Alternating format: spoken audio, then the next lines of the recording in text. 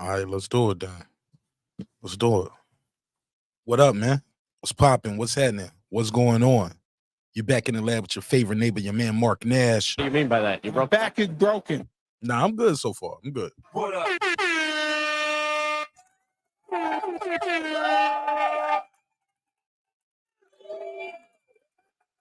All right, how y'all feel? What's the deal, man? Feel good to be back, man. Feel good to be home.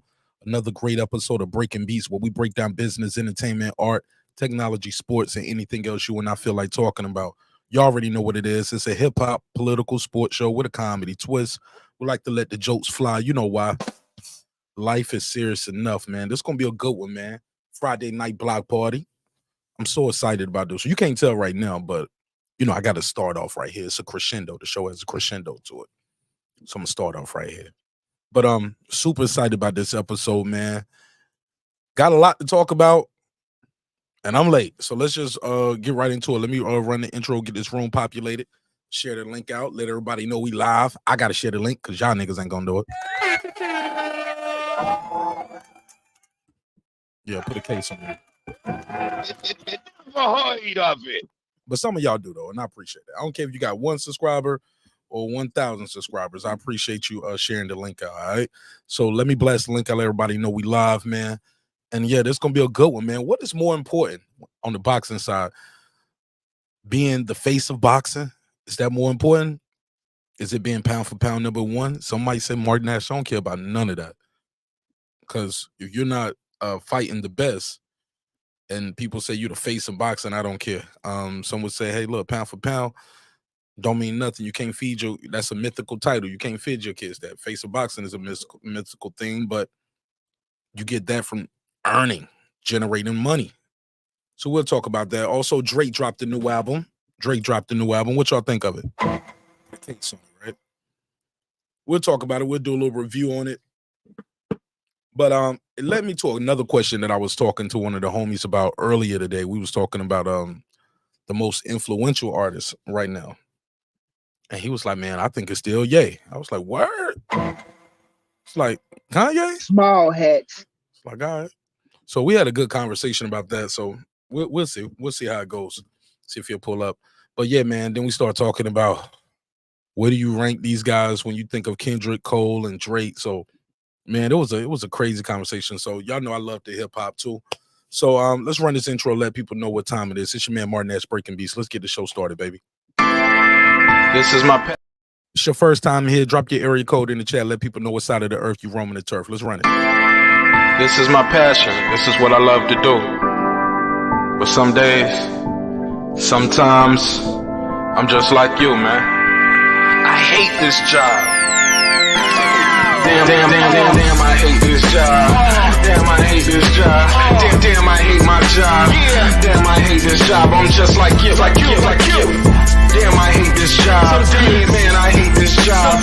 Man, I hate my job. From a good dream I awake, sun rays on my face, planning out my day, hoping this ain't the one that I catch a case. I feel so good, I feel so straight. My manager keep calling me saying, hurry up, you late. Hurry up, you lay off. Y'all, man, I hate this job. Man, I hate this job. Been trying to play it cool, but it's hard to play it off. I've been hanging on to this bullshit, cause my car still ain't paid off. I know I'm on my way up. My boy just got laid off, so y'all, man, I hate this job. Man, I hate this job. These hoes here so ratchet. These niggas here so sneaky. Y'all don't even really pay enough for y'all to only pay bi-weekly. I'm trying to double up my cash. Take this job, shove it up your area. Yo, man, I hate this job. Sometimes I wanna say, walk in and slap my boss. This shit is getting hard. Damn, I hate this job. Gotta make it out of this struggle, bruh. And I don't really mean to take it out on you. You just a customer, but damn, I hate this job. Damn, I hate my job. Damn, I hate this job. Damn, I hate my job. Damn, I hate this job. Damn, I hate this job. Damn, I hate my job. Damn, I hate this job. We're the reason why your stockholders always stay afloat. Yet I'm asking, are they hiring? Like everywhere I go, schedule will say 9, but I think it's fine if I clock in at 9:04. I work 40 hours a week plus overtime just to be bro, so Y'all, man, I hate this job. Hate that I applied. So much has transpired since the day that I was high. Told me I could advance, but you were telling me lies. Gotta give your notice before I quit, but you don't say shit right before I'm fired. Damn, man, I hate this job. Sometimes I wanna say, walk in and slap my boss. This shit is getting hard. Damn, I hate this job. Gotta make it out of this struggle, bruh. And I don't really mean to take it out on you. You just a customer, but damn, I hate this job. Damn, I hate my job. Damn, I hate this job. Damn, I hate my job. Damn, I hate this job. Damn, I hate this job. Damn, I hate my job. Damn, I hate this job. You and your procedures. You and your protocol. You and your policies. None of that shit don't apply to me. You and your quotas. You and your standards. You and your 2 sick days a year. Y'all niggas bananas. Wonder why the postman's posted with hammers. Going postal with Popo on camera. His wage got him enraged.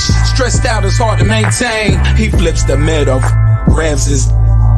He said, if you don't get the picture, I quit. You ain't shit, mother. Man, I hate this job. Sometimes I wanna say, walk in and slap my boss. This shit is getting hard. Damn, I hate this job. Gotta make it out of this struggle, bruh. And I don't really mean to take it out on you. You just a customer, but damn, I hate this job. Damn, I hate my job. Damn, I hate this job. Damn, I hate my job. Damn, I hate this job. Damn, I hate this job. Damn, I hate my job. Damn, I hate this job. Look, man, I hate this job. I put my pants on one leg at a time, just like you. I'm out here trying to take care of my family. Damn, I hate this job. It's not always glamorous, for real. But I do what I gotta do for me and mine, you know? Damn, I hate this job. Damn, I hate my job. Damn, I hate this job. Damn, I hate my job. Damn, I hate this job. Damn, I hate this job. Damn, I hate my job.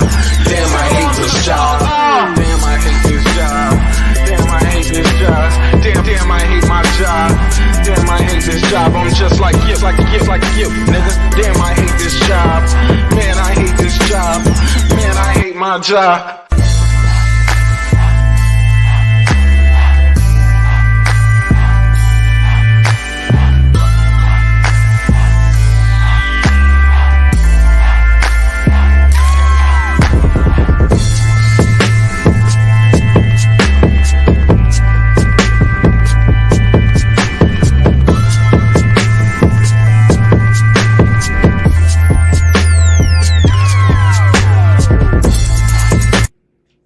The views and opinions expressed in this program are those of the speakers, commentators, experts, and or the host.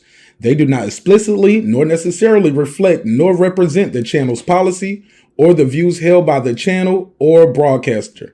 The broadcaster or its channel cannot be held accountable for all or any views expressed during the program. Basically, if I didn't say it, don't come for me. You come for the person who said it. And please don't sue me for somebody else's words. With that said, let's start the show, motherfucker.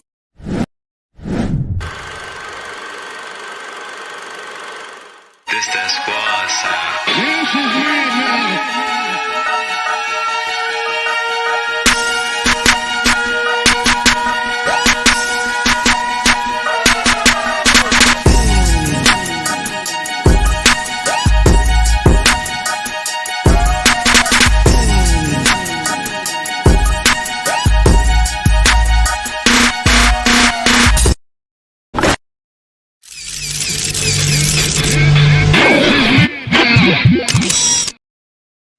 Yeah, man. What up? These wrong button. Too early.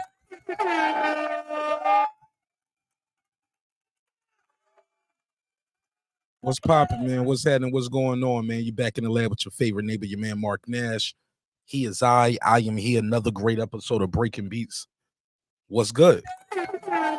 How sound out there, man? Sound good? Sometimes I go back and listen to the audio on the playback, and it seems like when I first started, it's like the audio is like staticky or the sound effects don't sound right. And none of y'all tell me nothing. Y'all just let me sit there with the bad audio too. It's crazy. Put a case on y'all. It never heard of it. What kind of audience we got here? All right, so this gonna be a good one though, man. This gonna be a damn good episode, and I look forward to it. Shout out to everybody who's here early. Put my little background music on It's a little quiet in here. There we go. Quiet. Where we at? There we go. All right, turn that shit down, son. All right, there we go. What's popping, man? What's happening? What's going on? Let's get it, man. Another great episode of Breaking Beats, where we break down business, entertainment, art, technology, sports, anything else you and I feel like talking about. It's a hip-hop political sports show with a comedy twist. We like to let the jokes fly. You know why. Wrong, bud. Life is serious enough, man. Hey, look, let me do this neighbors only roll call, drop this link out there, and we're gonna chop it up, man. Chop it up with the homies today. So let me do it like this. Let's take it from the top. Do a quick little roll call, just a quick little roll call. Feel good though, man. Feel good to be back. Feel good to be back. Where we at? Where we at? Where we at?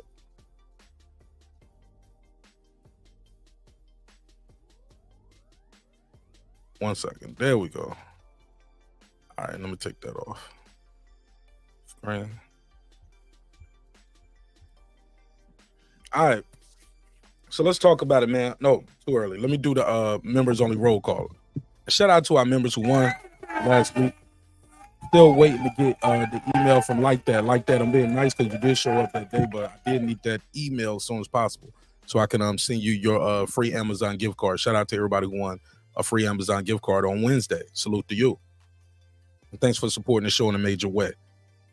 And that's just a little token of my appreciation. I want to give back to you guys who always support the show and give back to me. So it won't be the last time. So if you didn't win, you wasn't one of the two people that won. Don't feel bad yet. We're going to do another one very soon. Matter of fact, I'm not doing another one soon. The next one giveaway is probably going to be the Christmas giveaway. That'll be the Christmas giveaway. That'll be the next one. October, November. Yeah. Next giveaway is going to be Christmas. So, and I look forward to it. I look forward to it. And shout out to everybody. Let's take it from the top. Where we at? Wrong button. Really? Black. Get it together, nigga.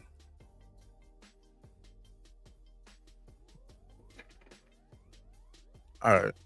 What up? It's been a minute. I'm a little rusty. Wednesday. It's been a minute. Shout out to the homie, that guy Clips 330 early. What up? Mr. Golden, aka the Back End King. What up? Lisa Bell, she never fails. What up, gangsta? Shout out to Taylor Bell. Taylor Bell, no relation. What up? Todd DeSantis, my boy TY, he stay fly. What up? Big Hove, I thought I told you. What up? In Conquest, they do it the best. What up? Shout out to I Am Cam Edwards and It's Boxing to you. What up? Deuce. What up? Is that Stephen Brimley? Shout out to the unbiased fan Brim Reaper. What up, though? What up, gangsta? Shout out to my man Stone Tangerine. He stay mean. What up? My boy Megazar, aka Megavelli. What up? Ace Retro, let's go. What up? Ill Status Boxing, what's popping? What up? I know boxing. What up? Ricardo Johnson. What The up? homie AJ, he don't play. What up? My dude, I said my Jew. Put a case on me, nigga. My boy Electro Jazz, stay getting his bread. What up? Miguel Ramos What up? on the mic with Terrence Bailey Sr. What The up? XO Factory. What up? Dub Right Side. What up? Raheem the Dream Soto. What up? My boy Like That, aka LD, and he like that. Again, congratulations to all the winners from Wednesday. What up, gangsta? My sister Girl Behind the Mic, aka Memory. What up? John Nori came to tell his story. What up? Major Key Boxing. What up? Cooking with the champ, aka Champion Heart. What up? On the floor with Shelton Moore. What up? SLG. What up? Sam F. What up? Kendall. What up? D-Lo 404 Boxing. What up? Karma Serene with the Serene Saturday. What My up? sister Nikki, aka Nick Rich in this bitch. What up, gangsta? Shout out to Aaron Parker, the big talker. What up? Transcendent Sports Channel, my Filipino brother from another all the way in Canada. What up? Shout out to Canada. What up? Fistiana Fights. What up? She just might. What up? Jacob Sims, that's him. What up? Heplo, let's go. What My up? boy DJ MFB, that's Mike from Boston. What up? My sister right here, this is Miss Queen Sun Kissed, and yes, she was kissed by the sun. What Shout up? out to Beyond the Ring with Nonito and Rachel Donaire, that's 9-time champion Nonito. Going to the Hall of Fame, and we're gonna walk with him and Rachel every step of the way. What up, gangsta?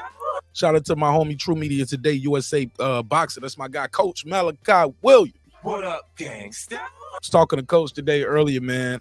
Man, Coach be moving, man. Coach got a lot of major moves, and he actually is this boy busy, man. Coach got some big things he got going down the pipeline, man. I wish him nothing but the best.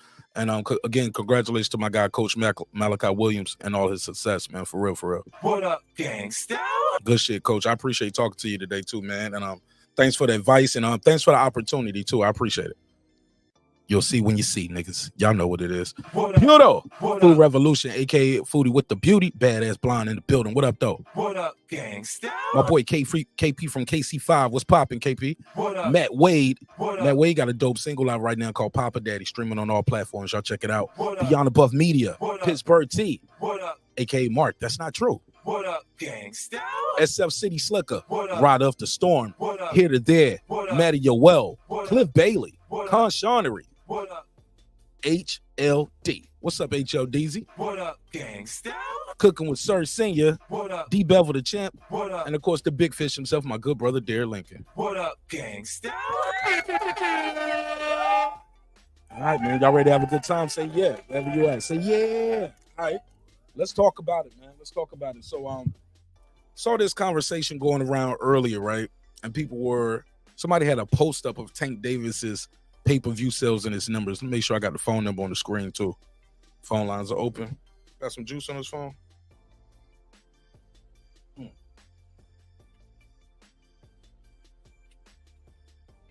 I figured out. Bear with me. Let me plug this up.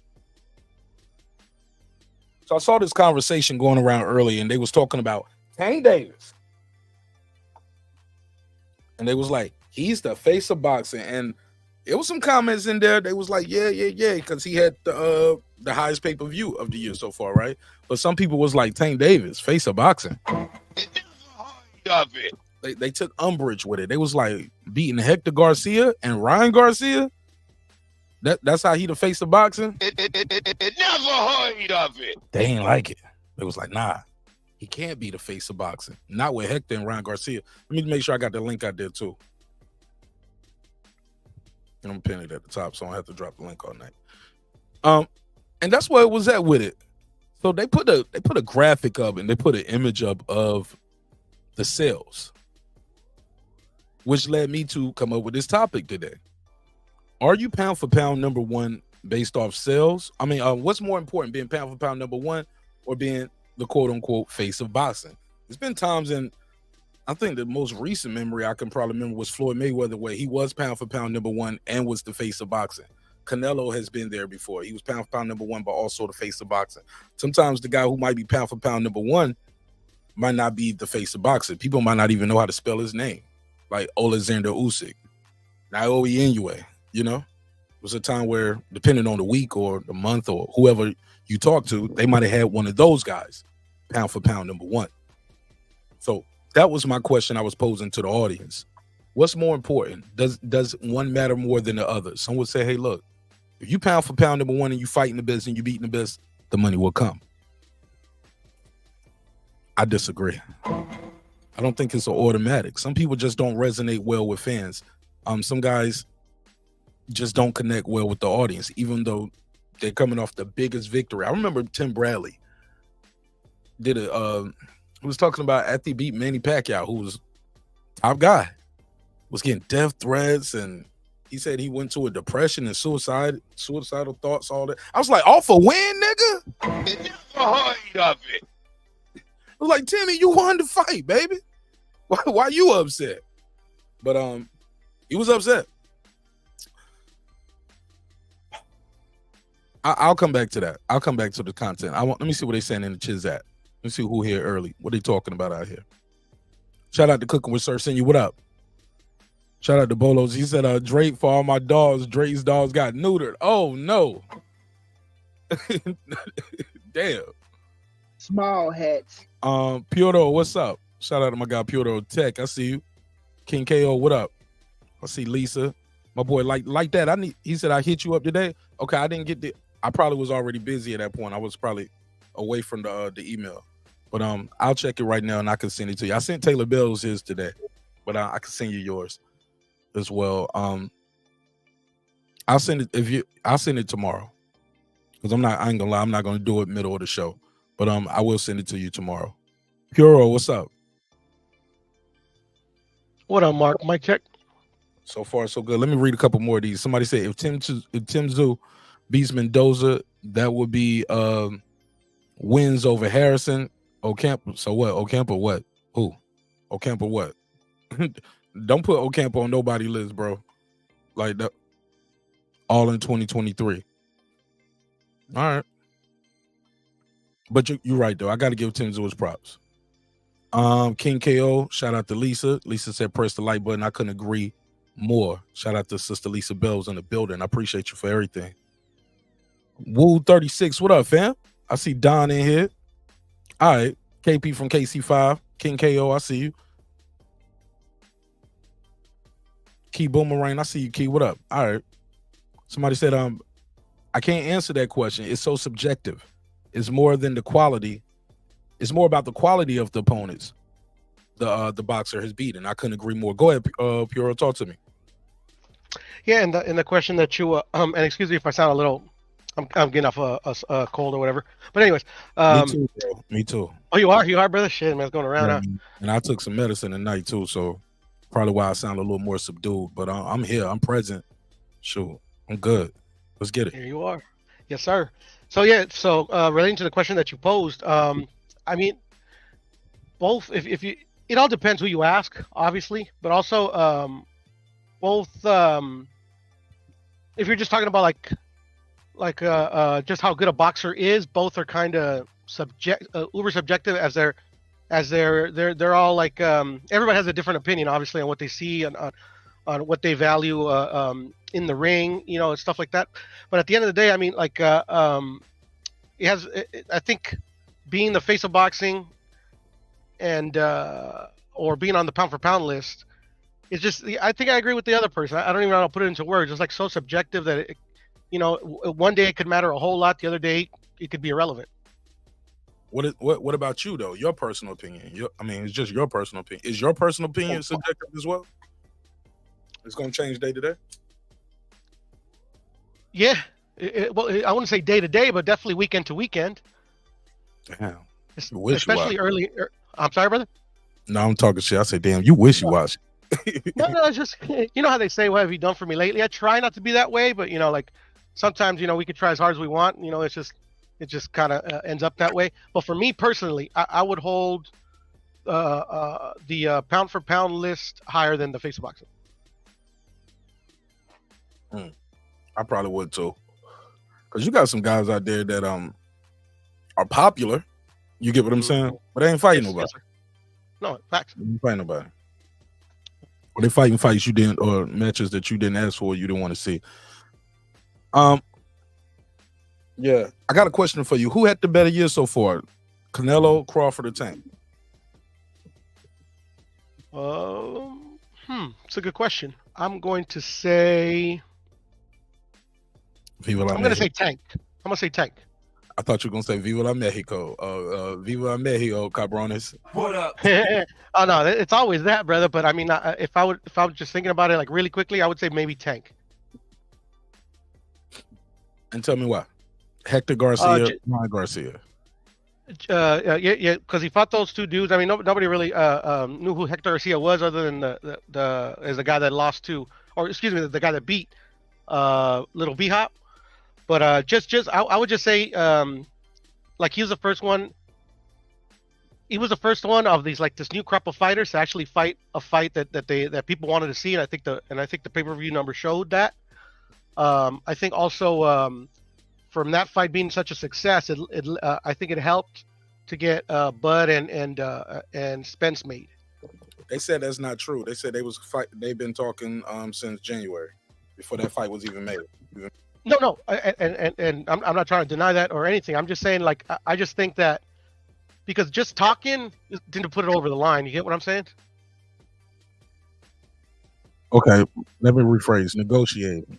Is that a better word? Negotiating? Yeah. No. I hear what you're trying to say, Mark. They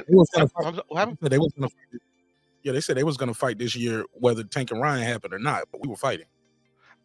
I mean, that sounds good, but at the end of the day, Tank and Ryan fought first, and then you guys fought. So it leaves I would just say it leaves a bit of doubt. Fair enough. I'm gonna tell you, the crazy part is when the fighters don't tell us, we have doubt. When they tell us, we still doubt. Yeah, that and when the fight's already happened, there's doubt.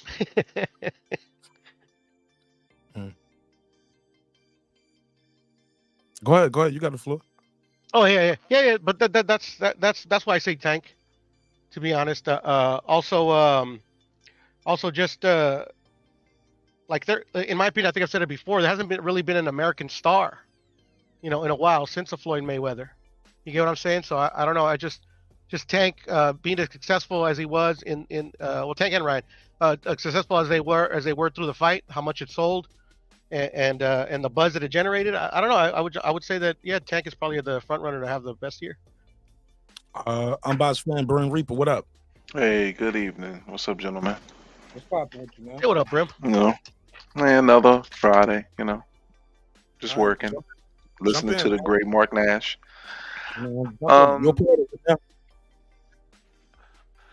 So, your question, I'm going to answer your question. You said, is Canelo, Crawford, or Tank who had the best year? Mm-hmm. Another question I had too was, what's more important, pound for pound or being the face of boxing? Okay, I'll answer both. Okay, so the first one is a pretty difficult one because that is completely subjective. But if I'm to be honest, it's between Crawford and Tank, and I'm leaning towards Tank just because of the amount of pay-per-views he sold and how much his profile has lifted. It's gotten to the point where people have the audacity to call him the face of boxing when he hasn't earned that yet. But he's in position to. So I'll give a slight edge to Tank, even though Crawford's win against Spence was phenomenal and groundbreaking.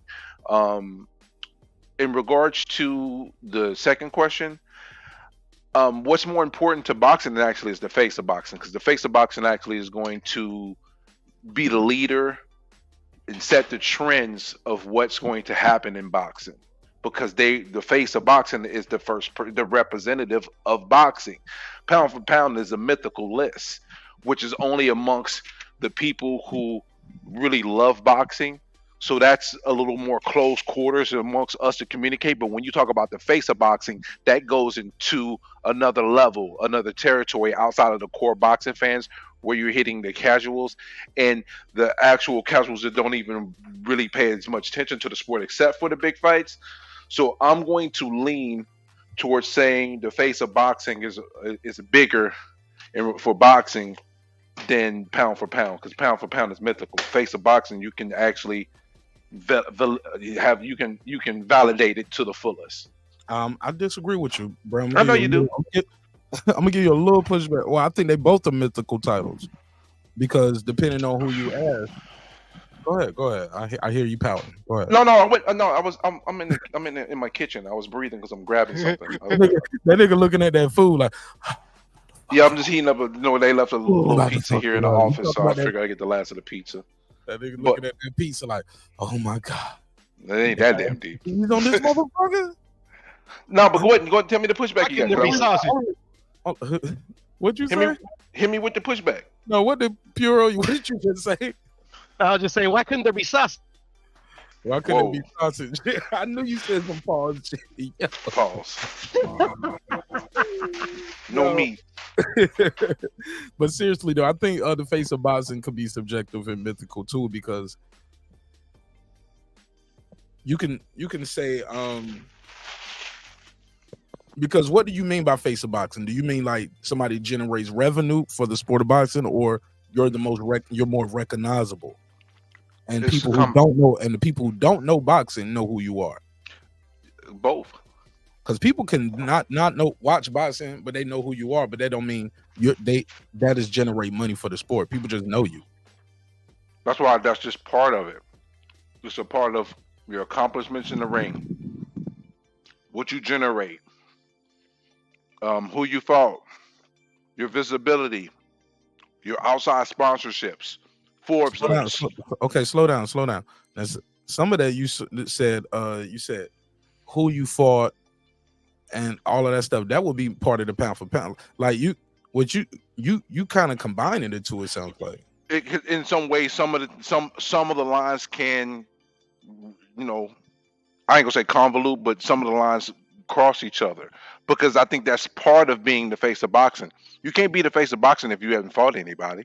Right, so you have to fight quality opponents to be in position to be the face of boxing. So it's to a lesser degree for face of boxing than it is for pound, but it still applies for face of boxing because you can't become the face of boxing without having quality opponents. Can you? What face of boxing have we had that didn't face anybody of quality? I'm about to get you. I'm about to name some shit. Well, okay, no doubt. Some would say that your boy Tank Davis ain't really fighting nobody. But he's not the face of boxing, though. Nah, they part of the argument. That's what people are saying because of those. But the thing is, I have because of the ticket sales. Yeah, but I have real tangible data that will completely kill that argument, though. Like legitimate, tangible data. There's not going to be something that's subjective. It's going to be objective. What is the tangible data? Has Tank been in 5 pay-per-views already before the Ryan Garcia fight? I don't know. I go to a lot of Tank fights, so I don't even know. Okay. Tank has had 5. I think he's been in 3. No, he's been in 5. Tank has had 5. Oh, he's been in 5. Oh shit. Yeah, Tank has been in 5 pay-per-views and he hasn't had one go over 250,000. That's one. Okay, now, stop right there. Stop right there. You don't have the data for that. You have rumors of that. You don't have the physical data. There's no reports that said Tank did over 300,000 in any fight. They don't even have the best of reports. There's no reports on it. It's all rumors. Nobody has the official numbers. We know that it didn't do 300,000 because if it did, we all know we don't have the official numbers, sir. You have an opinion. I'm gonna let you have that devil's advocate, but we know based on the data that's been presented in all facets that he has not did over 300,000. Because if it did, it would have reported that way. And the other thing, one way or another, too, because I almost forgot.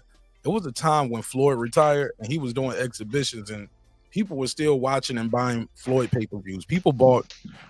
More people bought Roy Jones and Mike Tyson that year than they bought a lot of these dudes' fights. But you're using fighters that is already established and did all the things to be in position. You're missing a point. The point is, if you're popular, and people still buy it. Like when Floyd retired, people were saying he was still the face of boxing. People were still putting Floyd in their titles and in their thumbnails. And he was retired. Even now, people are still saying Floyd coming back. Can Terence Crawford beat Floyd? Can Canelo beat Floyd now? Like they still talk about that guy. Yeah, but that's not as relative to the conversation, though. To be honest with you, that's more of a devil's advocate semantics a point to make. Because when Floyd fought Berto, that wasn't the best guy before he was still the face of boxing. When he fought Conor McGregor, Floyd, nobody. Yeah, but Floyd already did all the work and already accomplished all the things and already gotten to that position first. We're talking about somebody we're given a title that hasn't fully earned it. He has not did all the accolades. He's not consistently have his opponent make his highest guaranteed purse in his career. Those are the things that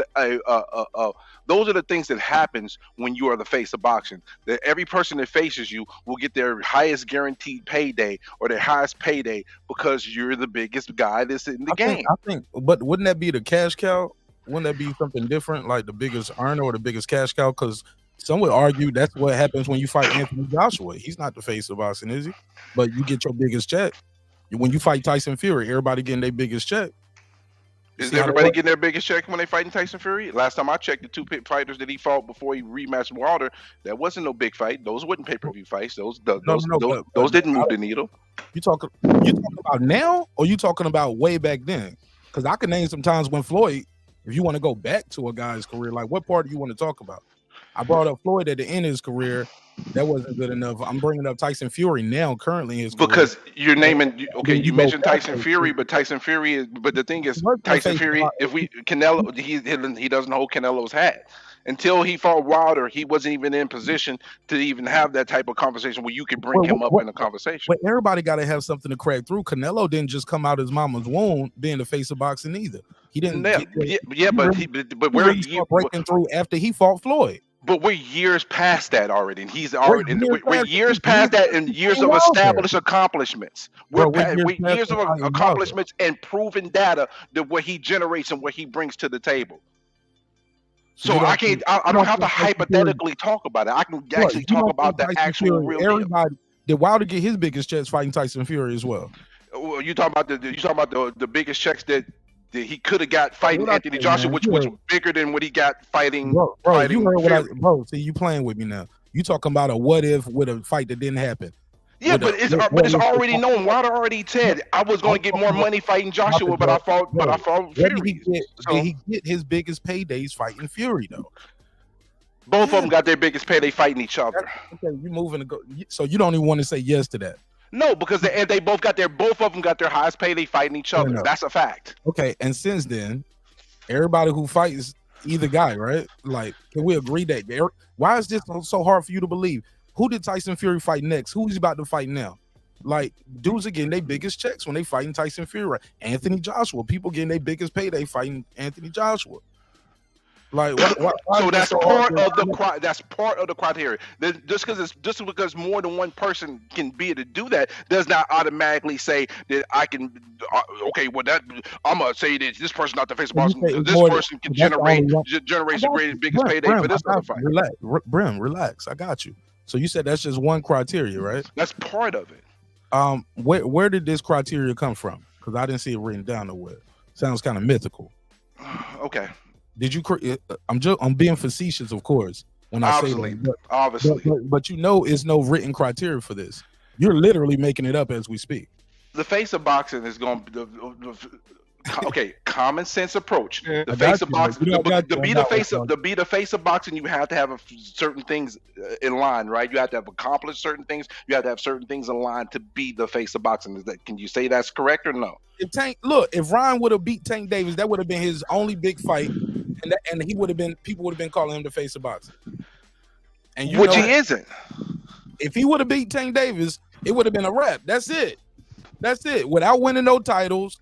None of that. That wasn't even for a belt. But if he went in there and stopped Tank Davis, he was about to be the face of boxing. You know what? False. People would say it wouldn't be true. No, exactly. Thank you, Piro. Thank you. People can say it, but don't mean it's factual. Thank you. Okay. Oh man, y'all know y'all would be talking about that. We would still be talking. He went in there and put on a Bud Crawford type performance on Tank Davis. Y'all would still be talking about it. And y'all know you're talking about that's because of how highly Tank is regarded. So I'm just telling you, I think the one fight, one night, you can change that shit. Put your name up in the lights, man. One fight, one night, change it all. I think it appears that way, Mark. But like, it's like Canelo. I didn't think he became the face of boxing until he beat Triple G. And you can make an argument that okay, that was that one fight that overnight changed him into the face of boxing. But I think it's actually not just that though. It's the loss to Floyd. It was a close fight with Lara. It was the win against Jacobs. He was slowly and gradually doing what it took to become the face of boxing. It's just sometimes it just appears like that. It's that one fight. I agree with you on that. That's a good. I'll smoke a bag of that, bro. Cool. It appeared like it's one fight, one night, but yeah, it is though, man. It's like, I mean, yeah, if you want to call it, it's one fight, one night. Yeah, I hear you. I mean, it ain't. I get it. They didn't wake up and get out the bed and go in there and do that. Yeah, it's a process. It's called a career. But sometimes it's a breakthrough moment, though. Sometimes when you break through, you break through. But go ahead, I pass the mic. I was just gonna say real quick. I got to drop off, Mark. I'll be right back, bro. All right. Brim don't want to talk to you anyway. Then they came for some smoke with me. Let's go. I didn't come for no smoke at all. I'm joking. I didn't come for no smoke at all. I didn't come for no smoke at all.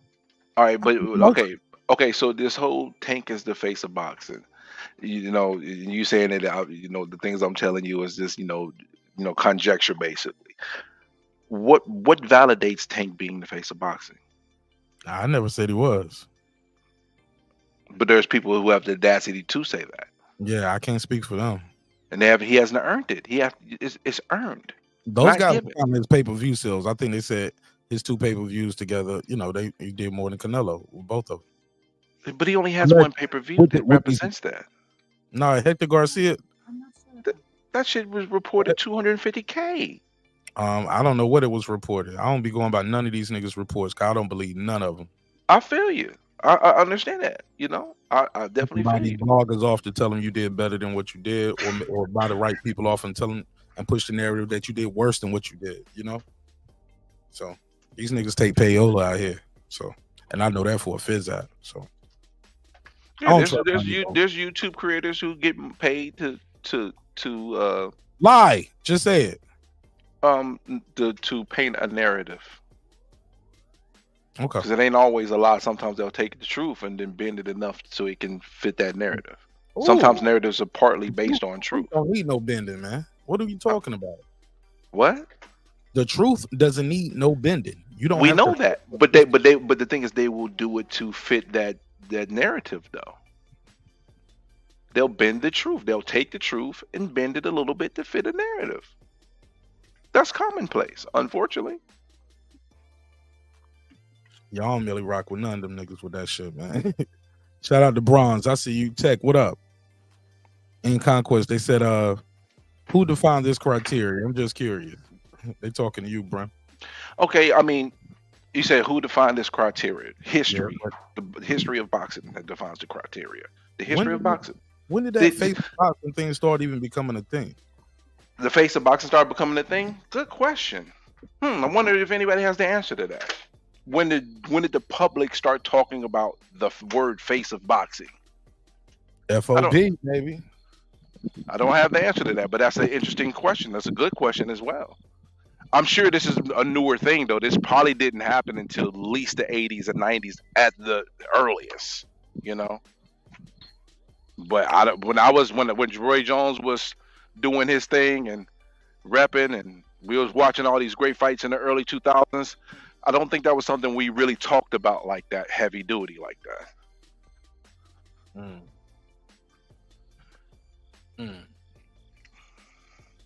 Nah. Trying to think back. We were just saying, I remember just saying pound for pound a lot back then. Yeah, it was mostly just pound for pound. So is it possible the face of boxing thing kind of always been around? We just didn't call it that? It was like you was the guy? Like Jack Johnson was the guy? Joe Louis was the guy? Ali was the guy? Sugar Ray was the guy? Yeah, I think I'm about to agree with you on that. Tom Hagler was the guy. Hearns was the guy, you know? Right. Sometimes the face of boxing was more than one fighter. Sometimes, like when they say 4 kings, these 4 guys move the needle for boxing, right? You know, so there are different ways you can look at it. But in regards to just saying, okay, what would you consider the face of boxing? A common sense approach is, okay, so obviously for you to be the face of boxing, you got to be one of the highest generators, if not the highest, right? You got to have big time accolades, right? I don't know. I got a question for you. It was a time where Roy Jones was like pound for pound #1, but he wasn't fighting on pay-per-view. He was fighting on HBO. You're right, but during that time when Roy Jones was doing all that dominating, he was really pound for pound. But the and people the face of boxing. No, be honest with you, people treated De La Hoya like he was the face of boxing, not Roy Jones. Man, I remember Roy being that dude. Like Roy was that dude, but he was pound for pound. In my black community. Okay, maybe I missed that. No, Roy Jones was that dude. Period.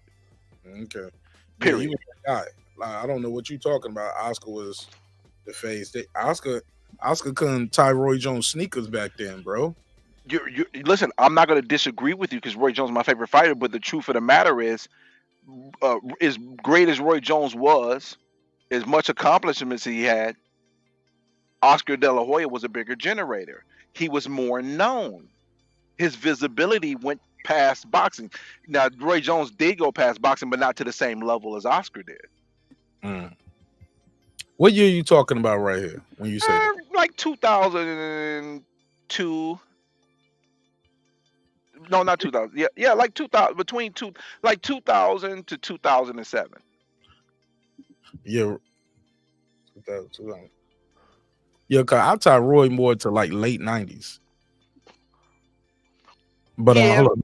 When did he win the heavyweight championship? Wasn't that 2001? I can look it up real quick. I think that was 2001. He won the heavyweight championship, if I'm not mistaken. Let me see. What's up, Megazord?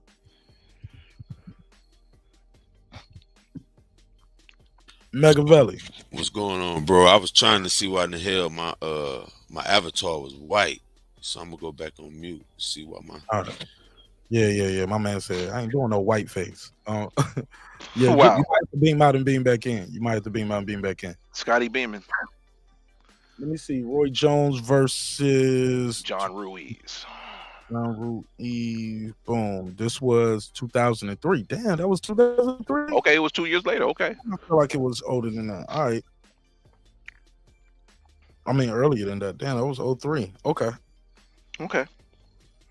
And around that time, let me see who Oscar was fighting, because Roy was the man. Roy was still that dude around that time. He was super nigga around that time. Also played a role in regards to him not being pay-per-view like that too, because he had his own promotional company too. Remember that. He operated kind of like as an independent contractor in a sense, and HBO just provided the platform. Body head. That was the promotion. I thought that was the rap label. Oh, that was a rap label. You're right. All right, let me see. Let me see who Oscar De La Hoya was fighting in 2003. Around 2003, he was getting beat up by Shane Mosley,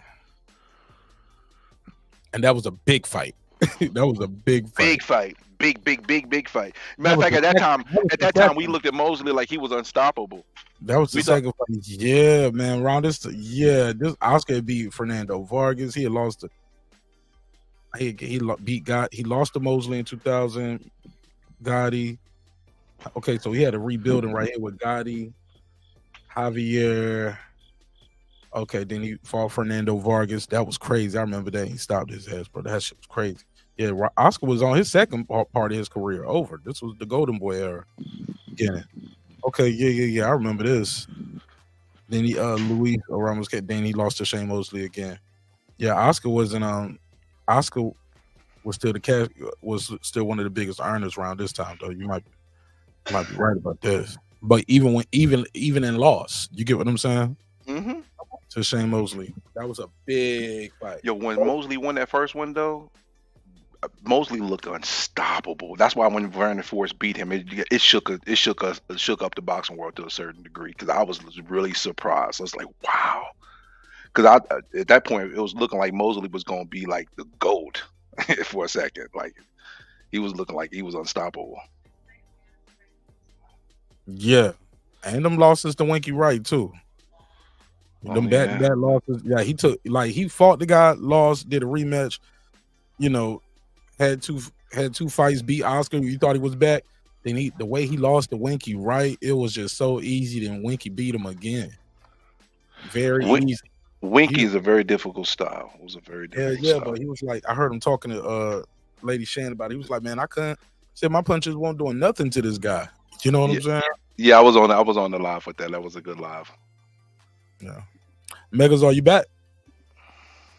Hey, well, look, I got to ask you this, man. Shout out to Lance. What up? Lance Myers in the building. What up, fam? Because we can table this, man. Because I definitely want to I got to ask you some of this hip hop shit, man. I'm going to get you in on some of this hip hop talk, too. Somebody said Eclipse is out. If it's all white, everything, Eclipse is out. I don't even know what he mean.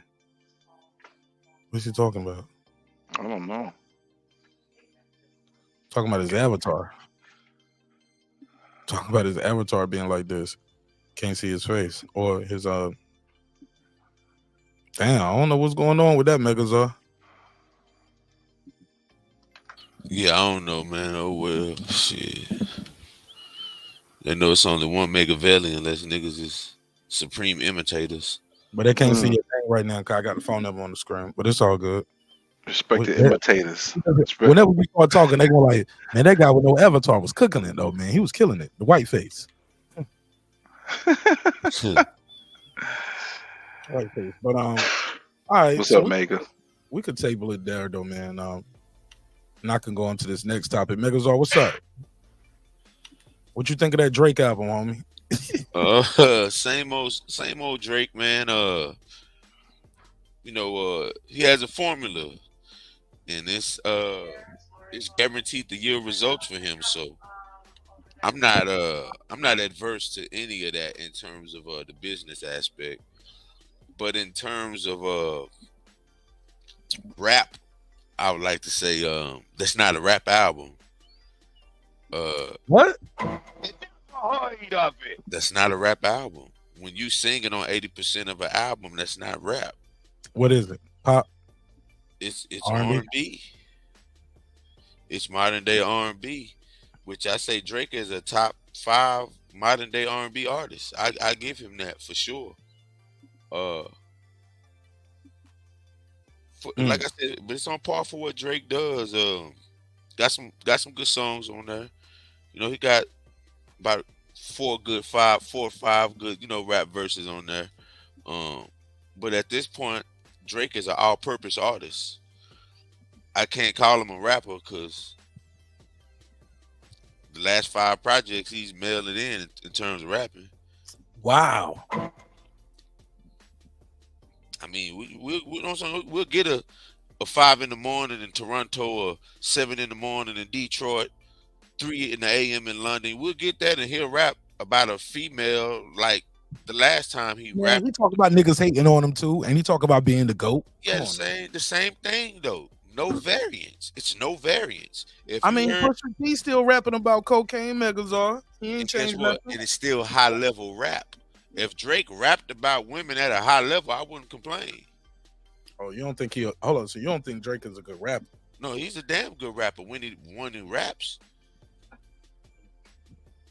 When he really does rap, he rap his ass off.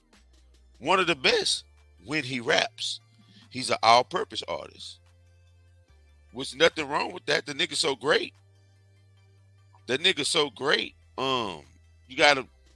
He's in another whole category with only about 2 other niggas. The all-purpose artists. Kanye, Drake, and Pharrell. Like they all-purpose artists. All-purpose sounds like some cheap ass seasoning, nigga. That don't even sound really. I mean, but honestly, that don't even sound like seasoning salt. They're just that all-purpose seasoning. We just throw this shit up here. They the all-purpose artists, like, you know, because it's Drake. You can't say he's a rapper. He does more than just rap. And I'm not delineating or denigrating people. He's won a rap Grammy, bro. He's a rapper, bro. He don't want a rap Grammy at this point. I mean, okay, so when we're dealing with percentages, because the Grammy gave him Grammys for shit he was singing on 80% of on his album. I think they changed that too. I think they're being more specific. I actually seen that they got like a melodic rap type album now thing, where it's like, and they actually 20% do this. Can I ask you something? Why you think they got melodic rap? Because Bone Thugs and Harmony was doing that. It wasn't no melodic rap.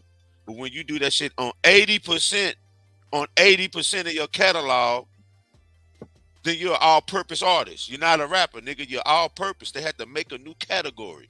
Best melodic rap single. The fuck is that? You either rapping or you not, bro. You either rapping or you not. You either rapping or you not. Rapping is rhythm and poetry. It's not singing with a little dash of auto-tune to cover up the fact that you can't hit these high notes, so the engineer hollow the fuck out of your voice and make it go up to make it sound good because you never hit these high notes in person. But I ain't hating on Drake. Drake is who he is. You definitely sound like you're hating, my brother. No, it's one. I'm critiquing him. In today's landscape of artistry, you can't critique somebody. I'm critiquing him. He's one of the greatest all-purpose artists to ever exist. You keep, but that you kind of throw the little shade when you keep saying the greatest all-purpose artist. You kind of sound. No, what I'm saying is he's Ja Rule. I mean, you title to it too. I don't give a damn. I like it. No. He's Ja Rule on steroids. If everything he's doing that Ja Rule shit to the highest propensity that could be done at. You know what I'm saying? Like that's what he's doing, and that's a part of the culture. That's a part of the culture. Drake is who he is. Can he rap his ass off? He can when he does. All right, go ahead, Brent. What you think? I don't know because I didn't listen to the album, so I couldn't tell you. It's cool. You ain't even had to hear it yet. It just dropped. So but part of the topic though is where do you rank Drake at, and how is he influential? Is he one of the most influential? Who is the most influential artist of this era? Nah, it's him. It's him. Over Ye? You got a more influential than Kanye? At this point, yes. When it comes to musically, yes. Now Kanye goes deeper than music though, you know, but musically, yeah. You know, I respect Drake's ability. It's just that Drake is like, you know, an acquired taste. Sometimes I can listen to him. Sometimes it's like I'm not in the mood for it. Like there's certain albums he has that don't appeal to me because it's pop album. You know, he's transcended just a rapper. You know, and there's nothing wrong with that. You know, but you know, if I want to listen to a great rap album, Drake may not be the first person I go to. Who you go to? Sheesh. See, look how it should be easy. Because I don't listen to rap that much no more. Oh, Not this era of rap. You know, I like Larry June. I think he's very, very dope. Man, I was trying to get into him. That he should be real slow, right? I mean, listen, like, real slow. It's smooth. He's smooth. He's smooth with shit. He's what niggas said Dom Kennedy was. Like Larry June is really what niggas tried to make Dom Kennedy to me. Dom Kennedy, you know, I remember Dom Kennedy from battle rap, you know, because you know, he had a battle rap career too. Yeah, I think I might have to agree with you on that. Yeah, he's like, you know, nothing against Dom. I actually met Dom Kennedy. He was a cool nigga.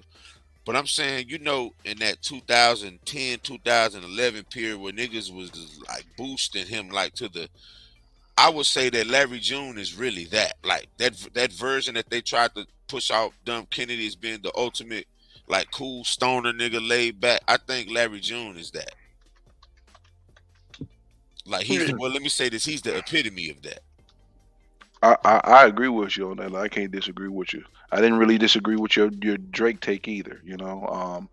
But Drake does transcend just rap. He is a rapper, but he does more than just rapping. Well, he already had. I mean, he came in the game as an actor. Then, like, so he was already established as someone that couldn't be put in a rap box.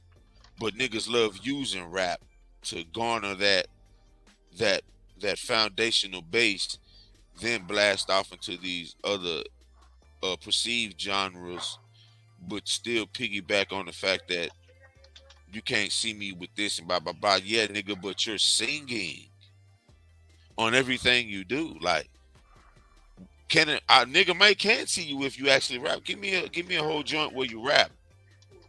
Not saying that he hasn't, because he has. And there was some good bodies of work, like you was pointing out. There was some good. I actually like Her Loss. I actually like that shit. Well, you rank that at way more than this shit. Hold up. Now that album right there, that's the joint one he did with 21 Savage. So let me ask you, where do you rank that against his other solo albums that he did by himself? Or sure, what do you rank that for as joint albums of all time? Is that up there with Watch the Throne? Is like, hell no. Hold on. Let me set the table. Like, when you think of Her Loss, where do you rank it? There you go. Her Loss in the 2020s is probably the best duo album I've heard so far.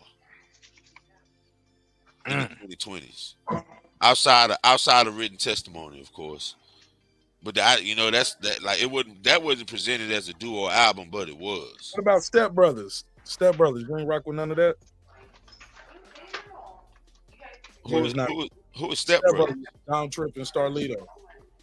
Man, I ain't listen to that shit, brother. I ain't never heard of it, brother. The original voice. Never heard of it, brother.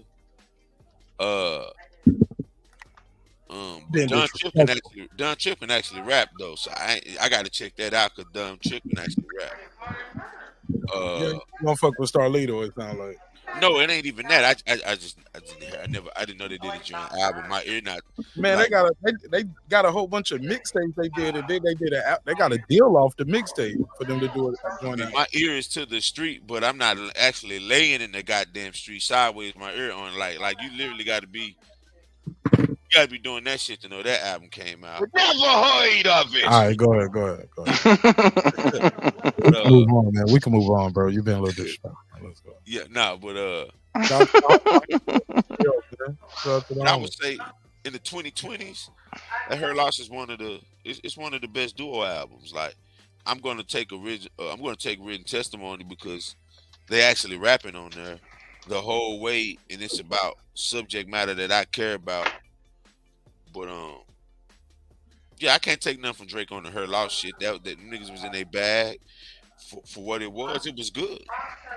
It was good. It was good. What you think, bro? Say what? What you think? Think about what? Never mind. You won't even listen, huh? I'm listening. I'm multitasking, but I was listening. I just want to make sure, in regards to what my man was talking about. Yeah, what he just said. Want me to tell you what he just said? Well, I need to know. I was listening to what he said, but I need to know what in context of what you're asking me in regards to. Do you agree with him on Her Loss? What he said about Drake album? No. Go for it. You don't think it's one of the best? It didn't really do too much for me. I'm sorry. That's for me personally, though. He was rapping on that joint. Yeah, he was rapping. Yeah, that's true. Rapping though. He's definitely rapping, but I listened to it. I mean, I only listened to it like 1 or 2 times. It's not on my play. It's not on my heavy playlist or anything. Brent, when you got him, you got J. Cole over Drake or Kendrick over Cole. Like, where do you rank those 3 guys? All right, Kendrick, Cole, and Drake. And where I rank them is not how I personally feel. Now, my personal feelings is gonna be different. Your personal feelings. I'm only talking to you. Okay. I want to know how you feel personally. Personally, J. Cole is above both of them at this point right now. J. Cole's killing every single feature. I love what J. Cole has been doing. I personally feel J. Cole more than anybody else on these top 3 that came out in 2012. Kendrick is fire, but he's partly an inactive. Drake does his thing. Musically, in the order, it would be Cole, Drake, and then Kendrick, because Kendrick is not as active. That nigga dropping his albums like when Jamal Charlo fight, huh? That nigga on his Jamal Charlo, man. Like, wow.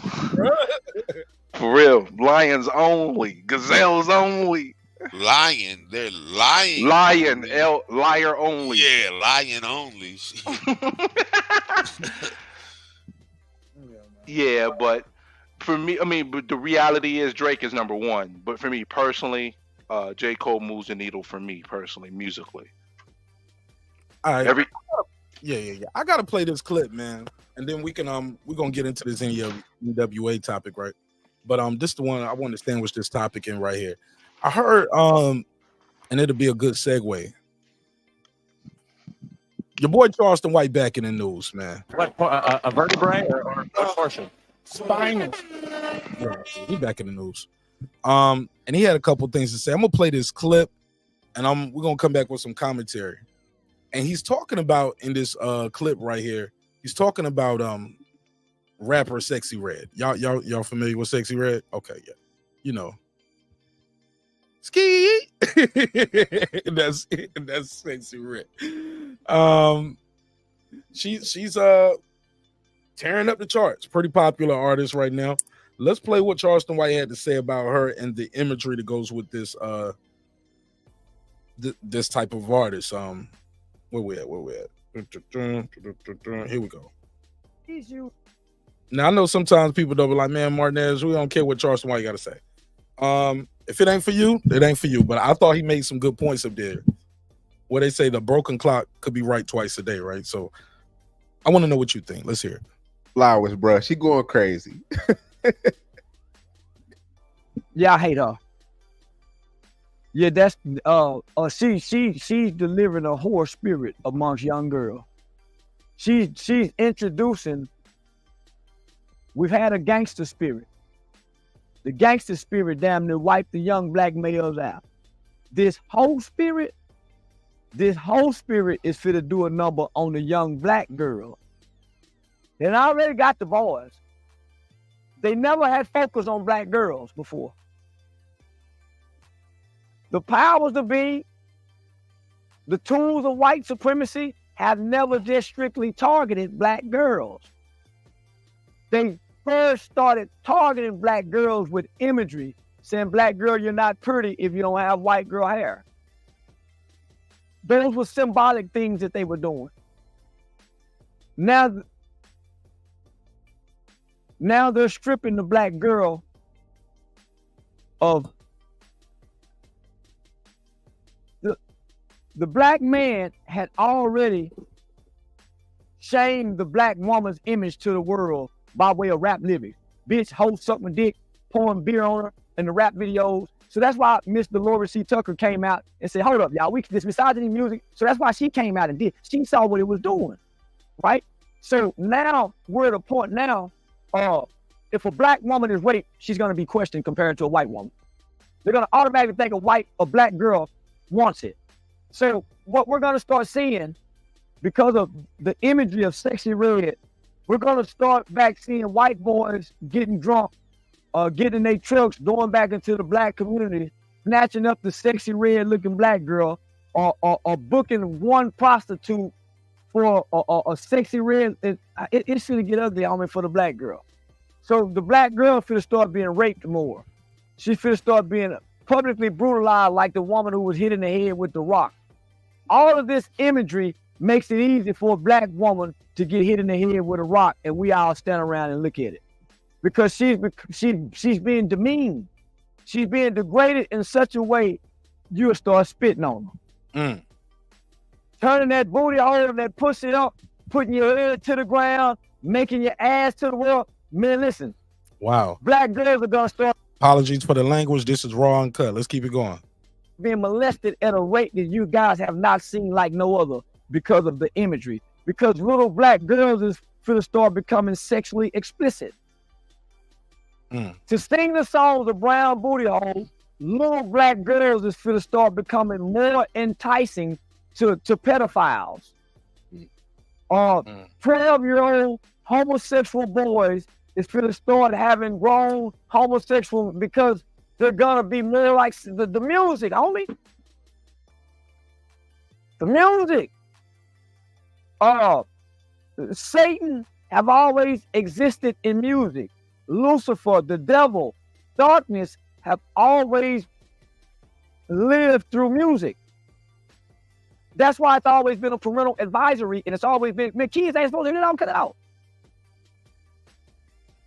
Because the darkness inside of you, whether those are your desires or whatever, are usually activated in music.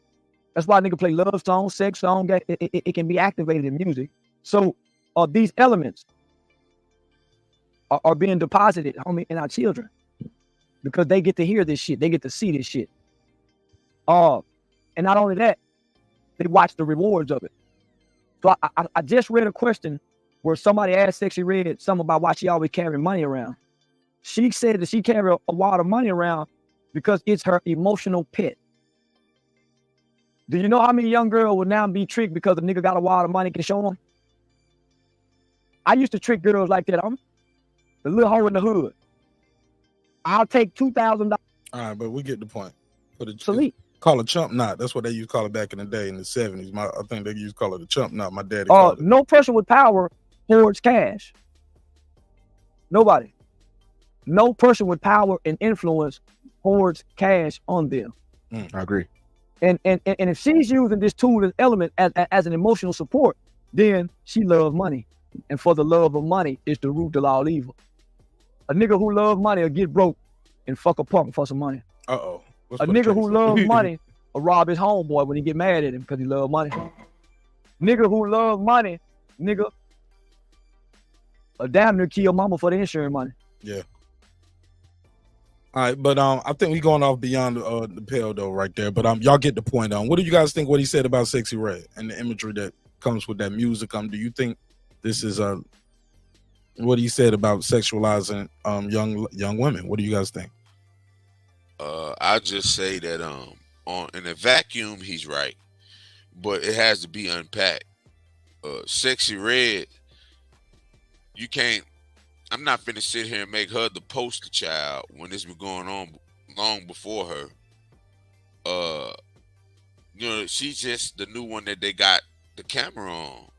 I mean, just 2 years, 3 years ago, it was Miss Twerkulator herself, Megan Thee Stallion, with hot girl sauce and you know all this other shit. Like, I'm not finna zoom in on Sexyy Red and say she's the cause, and she, you know what I'm saying? Because she's just next in line. She's just next to be that. She's just next to, and like I said, he was right in the vacuum to portray a certain image of black women. Right. Sexyy Red got this from somebody. She didn't invent this shit. Nobody went up to her and told her, "Hey, you should rap or look like this." Like, well, no, you can't. You no, this stuff was already. This shit was already going on. You definitely can't walk up to her and say, "Hey, you should look like a female Young Thug." Like, she just looked like that. I ain't gonna go all that far, but I'm just keeping it kind of weird. That was kind of weird right there. I mean, that's, all I'm saying, in other words, she's ugly in the motherfucker is what I'm saying. Like, in so many words. That's subjective. Beauty's in the eye of the beholder. It is, but when you look like the embodiment of a walking yeast infection, like, I ain't about to do all of that, bro. I'm Like, keeping it a bean, bro. Like, if you look at this girl, I don't. Bro, we ain't even talking about amusing, and then you just having a roast session and saying, nah. I'm gonna keep it a bean, Mark. I'm gonna keep it a bean, Brim and Mark. We know girls like this, bro. We grew up with girls like this. What was they? Yeah. What were they? Were they not what I just said? Was they not burning niggas?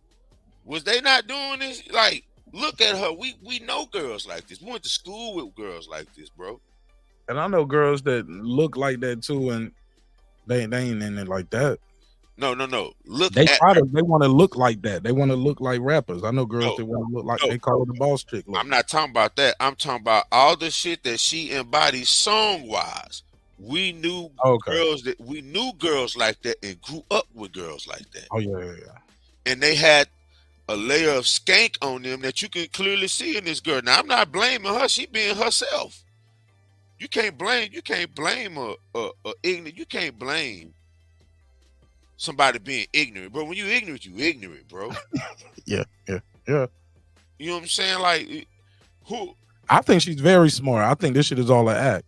It could be. She could have a roll down, but I think she was definitely ready to play whatever part that she was gonna play in this. But like, this is just me being raw on the sister in terms of her public image. Like, all I'm doing is going at the public image. Like, if we were hollering at chick, she wouldn't, like, we wouldn't see her and start patting nigga. Ooh, nigga, look at that. Like, we wouldn't. You want to see her? Hold up. You want to see her and be like, ski? When you see me and you want to know what's up, ski? Honestly, I don't even know. That's to the degree that's a joke. That's her song. That's her. That's what I'm saying. I'm so to the degree of not knowing who this hoe is. Like, you know what I'm saying? Like, in terms of music, all I needed to see was Booty Hole Pink Brown. I was like, yeah, I can't. That's too much. It's like like, you got her. But it is though. The Pussy Pink and the Booty Hole is brown though. She ain't lying. I mean, no, she got a video to prove the niggas too. But she was kind of dry. They said. Hey, I ain't man. see it, but I heard it was a little dry. I heard he had to get that shit to spit strong. I'm just saying, look at her, brother. You finna have to do all that shit. She's the embodiment of hot Cheeto. Like, if motherfuckers say it's giving hot Cheeto, like, she's definitely that. It's giving Takis, nigga, that's her. Nigga, that's her. Like, you know what I'm saying? Like, if I'm just keeping it a bean, like, she's a tradition. Like, this is a prototypical rat, bro. I mean, that's what she putting out there. We all seen him. You know what I'm saying? I know something that's near and dear to my heart. That's family. You said it sounds personal to you. Like, this sounds very personal. Ain't nothing personal. I'm just keeping it sounds personal. Like, because you don't know her personally. You just know the costume she put on to go do her job. Hey, and I'm gonna be real with you. And she has that costume for those of that ilk to identify and inspire the next generation that's on the brink of that ilk. Because what he was saying was right. But he's acting like that shit is to come. No, nigga, that shit been here for years. Like, they pretty much gave the equivalent of a West Coast Productions actor a microphone. Like, this is what you get if Pinky would have rapped. Like, Yo. Pinky looks better than her. You know what I'm saying? Like, I'm just saying though. Like, I'm talking about energy. I'm talking about energy wise. Yo, did you see West Coast Productions? Yeah, that's what I'm saying. If West Coast Productions had a record label, like, she would be the, like, her and Brian Pumper, they just started to. She gonna be on the feature with Brian Pumper. Yeah, you know what I'm saying? Like, this is that she's giving that hilarious. energy. Like, that's the energy. You know what I'm saying? So, like, I'm just keeping it a bean. I'm talking about the public persona. I don't know the sister personally, but I'm just talking about the public persona that she's portraying. When he was talking about Dolores Tucker was right. I didn't like her tone. Plus, I was 12, 13 years old. So anybody who was going against Tupac and niggas like that, I was against anyway, because at that time, you know, I was heralding those brothers. But Dolores Tucker was right. And like, Charleston White is right in a vacuum, but honestly, sincerely, I think Sexyy Red is more of a victim than she is, because I actually think she's authentically being herself, and that they're giving her a bag to do shit that she would do without money. Like, she would do this shit if she wasn't getting paid, bro. I really feel.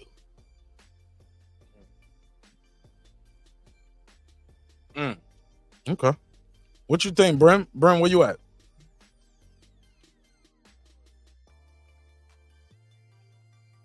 All right, we'll come back to Brem. I'm here. You can't hear me? Yeah, I can hear you now. Go ahead. Oh, no, I said I don't disagree with anything he said. There's really nothing I can add because he covered everything. All right, it's a talk show, man. You on the panel. Find something to add. Bro, add to his point. Come on. I can't add to something that I would have already said and he said it. All right, man. All right. We'll move on. Thanks. Next time, Megazar, we'll let him go first. Megazar said he spoke enough for two people. He laid it down. He told the truth. All right. D Styles, what up? I see you. I'll say this, man. When it comes to this, I gotta agree with what Megazar said. She didn't create this. She didn't create thought rap or whatever they want to call it, or raunchy rap. Was around before her. I just wish sometimes when they do these, like, they can at least rap better on beat. You get what I'm saying? Have better delivery. Say what you want to. Cardi B can rap. She raps good. You know what I'm saying? Those songs that she's giving. She's on beat. She's in the pocket. It's cadence. It's not all off beat. But I gotta get to this next one. Let me see who this like that. What up? What up, man? What up? What's popping with you? Nothing chilling, man. Another day, another dog. What's good, man? What you got on this topic? I don't really have too much. I mean, I think she's fully aware of what she's doing. You know, I think the other guy just said if I feel like if there wasn't any type of incentive, like, you know, the money, the fame, she wouldn't be going and doing it to the extent that she's doing it to.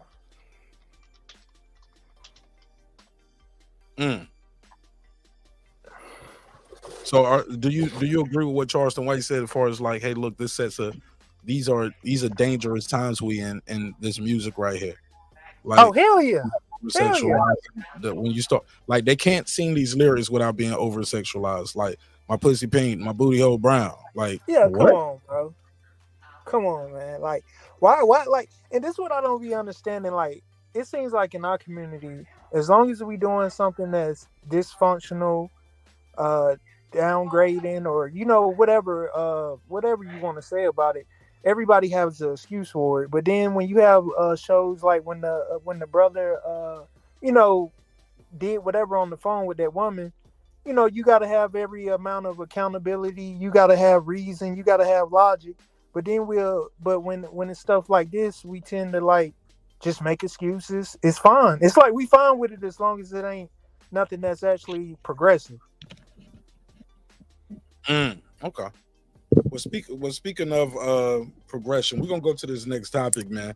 I got to get y'all take on this. Special Ed was on the popular show podcast, Nori, DJ EFN, Drink Champs. Y'all heard of it, right? Yes, sir. All right, so they did an interview with Special Ed, and Special Ed said some things that kind of rubbed people the wrong way when he brought up NWA. He said basically they brought in an age of destruction. Now, the way the show works, at the end of the show, they have this back and forth game where they say pretty much this or that, and you got to take a drink. All right. He's gonna be as NWA or Wu-Tang. Listen to what his listen to what his response was. There we go. Well, yeah. NWA or Wu-Tang Clan? Wu-Tang. Okay. Wu-Tang is for the kids. Now, you know what? Besides that, man, Wu-Tang was dropping knowledge and positivity. Right. You know, NWA brought the age of destruction. Damn. Jesus Christ. NWA brought the age of destruction to our children and our culture. Wow. Period. Hey, I respect all of them as men. Right. But as the art form, and you want me to speak on the art form, I'm gonna tell you what it is. That's where it started. Wow. That's where the agenda started, and that's where the destruction began. Of gangster rap, you would give that to them, or was it Ice-T? Well, Ice-T, yeah, Ice-T did that. I ain't say they started gangster rap, but what happened was when the president sent them that letter, they went ham with that shit. Right. Like, you know, and they had more of a presence. You know, Ice-T did his numbers back, you know, he did his thing. That's my OG too, Ice-T, but NWA ran away with it in such a way where it was like, for real? Word. That's all we gonna do? Yeah. You know, it was genius for them and they made millions of dollars off of it, but look at what it caused. You They feel said me? fuck the police early. Yeah. We always saying fuck the police, but they said it on record. On record. Absolutely. For the record. And I respect them for that too. Good. Shabba Ranks or Buju Banton? Wow. Brim, you go first. What you think of that? The crazy thing is I can't disagree with him. It takes me back to the article from Steve Backow in regards to the secret meeting that changed the rap music in the industry itself, and that was in 1991. And they was talking about the prison industrial complex and all those things in that meeting, and how how rap music dramatically shift from 1989 to 1991. I lived it. You remember, you're headed for self-destruction. You're headed for self-destruction.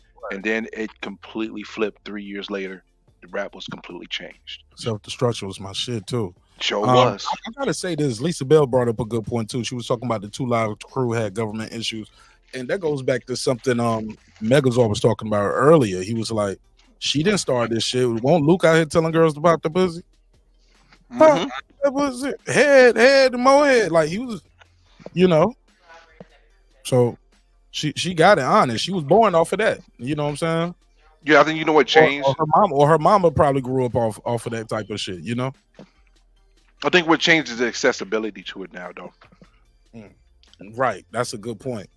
And how acceptable some of this imagery is in regular TV. You know, Pittsburgh T, what up? Get your opening statement. Welcome home. What's happening, fellas? What's going on, Megazard? Bram, what's happening, man? What's going on, bro? Mark, what's happening, man? I think, look, this is the problem that when we bring up like people like 2 Live Crew, that was the biggest issue where we at now when we fast forward, because what they were trying to do, they were trying to have the government tell people what they could and couldn't listen to, right? And they were trying to regulate that with the labels of explicit. Remember, we had 2 different albums. You had an explicit album, and then you had what you could listen to, the regular music, and then you had the one that was censored. It took all the curse words out. They had those 2 albums. And 2 Live Crew took that case to court, and now anybody can say whatever they want. to a degree, right? So I think when we get to the point, Oh, you got to put a saying all of parental that, advisory stick on it. That's what changed. That's correct. what they was trying to say. You can't do this music. We take our stores and all that. And he was like, no, But we you couldn't can. buy it. No, you could buy it. They just put that they had to put a parental advisory stick on it. I think they are the originators of the parental advisory sticker. No, you couldn't buy it under 18 though. Right. When you was under 18, you couldn't purchase it. So Parental keep it advisory. away from kids. Okay. Yeah, you couldn't purchase it. I mean, you might be right. I might be wrong. I don't know. Right, as a kid, you still can't go in there as a kid and purchase if the people are doing their job. You know, Right. but go ahead. Right, but my point being is like I think like look, this is the problem with it. We were letting the government was trying to invade and tell people what they could and couldn't, what their kids could and couldn't listen to, right? And people were in uproar. They had these things that they had a problem with. Now we've gotten to the point where that was a different music than most of our parents listened to. Now it's the same music that the young parents listen to. They're listening to that very same music. So it all kind of co-mingles now. So there's no separation of it. Like nobody's in uproar of it. They're like, well, you should just get some money. Like it's not an uproar behind it. So you can't really separate it right now. And what we're trying to place as the originators, I don't think NWA was the originator. Megazord probably got a deeper knowledge of the history of it. I don't think that they were the originators of that particular brand of music. All right, go ahead. Let's pass it around. I definitely feel they didn't usher in the age of destruction. Let's get that out the way. It was reality rap, shock reality rap that they were doing. No different than what Cool G was doing. No different than what some of the New York street legends were doing. No different than what Wu-Tang was doing. Right. Niggas from New York feel as though they have the license because they were 5%ers, but they don't talk about how they were drug kingpins as 5%ers. I know the history. You know what I'm saying? I know what they was doing. I know how the law school stayed open. Like, I'm a part of that history. So I know exactly how some of these institutions stayed open. So to sit here and base everything on NWA, were they the poster child? Yeah, you could say that if you feel like they were the poster child, but to say that they brought the age of destruction, nah. They didn't. All they were doing was reporting live from the street. Was not Ghetto Boys not out? Did niggas not hear Ghetto Boys content? It was a portrayal of what was going on in our neighborhoods. That's what it was. Like, I don't understand how in this paradox that you can single them out. Hey, them over there, they brought in the age of destruction. Oh, so NWA brought crack to y'all neighborhoods, nigga? Was NWA with Fat Cat and all these niggas that they be praising in their songs? These niggas praise the shit out of their murderers. They talk about Wayne Perry like he was a fucking god. Bram, mute your mic. I think you got some background noise. They talk about all these New York kingpins as if these niggas were beacons of light. But these niggas was ushering in destruction in communities. Bumpy Johnson and them niggas. But you gonna point the spotlight at NWA. Come on, bro. All right, fair enough. I'm saying, but if you see, this is the thing. Yeah. That was gangbang culture. They wasn't doing gangsterism. That was gangbang culture. And if you don't know nothing about gangbang culture, you need to sit the fuck down. It ain't for you to discuss. Just like if you don't know 5% of culture, it ain't for you to discuss. So Special Ed would have been better off if he'd have said that I believe that they were the poster child of this era. But for say that they brought the age of destruction, nigga, they weren't responsible for the activity that was going on in the street prior to them fucking rapping. Like, you cut that shit out, man. Okay, well, let me say this. He did get on a live stream with the Dog Pound, and they had a conversation about it. Let me play that clip, and we can react after that. I'll bring Deuce in after that. Let me see. 3:19. Let me go to my timestamp. Love the energy though. Love the energy. Y'all cooking, man. Let me see. 3:19. Quickly after.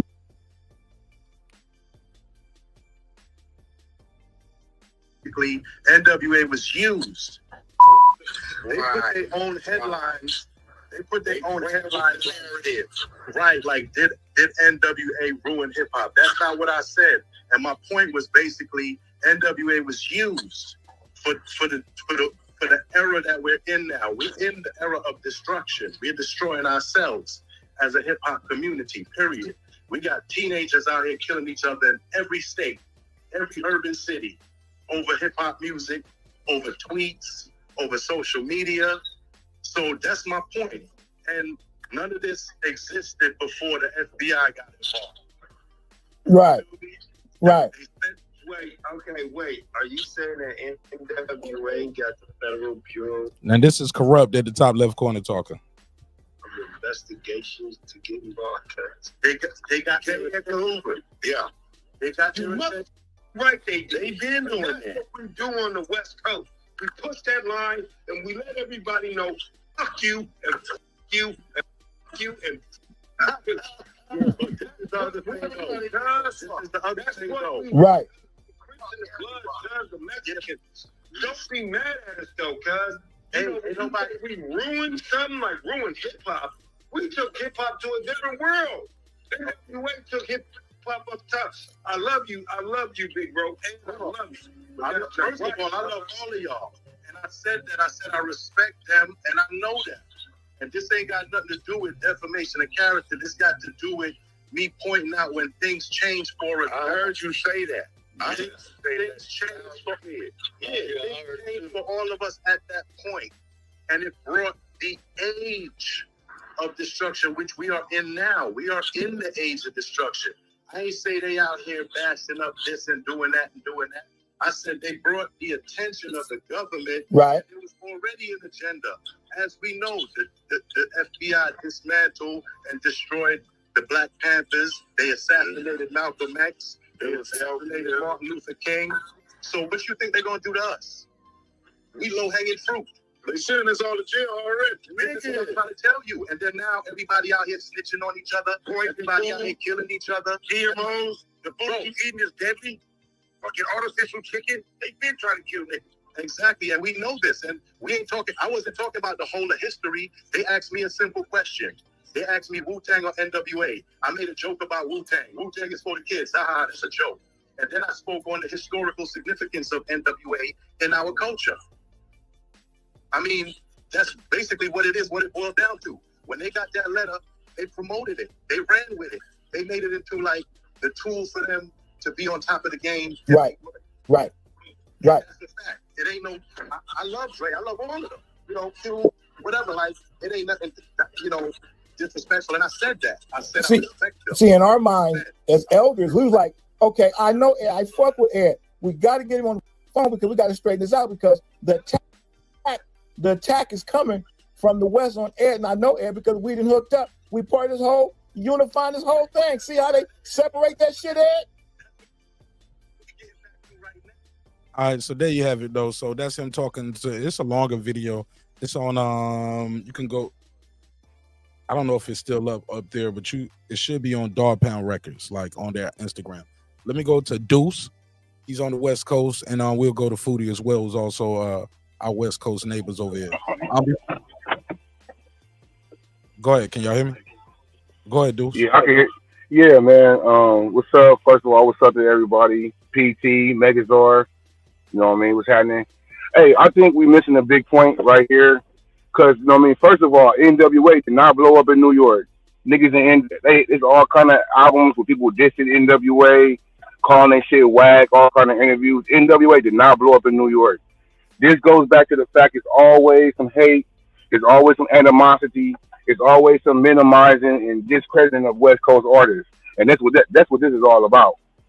He's trying to sit here and minimize and criticize West Coast niggas pimping, and that shit ain't cool. You know what I mean? You can see that shit. Then he tried to say Wu-Tang. Wu-Tang and NWA ain't even in the same category. No, you want to compare? he was asked. I don't know if you heard the original clip. They showed that this or that. So he didn't pick those two names. The host of the show gave him two names. It was Wu Tang. Yeah, Nori gave him Wu Tang and then, but he want to go as far as and say, "Oh, Wu Tang is for the kids," and act like he want to say he playing around. That nigga wasn't playing around. He was serious. It's always when it comes to them old school New York niggas, and when they speak on the West Coast, it's always hate, it's always animosity, and it's always downplaying. And I yield on that. Food Revolution, talk to me. What you think? But what do I think about what Special Ed said, or what he was talking about with Corrupt and Daz right there? Get in wherever you want to fit in, sister. Go ahead. Whatever you want to talk about. Go ahead. I just saw a short clip because it's been going around YouTube. What he said when he was on Drink Champs with Nori and the other guy, I can't remember his name. About DJ EFN and on Special Ed. Right, yeah, I know that's Special Ed, but DJ EFN, I can't remember his name. Anyway, and it did sound like he was saying that NWA brought in the age of discretion. Like, literally, he said that, and then it sounded like he was backpedaling when he got on the panel with Corrupt. No, that's not what I was saying. What I was saying that the CIA already had an agenda, and like, nigga, you pussy popping and back springing now. Like, I don't. Nah, he stood on it. I'll play it again. He said, I did. He stood on it. He said, they were used as a tool to the age of destruction. He said that on Drink Champs as well. He said it like that on Drink Champs. He said it almost the same way. He almost said it the exact same way. Okay, because I'm hearing a sound bite of only basically. I know how people can spin things. I don't. Yeah, I didn't hear him. I didn't hear him explain it like that on Drink Champs. So. Mm-hmm. He brought it the same way, even down to the government and that letter with the fuck the police. I mean, he was like, they even said that he was like, man, we always saying for the police. They actually said it on the record. Yeah, I heard that. They use it for a promotion. He said the same thing right there. But so is he right? Is he wrong? Like, well, I'm still trying to clarify what his position was on it. Was he saying that NWA is responsible for propaganda, or what was his point of even mentioning them like that? What is he blaming? He was asked Wu-Tang or NWA. In regards to what? That's how they don't say it in regards to nothing. They just give you say this or that. If you pick both, you got to take a shot. If you don't, yeah, I've seen the show a lot of times, but I was just saying, like, okay, so you're saying he's better. So what made him go on that tangent? They don't say nothing. They just say this or that. I'm just trying to figure out what provoked the tangent that he went on. Is all. Usually, he just did it. He just did it. He was doing that on any topic. Some people do that all the time. Yeah, I got that. But what was his position? Because people ain't talking about every topic that everybody said. He sparked the attention of lots of people for some reason. I'm trying to figure out what the big deal is what I'm saying. Like, what did he say to spark this conversation? You want to hear the clip? I'm just saying what Foodie is saying is what she's saying is that's the bigger picture. If you choose Wu-Tang over NWA, cool. But don't say I'm choosing Wu-Tang. Let's play the clip again. Yeah. Okay, have it in context. Well, yeah. NWA or Wu-Tang Clan? Wu-Tang. Okay. Wu-Tang is for the kids. Now, you know what? Besides that, man, Wu-Tang was dropping knowledge and positivity. Right. You know, NWA brought the age of destruction. Damn. Jesus Christ. NWA brought the age of destruction to our children and our culture. Wow. Period. Hey, I respect all of them as men. Right. But as the art form, and you want me to speak on the art form, I'm going to tell you what it is. That's where it started. Wow. That's where the agenda started, and that's where the destruction began. Of gangster rap, you would give that to them, or was it Ice-T? Well, Ice-T, yeah, Ice-T did that. I ain't say they started gangster rap, but what happened was when the president sent them that letter, they went ham with that shit. Right. Like, you know, and they had more of a presence. Mm-hmm. You know, Ice-T did his numbers back. You know, he did his thing. That's my OG too, Ice-T. But NWA ran away with it in such a way where it was like, for real? Word. That's all we gonna do?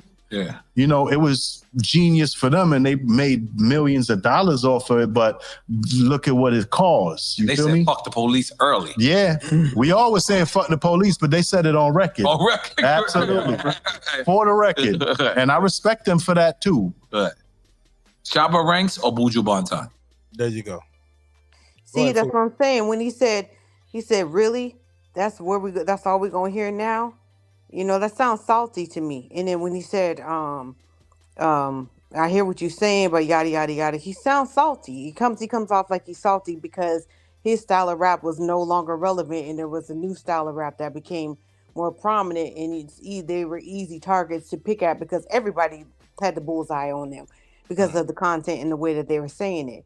So lovers of NWA and that genre of rap, when it came in, the people who like that genre versus his genre more, they're always going to defend him. I mean, they're always going to defend NWA versus, he sounded salty. He really did sound like he was salty about it. Like he really wasn't feeling it. He didn't sound like he was giving them props for, speaking up for what was going on in the community at the time, that like he said, everybody was saying fuck the police, but they weren't afraid to say it.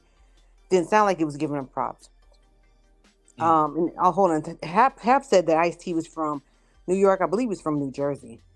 I think he's from New Jersey originally, but that's neither here nor there. Go ahead. Okay. Go ahead. Let's pass it around. Anybody want to jump in? Feel free. It's open. Like I said, it'd be different to me. I didn't like the wording. They brought the age of destruction. I didn't like that because, like I said, there was other people. There was other people who was doing reality rap, so to speak. Cool G Rap, was he not doing that? Now, him being Special Ed, being from New York, he may prefer the New York style of articulation when it comes to rap, but that wasn't that. This was East Coast brothers, pretty much purveying their culture to the world. I mean, West Coast brothers purveying their culture to the world, living their reality. So just because the culture is different in another black setting, you can't take away from that because it's different than your culture in your black setting. So it's like Wu-Tang and NWA is the same goddamn thing. Niggas from the hood telling hood stories. Certain niggas is 5%ers.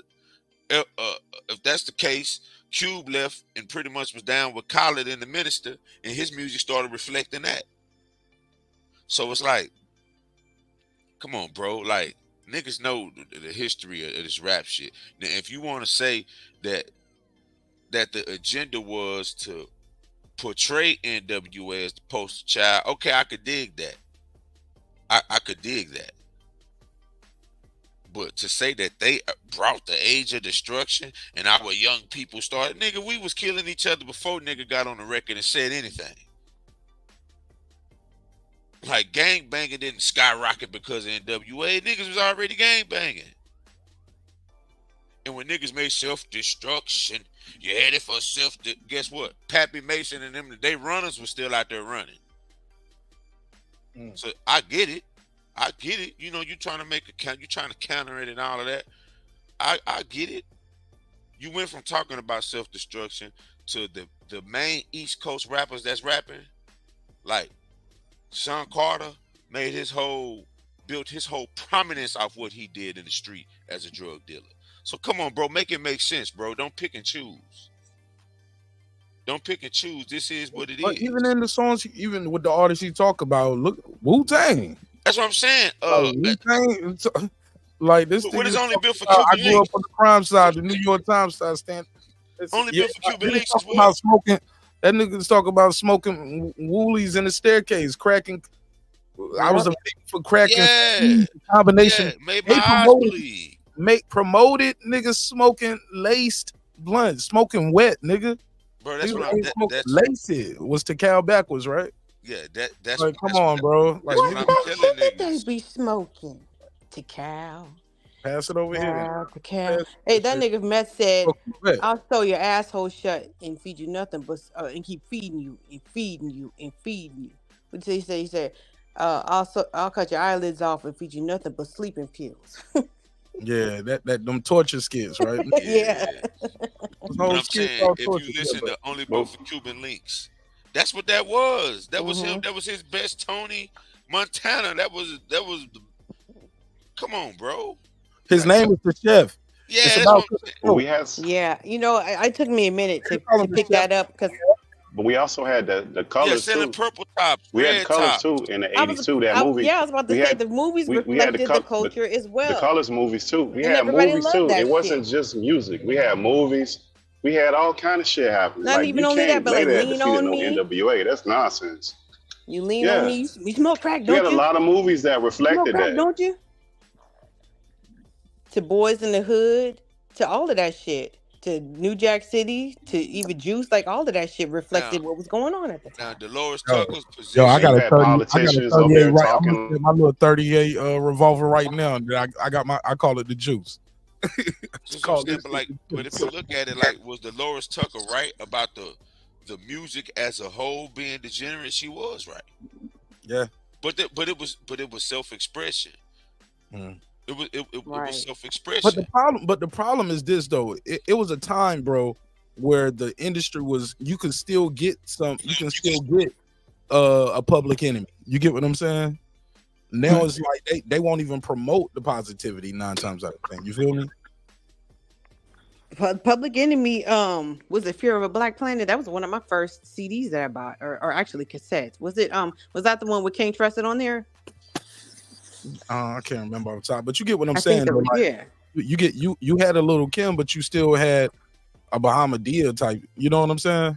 Yeah, but I'm saying that came out around the They same time weren't that promoting the that, Chronic no more. came out. But That's all I'm saying. That was my whole point. No, I yeah, bought but both. my point I is don't like think they was promoting that, Mark. I think that just happened. I think that just organically happened. I don't think they was promoting that shit.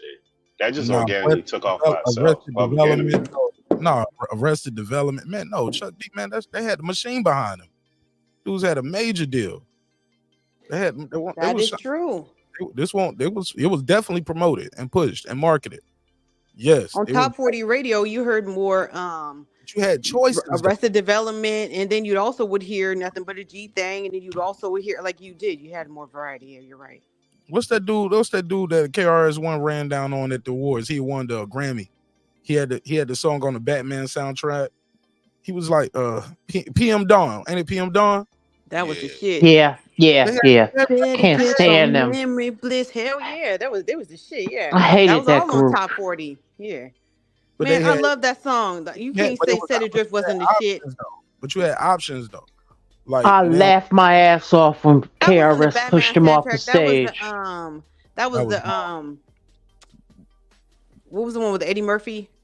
You talking about Boomerang soundtrack. You talking about Yeah, it wasn't my Die time. Without You. Talking about Die Without You. Yeah, that was the Boomerang soundtrack. He said the Batman soundtrack. Oh, I was thinking reminiscent. Yeah. That was the second single of their first album. Their first single was Die Without You. No, you got it backwards. Yeah. I don't know. Yeah, I heard Set Adrift. That was. Trust me, I was living in the whitest of white towns, and they had that shit playing.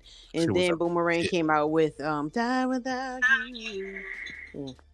I had hits, man. But go ahead. I pass around. What's up, Lisa Bell? Nothing. Hey, what's up, everybody? I know I'm petty back in it. Hey, what's up? I know I'm petty because, I'm a big KRS-One fan and Nas. And I didn't really care for that group, And at that time, I was young. I was like, hell yeah, that's good for his ass. When he pushed him off the stage. Yeah, rest in peace. Rest in peace. Yeah, I know I was wrong, now dead? in hindsight. The big one's dead. Yeah. Mhm. Oh, I didn't know that. Yeah. In hindsight, I know I was wrong, but at that time I was young. I was like, fuck that nigga. But you get nothing to KRS-One for them to do that other than KRS-One thought he was whack. KRS could not do nothing wrong back then to me. Nah, but that's whack though. Like, I'm gonna bully you. Like, what that do? Cause you hot. I think you whack, and I think I'm a better. And see, he won't go out there and push Drake off the stage right now. Ain't nobody touching Drake. Yeah, you wouldn't see Jay-Z go and push what's his name? Nobody. What's that nigga? Armstrong. What's that nigga? That's you think? I ain't like that when Trey the Truth did that to Mike Jones neither. Just like, for what? Nah, did he smack the shit out of Drake though? I think he did. Now that did happen. That was at the club. That did happen. That definitely happened. Like, yeah. Niggas step to niggas, bro. Like, this is real. Like, I'm sorry. this thing is real. But Drake caught Chris Brown with the bottle. Him and his crew. Remember that? Yeah, niggas get roughed up out here. Tory shot Meg. No, I'm just go ahead. This shit get rough out here. It's hard being a rapper, even for the girls. Shit. Tory Lanez smacked up August Alsina. Yeah, man, it's tough out here for the singles too. Shit. Mm-hmm. Yeah, for the R&B. Yeah. What you think about the topic, Lisa Bell? Hey, you know, I gotta come on here and represent the East Coast. Ain't nobody up here representing the East. I need some balance here. I'm messing with y'all. You know, so I gotta rep my East Coast. You know. You think these West Coast too hard, didn't he?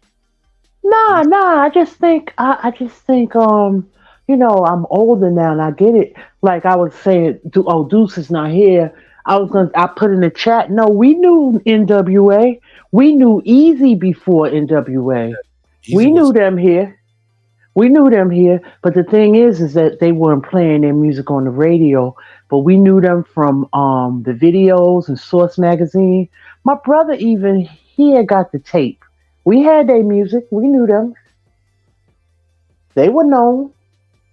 Yeah, they wouldn't. I remember they wouldn't even let us wear like Raiders shit at school at one point. Hell no, they wouldn't. They would not let us wear hell no. We wear West Coast, East Coast, South Side, Raiders. Oh wow. We couldn't wear Raiders. We couldn't wear the Dallas Cowboys. Couldn't wear A-ball jacket. None of that shit. We couldn't wear that was those inner city schools y'all was going to, right? Because in the summer they didn't know no better. Yeah. We was wearing that shit. See, I was out of school by then. Yeah. They started wearing them, but they was getting killed over. They was getting killed over It took the white boys was just following after, so we didn't get in trouble. It wasn't until I moved to like LA and the Valley, and it was a whole like Mexican thing. You couldn't wear nothing. Like it starting like 95 or whatever, you couldn't wear nothing at all. Well, no, because like then if you game bang, depending on what starter jacket you had, that's what you wore. Like if you was from where I was from, East Dallas, you had a Detroit Red Wings or a Chicago Bull. Oh yeah, them Bulls jackets. Niggas was down there with them Bulls jackets. I had a Bulls jacket that was hard. And it wasn't. No, it won't. No. Why nobody don't blame Jordan for the shoe deaths? No. But nobody they wasn't killing you necessarily all the time because they want like them 8-ball jackets. Yeah, they'll kill you because they want your jacket. But the other shit, they was killing you because like Megazar said that you was repping something. You know what I'm saying? Yep, you couldn't wear K-Swiss out here in LA. Well, remember they was blaming Jordan. British Knights. They was blaming the Jordan at one point about the shoes. About people dying over the shoes because people stepping on shoes and killing. They was blaming him for that. I mean, that's to me that's the equivalent. That's what they trying to do. We went on that in Cali. Which is crazy because you don't blame Mercedes when people carjack and steal it. You know what I'm saying? Like, why is your car so nice? Of course, they always gonna want to. Yeah, they pick and choose who they want to blame for certain things. But I never heard about that in Cali. Nobody really gave. It took a while before niggas was really onto like Jordans. I didn't kill for Chucks. I won't kill him for Chucks back then. Nah. That's the thing. We had a whole culture of swap meet wear. You know, niggas was wearing Dickies and khakis and Ben Davises and the jumpsuits and like it wasn't really that expensive, so we wasn't really killing. Yeah, I'm about to say that stuff was pretty affordable. Yeah, it was the colors. It was the colors. Did they raise because they got popping? It was the colors of the khakis that you wore. It was the colors of the jackets you wore. It was the type of shoes. If you was wearing K-Swiss, those stood for, excuse me if there's any bloods, it was kill a slob when I see a slob. That's what K-Swiss stood for. So you knew somebody had those on and they was a Crip. If you had on BKs, British Knights, those were blood killers. So it was like that type of shit. If you had black Chucks on, you was a blood because bloods wear red and black. And khaki, and then Crips wear blue and gray. And depending on if you was like from Grape Street or whatever, so it was the colors shit. Yeah.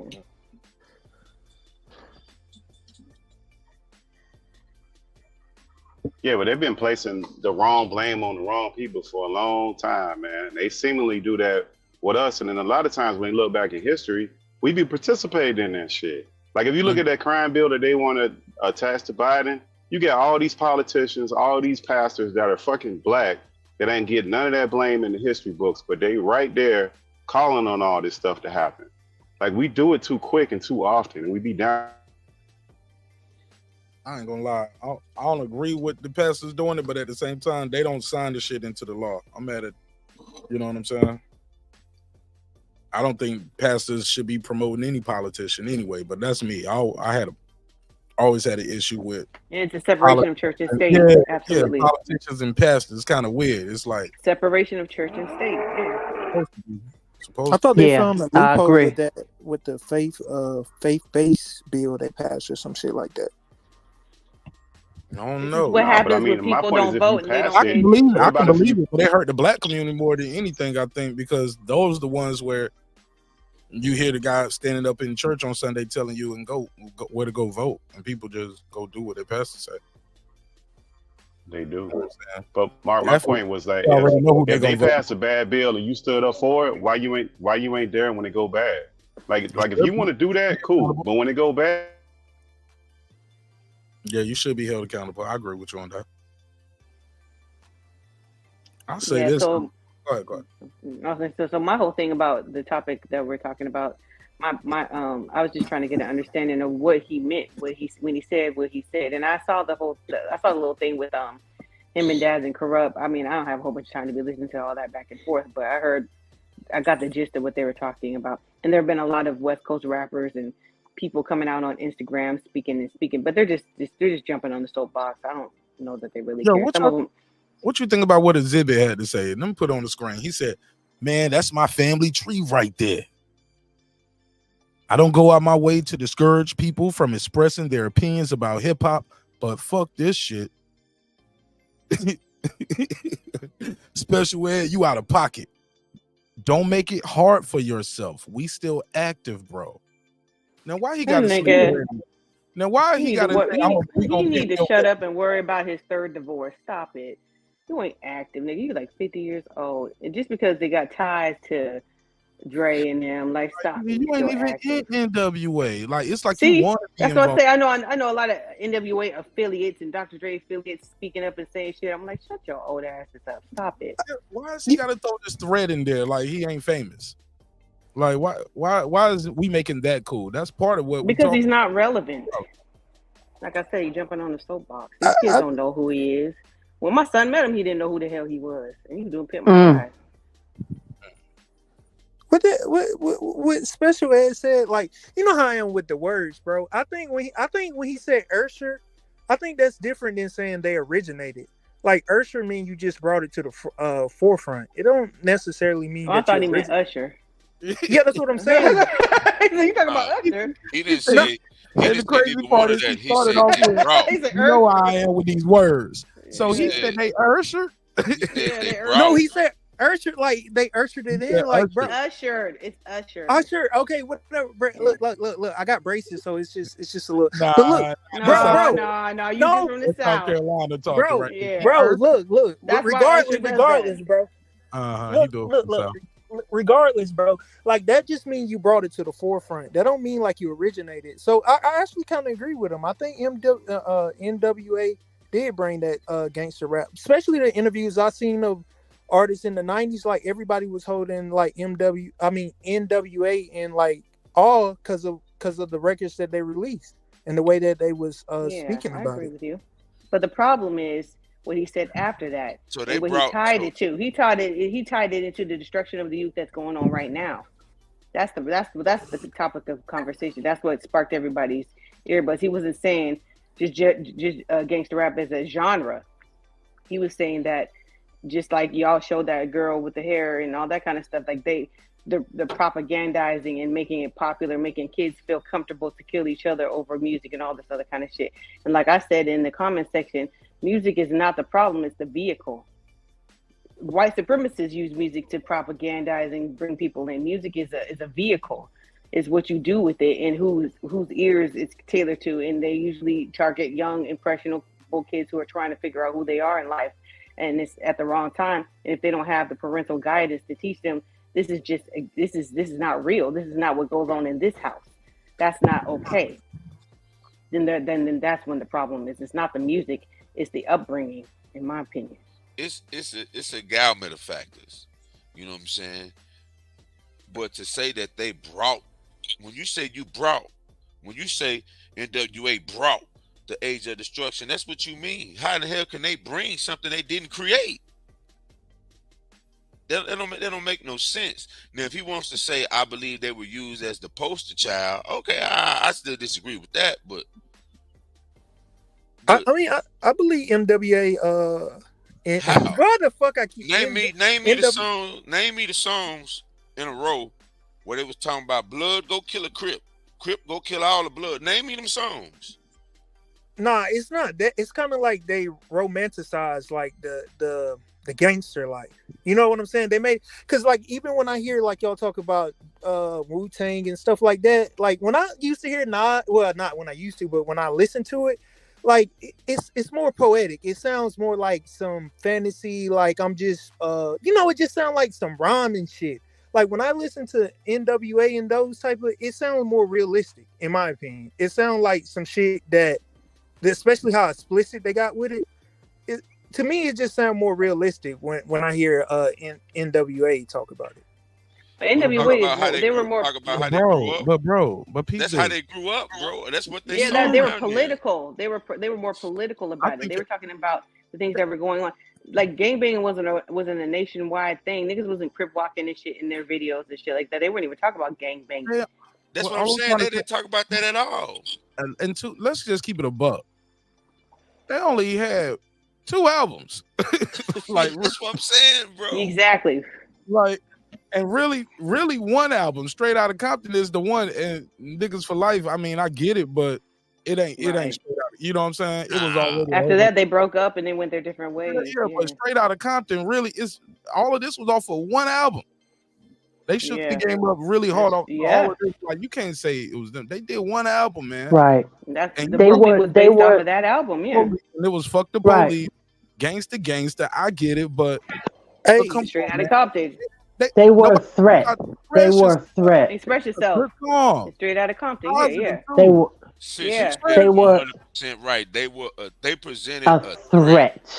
They presented what And militant action looked like. Exactly. Towards you. What was in Public Enemy was on the same type of shit at the same time. They were talking about it just from different ways. No, Public Enemy. To me, Public Enemy was more political to me. And they were more profound. They were way more profound. But to me, NWA look like the niggas that you put our backs against the wall, nigga. Now we on your ass. They represented the aggression. Yeah, they that's represented what I mean. the aggression. It was almost like a call and response. Like they were talking about what I meant was Public Enemy was talking about in general politics. The black people need to get together and come against the people who are trying to get us. They're out for us. And NWA was the people who they were trying to come against. You know what I'm saying? They were like, we are the motherfuckers that is out here in the streets that the police are, brutalizing us. And that's the reason why Public Enemy was saying like, you need to like get together. So it's kind of like they were intertwined in a way is what I'm saying. Different aspects. That's why y'all remember went to NWA to start. But y'all remember his solo projects. He went to them because he said, I feel like they represent what NW do on the East Coast, and they refined his outlook. But wait, y'all remember Charles Barkley got a lot of slack for that. I think they could have had that he made. Like, I'm not a role model. I'm not a role model to your. Right. Basically saying I'm not a role model to your kids. And that was around that same time period, right? Mm-hmm. He wasn't incorrect what he was saying.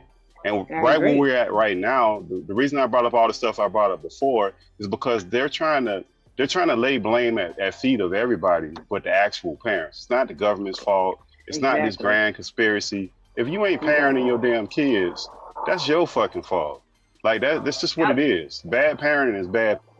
I'm gonna let like that go, and I reply. I got something. I got to retort to that, Pittsburgh too. Go ahead, like that. Oh no, I just think music. I mean, Foodie was saying it's a channel, but I mean not a channel, but a vehicle. But I think music. I think as music is a channel. Like I think as humans, we are TVs, and music is the remote. And depending on what you turn it to, it channels different things, bro. And I don't see music like I don't been chilling with people. cool, calm, collective, and you turn on a certain song, and like they say, demon time just come on. Like niggas start getting a gun, waving it. I mean, it's just I don't saw music really transform people, so I think music play a big factor in it. Nah, that you Hold 100% up, true. hold But up, was they niggas. playing niggas with attitudes? Huh? Was they playing NWA or was they playing Chief Keef when you seen that shit? Hey, but I know it's a stark difference is what I'm trying to say. But they still are. They like, bro. It's like they're. I don't know, bro. But all I know, like, we just like what you seeing from these artists. They just like it's just a product of their environment. So it is what it is. But I do think music, like how depending on how you express it, it just channels different things in people. You could talk about what's going on in your community, and you can make them feel like it can have more like a revolutionary effect versus like I wanna rebel or riot. So it's just depending on how you express the music. And well, let's keep it a bug too. Everything in your first of all, some of these dudes ain't even from that community. They ain't from that culture or none of that. You know what I mean? Right. Like, let's keep it a bug. First of all, with that. Second of all, Charlie Reg, what up? Connie Nigma, I see you, Irvin Mack. Let me say this. Another thing too. It goes like this. These people are allowed to say these things. When Pittsburgh T say, well, okay, blame the parents or we can't blame the artist. Let's be clear. If you want to point the finger at anybody, the record exec can tell you, no, you can't put that out. And they do it all the time. They do it all the time. Now, perfect example. Biggie, I always bring this example up. Biggie's first album, Ready to Die, right? Mm-hmm. You listen to that album, he cussing, he talking about robbing, got a whole song called Give Me the Loot, song called about suicidal thoughts, got a whole song called Suicidal Thoughts. You know what I'm saying? And he raps before he kills himself. You know what I mean? How graphic is that? That song will have to come with a disclaimer and a 1-800 number now, right? But my point to that is, without all that murder, robbing, drug dealing, you know what they didn't let them say? They won't let them say certain things. The label still said, nah, you gonna bleep that. They won't let them say, on the song Give Me the Loot, they won't let them say, I don't give a fuck if she pregnant, give me the baby ring and a #1 mom pendant. Even on the dirty version of the album, they would bleep that. The dirty version of Victory, Diddy didn't want him to say the son of Satan. The label was like, the son of, they say my killing's too blatant, you hesitating. But you can say, I'm in your mama's crib waiting, duct taping, your fam, Destiny lays in my hand, Gat lays in my, you can say all of that shit, but don't say you're the son of Satan. Don't say you're gonna rob the person. Yeah, that's true. This is like on Too Short. They pick and choose what they want to do. So if they really wanted to clean the shit up, they could clean the shit up. They don't because they don't want to. Right. But, because it sells. Yeah. It's a blatant line. Yeah, but Mark, we can't control what the record execs do. What we can do is parent. When I'm saying parents are parents, right? Anybody who's had kids all the way from the beginning to the end, we all fail in some degree, right? The kids never get to the point where you want to. Some failures are worse than others with parenting. So like, I think sometimes it's a cop out to find somebody else to blame when, like I said, we all, when you really look in the mirror as a parent, there's a lot of shit that we do wrong when we're parents. We don't, either not knowing or unknowing. We make a lot of fucking mistakes. So I think some people just down this hill. You broke up. Can't hear him. Now I can't hear him. But I was just saying, I think people down this hill for no reason. Because a lot of stuff we do as parents, knowing or unknowing, we make a lot of fucking mistakes, bro.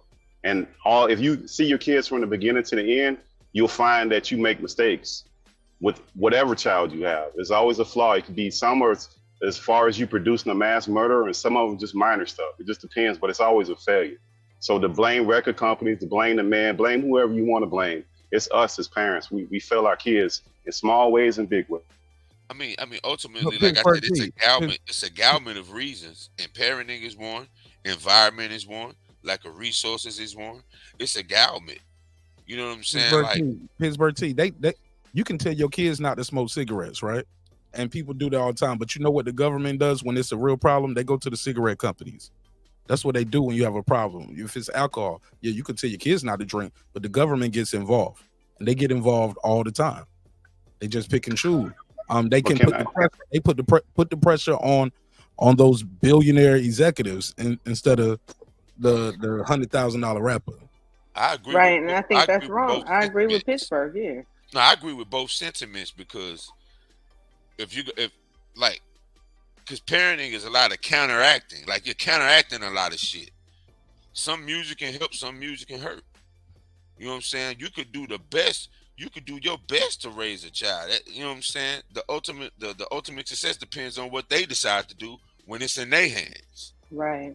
You know what I'm saying? Because you can raise them right. Right. And then once they leave you done your job. Hopefully it resonates, but what can you do after that? When they're grown, when they can make their own decisions. Right. There are a That's lot why of I say kids that were we raised all in fail really as good parents. neighborhoods. That's what. Yeah, you But did I say think that, it's right? look. I think I think we go into parenting with a false hope that we're gonna do this. Like we're not told the truth. Nobody really tells the truth that their kids, like nobody raises their kids in the manner in which that they really feel like they did everything they could have did. There ain't no person that's gonna be honest enough to say nothing crazy like that.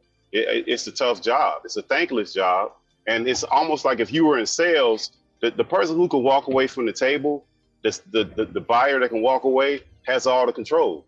Parents don't have the luxury of walking away at some point. So dealing with a teenage child and a young adult child, it can be very challenging.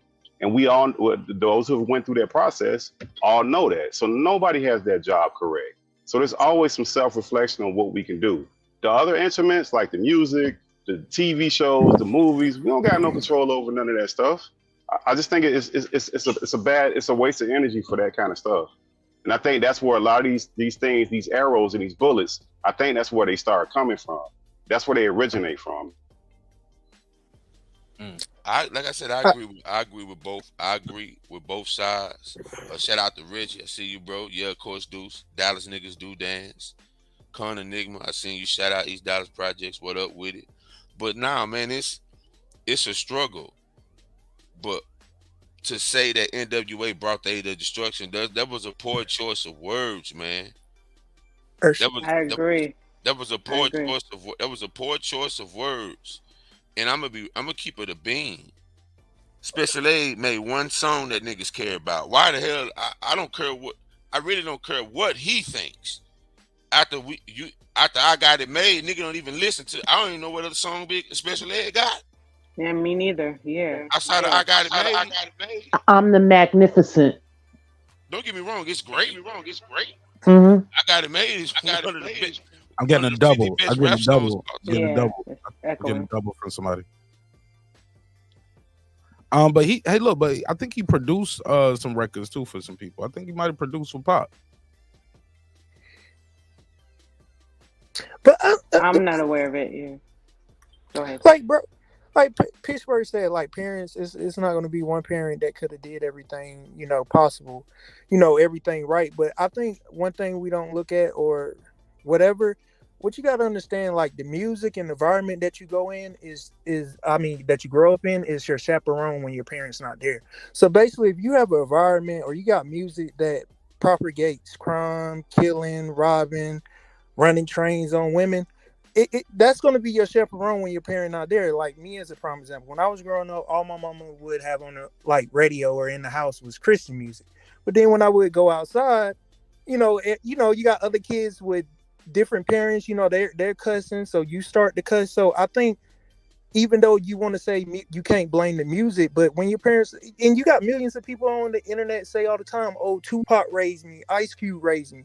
So when you have these type of influences that's promoting certain behaviors, it takes a big and especially when you're growing up, your mind is still malleable. So I don't think like artists get this escape route. I just don't. I don't. Unfortunately, in the Black community, what you find more is that people like the Black community is one of the only communities that look to celebrities to raise their as role models. You know what I'm saying? Like and sports figures as role models. And looking for change to come through them, which is the wrong it's the wrong way to look at things. Like you shouldn't be looking at what people that you don't even know are doing. Like, you got Asian kids and they got K-pop and all them, but at the same time, they go home and they're accountable to their parents. You got white kids that are listening to rock and roll and all that kind of shit. And some of them, their parents don't do nothing. But at the same time, some of them grow up and grow out of that shit. But in the black community, for whatever reason, it's okay to be a grown ass child forever. Like, like you don't have to grow up and become accountable at any point. You can just be a grown ass child. Not all, but for whatever reason, like they look to black. Well, how come they shouldn't be doing this and they shouldn't be doing that because everybody's going to follow after them? Well, why is that? Like, why aren't these adults that grow up making better decisions? You have to blame the people who are following instead of leading. At some point, you need to stop being a follower and be a leader of your own and say that this isn't the way.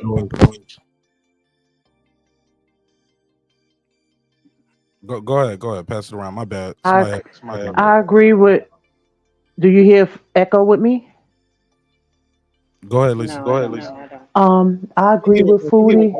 Okay, but I agree with Foodie.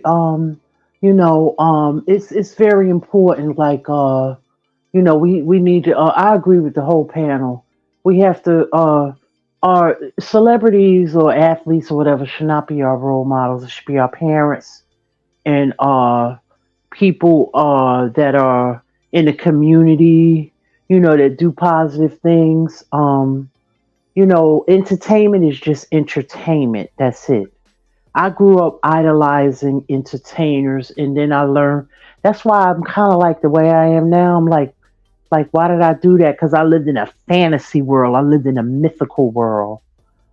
Because I didn't like my reality.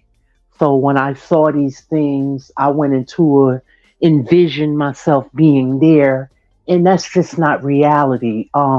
We never talk, we never focus on, like I see Pittsburgh T, you talk a lot about business and different things. Like, we need to focus more on things like that. I see Reggie talk a lot about other different topics and things that are going on in space. We need more agricultural engineers. These are the things that people don't like to talk about. They want to talk about fuck shit. And I agree that that your parents should definitely be your role models and pillars in the community. And that's my take. I agree with you. A lot with that, because at the same time there was an NWA and all of them, there was Common Sense. There was, Jay Dilla. There was, Souls of Mischief. There was, the Backpacker Crew, and they were talking positive, and they weren't getting the same shine as the NWAs, which is where I agree with Mark. They push what they want to push, and it's a psychological game, and they know that like at a certain age, like for instance, if you try to teach the baby how to read the encyclopedia and they're real smart, that's all well and good, but a baby, as soon as you say fuck, they're gonna say fuck. They're gonna like repeat you. It's just human nature to gravitate towards the negative, and they push that shit, and they know exactly what they're doing. They're not blind to it. They know that's what's gonna get people's attention.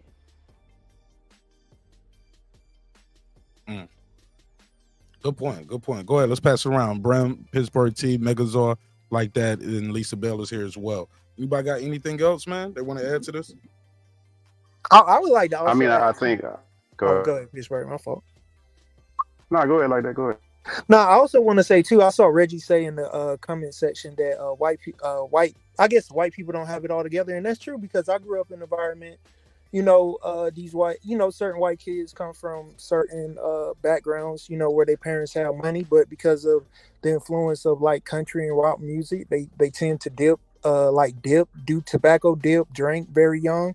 And then you will see a lot of them as they get older, like they say they have to veer off from country music because they feel like it was influencing them in the wrong way. So I just think music play a bigger role into influencing us than what we realize, bro. Like it sound good that it's your parents and your home and your mama and your daddy, your grandma, but it plays a big role, especially when you're young. It does, but I'm saying, but at some point, when do you grow out of that and realize that it's wrong and start teaching your kids that it's wrong and not letting them be exposed to those same things that veered you off in the wrong direction? You know what I'm saying? I mean, but the other point is you could teach it, like Megas I was trying to say earlier, you can teach kids all you want to teach them. The moment that they stop listening to you, that's when you fail as a parent, because you're no longer getting through to that kid, right? And whatever way that is, who knows? Like kids are all different. They grow up different times. You can have 3 of them, or you can have 10 kids in your house, and they'll all individually be completely different. You cannot parent them all the same. They're completely different. You can't use the same tools. And it's hard. It's a hard job to do. It's a thankless job. It is completely hard. So whatever influences that they're getting, it's our job as parents to counter those influences in the best way we can. And we fail. Sometimes it's a lot worse, and it's a lot more glaring than other people with some of the things that they do. But I mean, it is what it is. And I think that kid, when that child decides that they don't want to listen to their parent at whatever age that they're on, and they're going down that road and bumping their head, whenever they decide to make a decision, to make a change, they end up having to go right back to the point where they made that decision not to listen to their parents, and start right from that point and go forward. That's how that stuff usually works. But that's the road that child decided when they did that. I agree.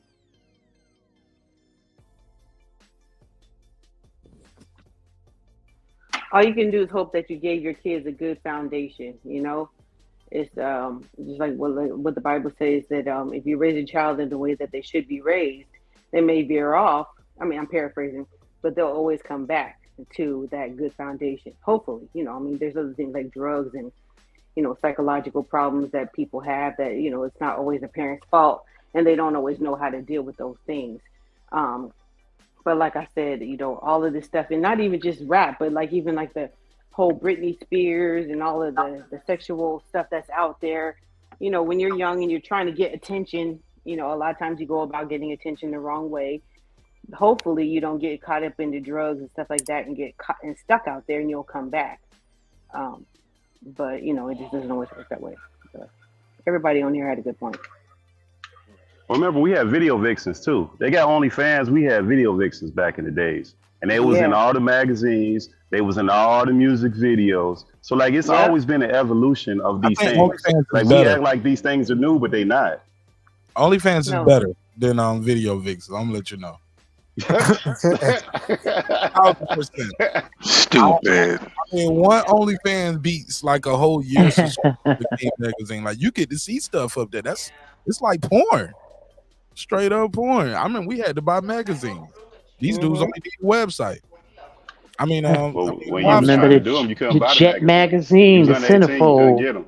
I mean, for one, well, even before OnlyFans, they had it's on your phone. Bro. Even before OnlyFans, they had like in the back of a Blacktail magazine, you know, they had call girls and all that kind of shit. So it just evolved out of that. So it was still there. You know, the backstage girl, the backstage girls or whatever. Oh yeah, it ain't even. I remember my stepfather used to open the Jet magazine and go straight to the Centerfold. And I realized that I was, you know, I was like, ooh.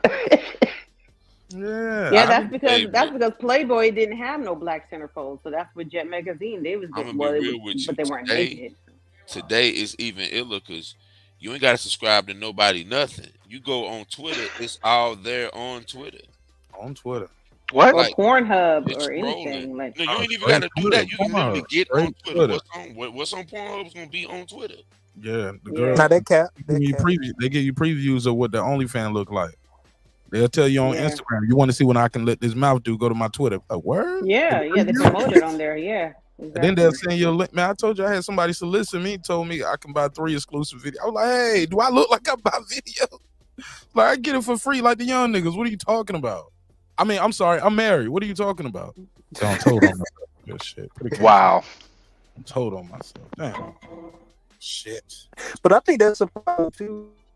Ability, like I think you used to have to put a real effort into it. Like you would, I think the accessibility of like this type of content is the problem now because it's like it's so accessible that like back in the day, from what I heard, it seemed like I remember like you know you'll stay up late sometimes, and then at 12, 1 or 2 o'clock, you know the commercials will start coming on, or you would have to you would have to trick your parents into buying something that they didn't really know what's going on, but now you just, turn on your phone and you see it.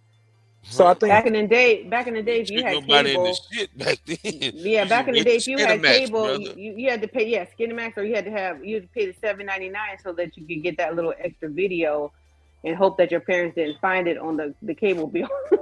It ain't no hoping they don't find Nah, it. they gonna find it. I never tried my mom like that. I was never one of those. I Nah, never see, tried my mom with that I That was video the pay per box, view than shit. that. I was the smarter pay per than view, that, none bro. of that, man. My mom, I man, just what? was smarter than that, man. Like that ain't how you do it. You click on the B side, and you could see the Spice Channel, but it don't look. It ain't clear.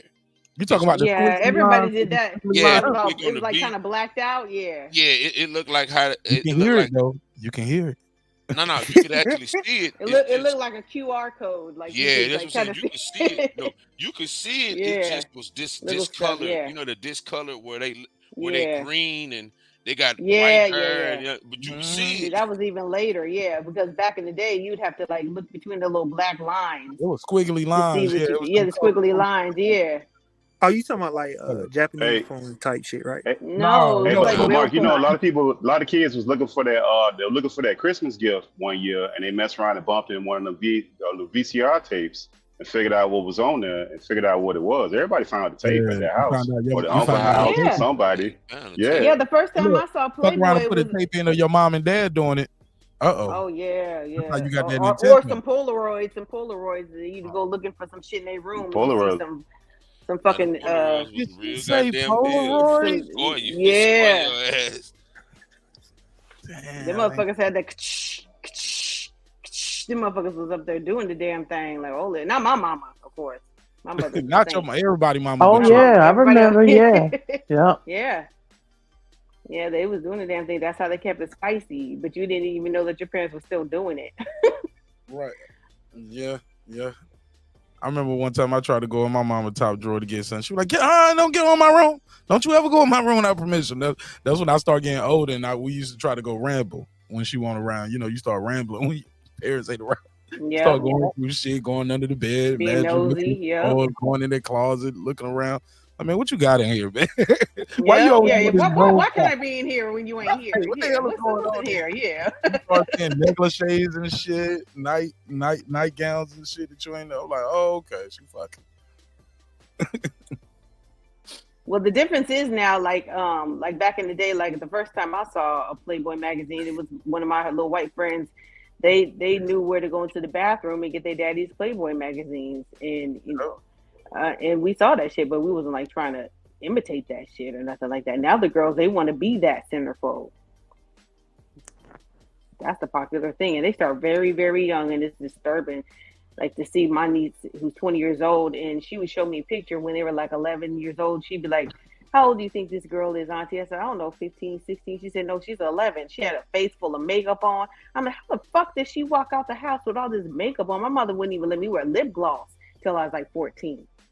Man, I felt weird. My wife painted my daughter toenails not too long ago. I was like, hold on, why would she's 3? She was like, it's just her toenails. I was like, man. Yeah, back in the day, you had to wear that Tinkerbell shit I was that like, would this wash is off in the weird. bathtub. She was like, yeah, we just playing dress up, just let paint her toenails. I was like, she's 3 though, fam. She was like, you tripping, man. It's going out proportion. I let Now it go. it's normal. Yeah, now that's normal.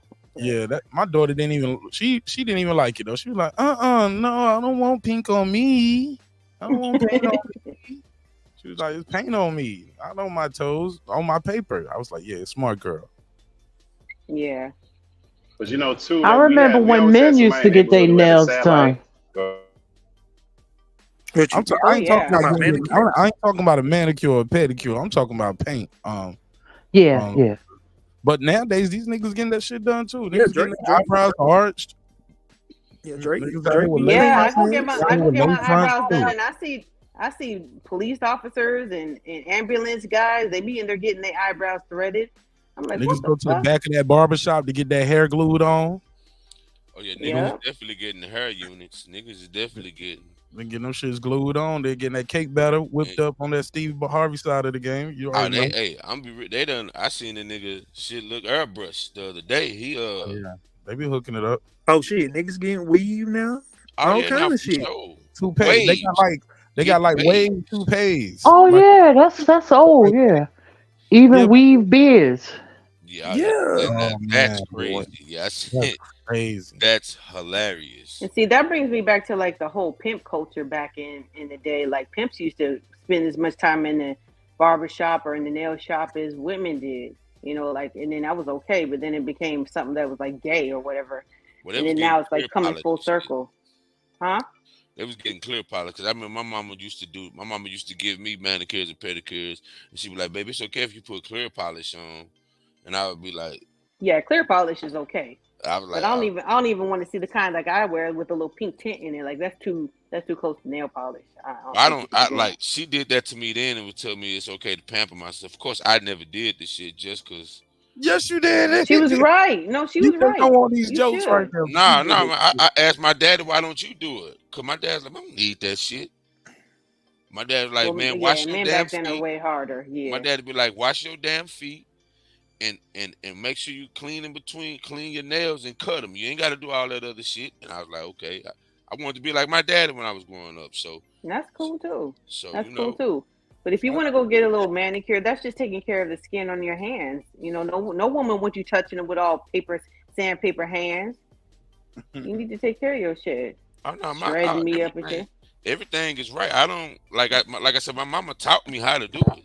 Like she taught me how to do it. Now I do all that except for paint, put clear fingernail polish on. You ever gave your lady a manicure, pedicure? Yeah, I actually have. That's dope. That's dope. These men don't even have calluses no more. So you can see they take care of themselves.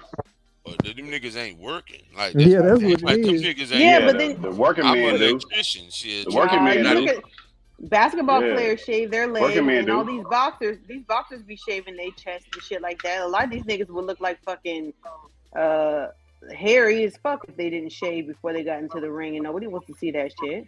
They shave their underarms too, because Yeah. back in the old fights, you could see their underarm hair. I'm showing all the hair, baby. Razor Ramon. All the taco meat. So you talking to me, Chico? That nigga said you could French braid his chest hair. Oh shit! I'm getting dreadlocks on my chest.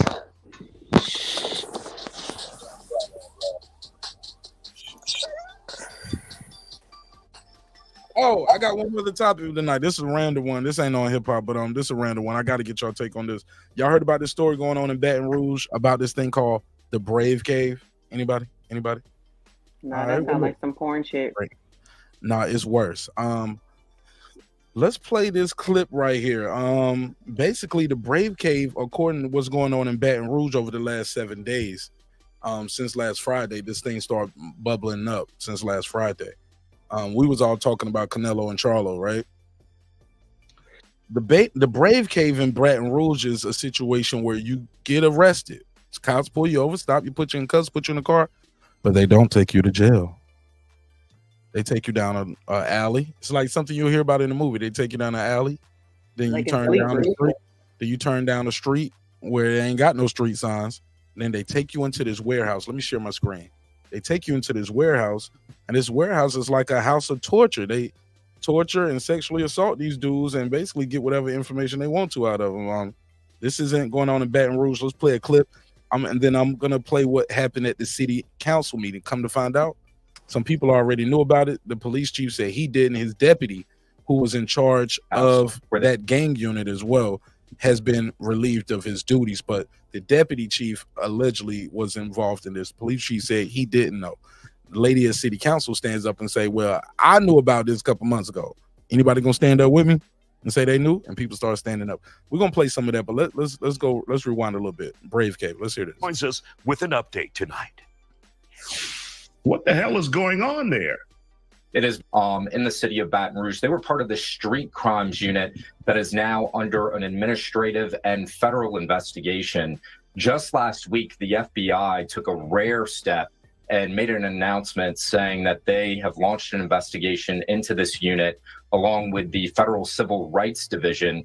And if you're familiar with how the feds operate, that's very unusual. They normally just say we can't ever confirm or deny the existence of an investigation. So by them coming out last week saying we are investigating, it was a very strong statement that the feds made pertaining to all of these incidents that have been coming to light here in the city of Baton Rouge. Now, for those who are not familiar with the Brave Cave, what is that exactly, and how does that tie to the Baton Rouge Police Department? This all started about a month ago when a lawyer who was representing a client filed a lawsuit and alleged that his client was driven to a warehouse and tortured. It was captured on body camera video with some of the officers saying, en route to the Brave Cave. When we started asking questions and other media started asking questions to the administration, the Baton Rouge Police Department, and the mayor's office, nobody was aware of what the Brave Cave was. And so as more and more details started to emerge, more people started coming out saying, we were also brought there, tortured there. And so as the development started unfolding rapidly, the whole street crimes unit, which went out and targeted drug offenders, things like that, it was disbanded. There were 3 officers who were put on leave. Yesterday, the deputy chief, right under the chief, was put on leave. He used to be commander of that unit. So things are moving very swiftly. And ultimately, people are alleging their civil rights were violated inside of that warehouse where they say that they were beaten up. Wow, incredible. Now, we know the police chief there, Mr. Murphy Paul, went before council yesterday, the parish council, and had an emotional situation where he basically, I don't want to say attacked some council members, but got emotional. So tell us a little bit about that. He was certainly impassioned about this whole situation. He was questioned about the status of the Brave Cave whole situation that's been unfolding over the past month. And he began just addressing the council members saying, look, you reduced my funding for lawyers. So I disciplined some of these officers. Then they go back to the civil service board because they have a right to appeal their discipline. And then the civil service board that is appointed by some of these Metro council members basically undoes the decision that he made to discipline some of these bad actors. So he said it's very frustrating when you have a board that's basically siding with some of these bad actors and undoing the discipline that he's trying to clean up within the department. The chief is scheduled to resign at the end of November. He's already announced his resignation, but he's scheduled to be finished in November. So some of the council members were also saying you shouldn't even be involving yourself since you're about to leave. But I think what they were unaware of and what we broke today is that arrest warrants have already been signed for some of these officers. And a judge obviously found probable cause that these officers crossed the line for them to sign this warrant, alleging impropriety on their parts. 2 quick questions. Number 1, is the chief resigning as a result of this torture warehouse at Brave Cave, or did he announce that before? And secondly, who issued these arrest warrants? Which agency said, let's go arrest these Baton Rouge police officers? To answer your first question, the chief announced months ago that he was resigning. We also broke that story as well. And it was just due to some shift in direction in his life. So way before this Brave Cave even came to light, he had announced that he was resigning. And to be clear, he had said he was not aware that people were being tortured inside that warehouse. They knew that it was being used by the narcotics division and the street crimes division, but they were not aware that people were going in there and having their civil rights violated. And then the other part of your question essentially was what, Isaiah? Which agency sought and gained This the last arrest part. warrants for police officers in Baton Rouge? We understand it was Baton Rouge Police. So they wound up having a 19th Judicial District judge sign the warrants, and that's how they're going to be moving forward. We should have more information tomorrow as a news conference is announced. Obviously, the FBI just announcing that they're joining the investigation last week. Things move a little bit slower with the feds, so we're not expecting any announcement from the feds anytime soon. There you have it. Foodie, talk to me. What you think of that shit? Still there? Anybody? Yeah, Can y'all hold hear on, me? hold on. Yeah. Come back to you. Well, first of all, I don't believe that the police chief that resigned, he didn't know what was going on. He was just getting ahead of the game. He knew that this shit was going to be broken, like they were getting too close.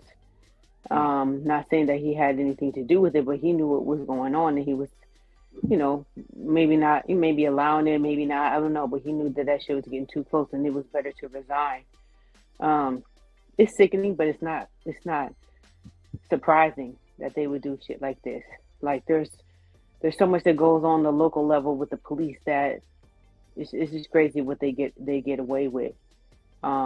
Unfortunately, the people who are being victimized a lot of times for whatever reason they don't talk about shit soon enough, and they don't, activate their civil rights. And a lot of times it's because they already have felonies or whatever, so they don't feel like they would be heard or anybody would do anything.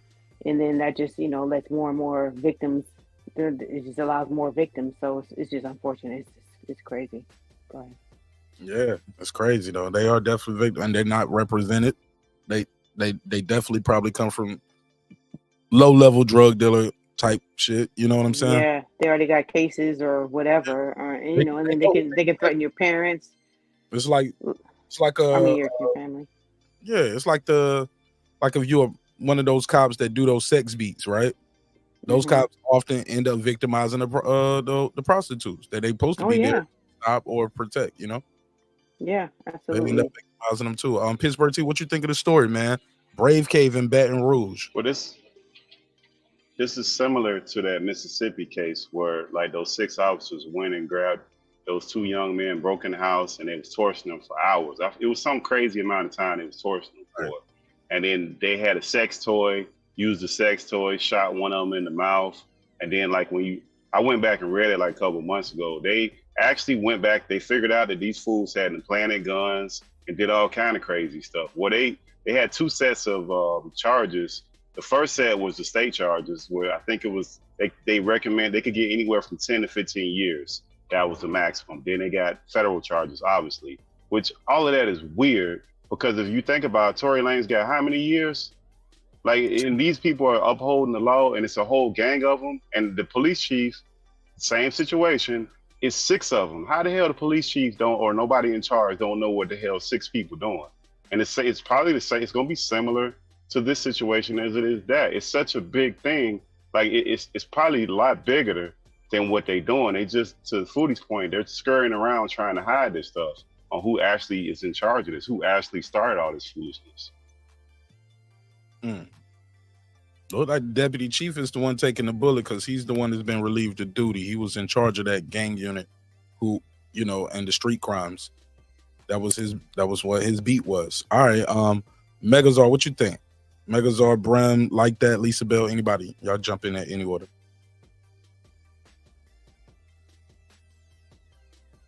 Hello. I think that shit is horrible. And oh, there you go. Go ahead, Megazar. I think it's horrible.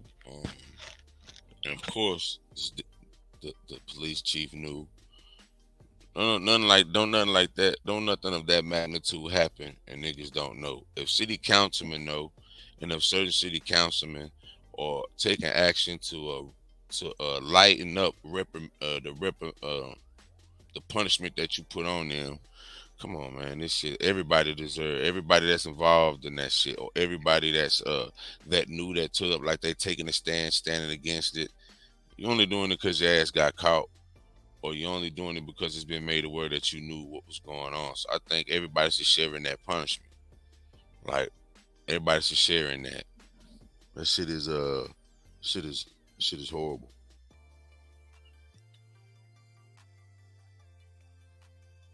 What I think is so crazy is that if you kill a police officer, it's automatic life.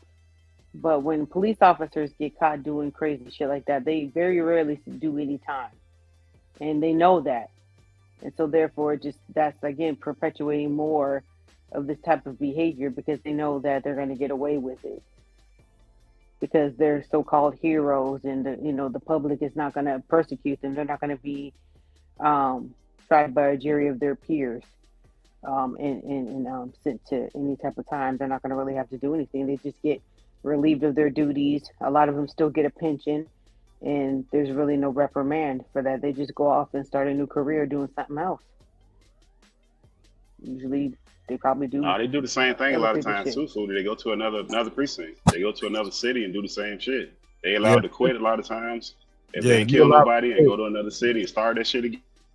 Yeah, if you're allowed to quit, I ain't mean to cut you off. Versus getting fired, it's very easy to get another job, and you ain't even got to leave state. You really just go to the next town over. Still live in your county. Yeah, you just got to drive a little bit further to work, but you all right. Let's play this clip right here. I definitely want y'all to hear this part right here. When this meeting gets heated, and then we'll open it back up to everybody else. Play this one little clip first. gonna share this one on the screen. This is via News WBRZ. Check this out. About this issue for a while. Who's going to tell the people? Which one of us are going to tell them?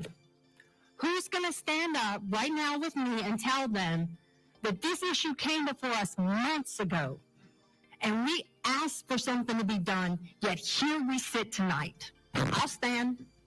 Anybody else going to stand with me? Because I know y'all are all in the room with me. Uh-oh, that's another one. 2, 3.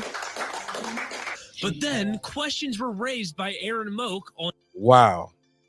So this issue came to them months ago. They did say the police chief decided to retire months ago. Now, I don't know how many months back, but irony, right? Let's play some more of this. If the police chief, Murphy Paul, knew more about the Brave Cave. Look at this warehouse, though. Y'all see it, right? When you say you certainly didn't know anything about That's their audio, too, y'all. That's their audio. it, or you said before you didn't know anything about it, or hasn't acted on something previously that happened. That's just my feeling. That's your work. That's a lot. Chief, I'm gonna let you. Hold on, what'd he say? When you say you sitting here didn't know anything about it, or you said before you didn't know anything about it, or hasn't acted on something previously that happened. That's just my feeling. That's your work. That's a lot. Chief. Okay. Chief, I'm gonna let you come to the mic, though. I'm gonna let you come. All right, so the chief about to get to the mic, and he's going to basically say what he said before. Hey, look, you guys are defunding me, so when I discipline these guys, they go to the civil service meeting this week. Y'all ain't even going to be there, but basically y'all defunding me, and it's like, these guys get their job back. Needless to say, the allegations from some council members Here we that go. Paul may have known more frustrated him. Here we go. So he gonna snap. Was that? I don't even think this snapping because he ain't gonna cuss. He ain't gonna call nobody his name. But then the white lady gonna be like, he need to lose his job. Watch this. Watch this. You know what you do? You strip my funding. Are you going to pay the attorney all the money that I already owe them for the bad cops that the civil service board, where we're going to be here tomorrow, and none of y'all going to be here. And y'all sitting here trying to deal off these people's emotions, and some of y'all the problem. Jen Rocker, you sit there, defund the police department's budget from a legal standpoint, and then come here because I don't have legal representation and I got to play lawyer to fight these bad actors. Paul continued for another 2 minutes. You know how it feels to have police officers telling other officers, tell me when you see the chief out there so we can come in case he's drinking so they can pull me over. The same people y'all have these backdoor meetings with. Let's have these conversations today. He said y'all be having backdoor meetings with the people. He said his own department. Said people say when you see the chief out there, call me, let me know so I can pull him over. Maybe he's been drinking. Like they trying to get me out of here. Like it's some bad actors out here, and y'all have backdoor meetings with them. And I pray for y'all. And even in my retirement, when you know I'm leaving, there's going to be accountability. You still doing what you do. Shame on you. But Jen, now because he already said Jen Rocker, and she's gonna report. Look at her. She ain't taking that. Rocca didn't take kindly. No, she didn't take kindly. Go ahead, get at him. Hey, look, I don't even think what he said was that bad. That was just talking with passion. That was talking assertively. He didn't curse. He didn't call nobody out their name. But she gonna say he should lose his job because of that. She was like, that's not de-escalation. Watch to Paul's response. I do have to say, if this is what de-escalation looks like in a professional setting, I need Somebody said, I know you're not. the police chief to be immediately removed. That is the most unprofessional display Somebody said, wow, that's not gonna happen. of someone that is in administration that I have ever seen. All of this reached a tip. Okay. Wow, what y'all think? It's getting hot in Baton Rouge, man. It's getting hot in Baton Rouge. What y'all think? Who cares? That's all distraction. I think. Go ahead. Nah, Yeah. this is no distraction. This is a real crime. Somebody assaulted these men. And No, I'm talking about them going back and forth with each other is deterring from the actual problems. What I mean, they're Well, I not think discussing the people actual problem. The people need to see this though. The people want to hold somebody accountable, and it's not just. I disagree with you, Foodie, because the people got some new information. When that lady stood up and said, "We as city council knew this months ago," that's new information. I think all y'all ass gone too. Who should stand up and say that? Because if y'all knew about going, y'all didn't do shit. Fuck the city council too. Excuse my French, but I'm in France. Go ahead. I think an outside entity needs to get involved and do a thorough investigation, like a, what do you call it, internal affairs or something. Yeah. I think the acts were despicable, and more heads need to roll, because this is just utterly ridiculous. Somebody needs to do a thorough investigation of all of them. Well, they said that the FBI is getting involved in it now. Mm-hmm.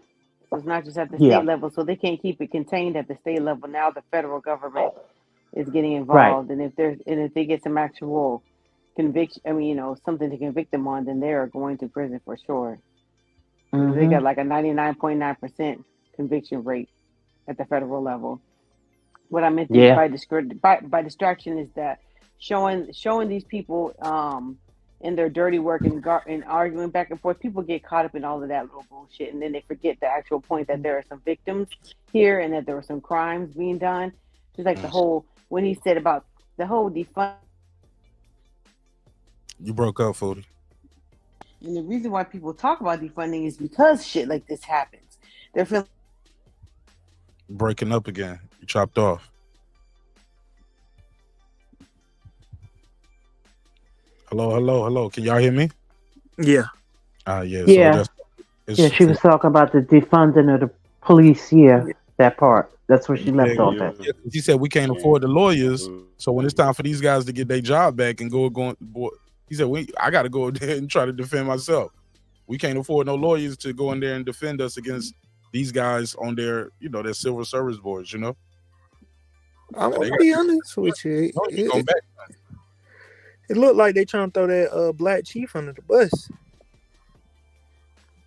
You think so? Yeah. Well, you the chief. Don't the buck start with you anyway, though? Bro, but if the man said he don't know, he don't know. That should be incompetence then. Yeah. Either you culpable or you incompetent. Trying to get rid of him. This shit happening under your watch, though, bro. He retired anyway. Yeah, you can leave early. Go ahead, get the fuck up out of here, nigga. And possibly investigate you to see what he know. He might need some charges too. Like no, but Lisa was saying, we need to investigate everybody.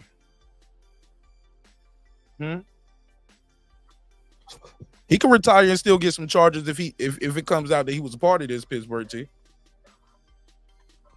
You feel me? Can y'all hear me? Pittsburgh team. We can. Okay. I came back in because I dropped off. I didn't hear anything. He laid out why he couldn't. What? You chopping, bro? Say it again. You said he laid it wide and he couldn't? Nah. Yeah, that's what it sounded like he said. Well, it seemed like the government fucking with this panel. Yeah, right? they don't want me to shine. Let's talk about right. Change subject. We was real right about nigga shit in hip hop. Right, exactly. I started talking about defunding and all that shit. They're like, what? Who? Get this bitch off of here and all together. Abort. Yeah. Motherfucker dropping off. Yeah. Right. All right, man. Anybody got any final thoughts on this topic though? Before I give y'all the very last topic, and I'll leave y'all alone because I think we got 2 fights tomorrow, right? And we got some boxing during the day, some UK boxing in the day, and we got some tomorrow night in the afternoon, I think. Wood and Warrington. Yeah, we got that going on tomorrow during the day, and that's going to be a good one. I'm excited about that one. Zerdo. Yeah, Zerdo's fighting Joe Smith Jr. Joe Smith is gonna get the KO. I'm calling it. Wow.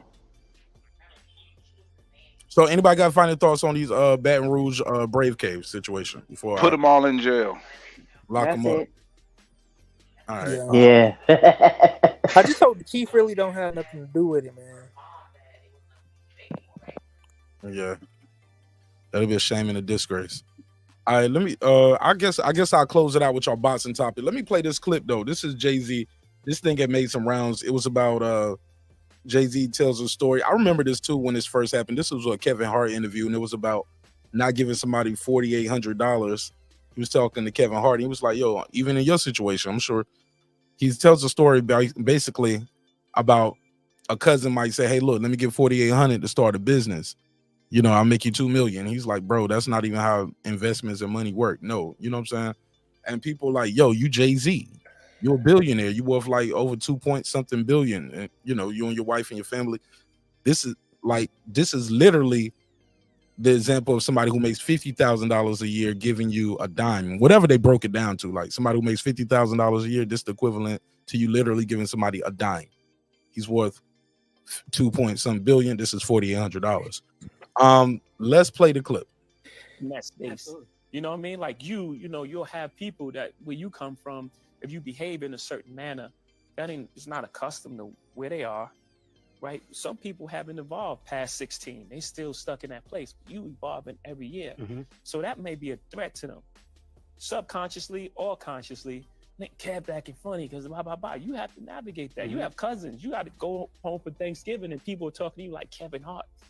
And you going home for solace. You want family. You're going home for peace of mind. You're going home for peace of mind. And they don't give you that. And your cousins, your cousins in your grandma's living room saying, "Yo, man, I got this play. I want to. If you just give me, you know what I mean? 4,800, I could make you 2 million." You like it don't work like that, fam. You got to explain to him like life isn't like that. Money isn't free, and no one's giving out opportunities. If it sounds too good to be true, it's really. And then he like, "Oh, you don't believe in my dreams." Where did he said it don't work like that. That ain't how money work. That it's too good to be true. It's not true. I'm not giving you. I'm not just about to just give. He said opportunities aren't just given out like that. I'm not just about to give you $4,800. And I expect you about to get me 2 million. Like that shit don't even sound right. What do you guys think of that? Man, I agree with him. And so many people ain't nowhere near a billionaire, but it's the 100% facts and truth. You know, people can only see what the product of your hard work is, but they don't see what it took to get there, and they don't have the same acumen to get there. So, like you said, you can, give a man a fish and he'll eat for a day. Teach a man to fish and he will live for. I mean, he'll eat. You know, he'll be able to take care of his family forever or whatever. But people don't want to do that work. All they see is you got it and I want it and you should give it to me. And for whatever reason, I'm entitled to that. And it don't even take like being a billionaire. You know what I'm saying? Like if you tell a family member, I'll give you this money, but I want to write up a contract and I want you to sign it, and there's a certain amount of interest involved in it. Then they're like, oh man, that's fucked up. You could give it to me. Right. Like nigga, the bank won't give you no loan for this shit. Right? You ain't gonna find this shit in a bush somewhere. You got it like that. If you had it like that, you would have it like that. Yeah, but quit looking at me and what the fuck I got, and you look at what you need, and this is the way to get it, but you don't want to do it. And that's just a simple level. That's your cousin, though. That's your cousin. You spend $4,800 on bottles of champagne.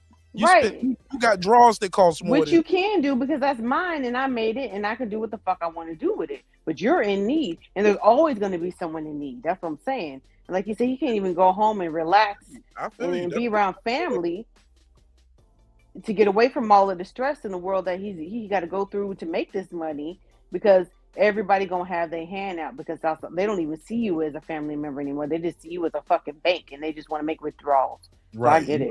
You ain't Sean Carter no more. You're Jay-Z to them.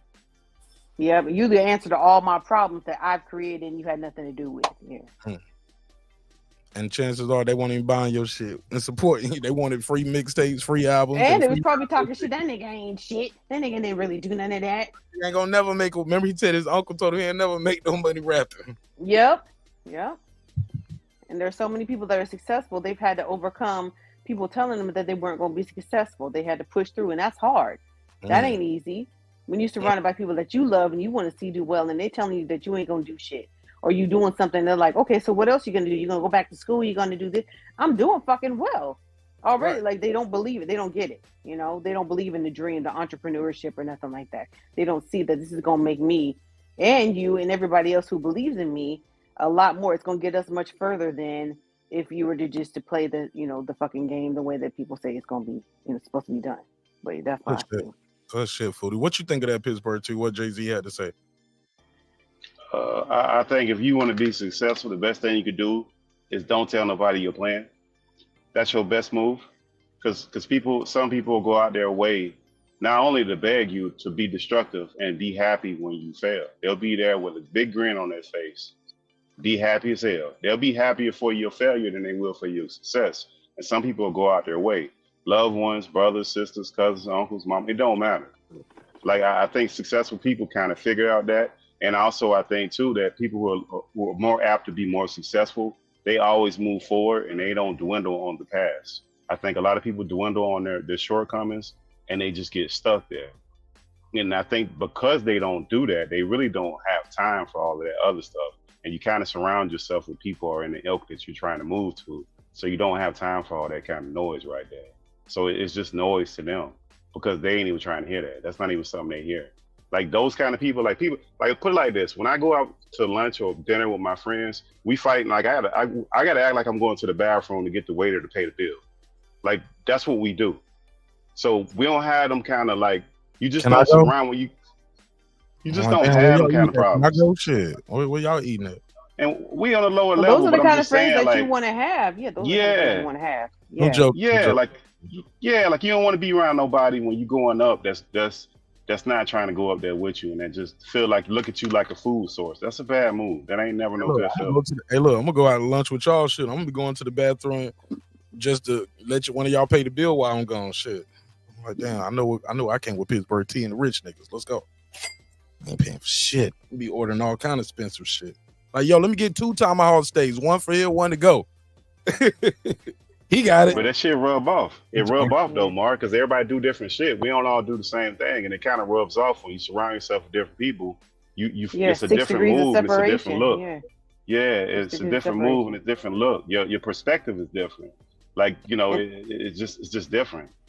That's Jay-Z, and that's what he was trying to say. Is like it don't work like that. You don't take $4,800 and all of a sudden you're just gonna make $2 million. I don't give a fuck how much coke you think you gonna get your hands on.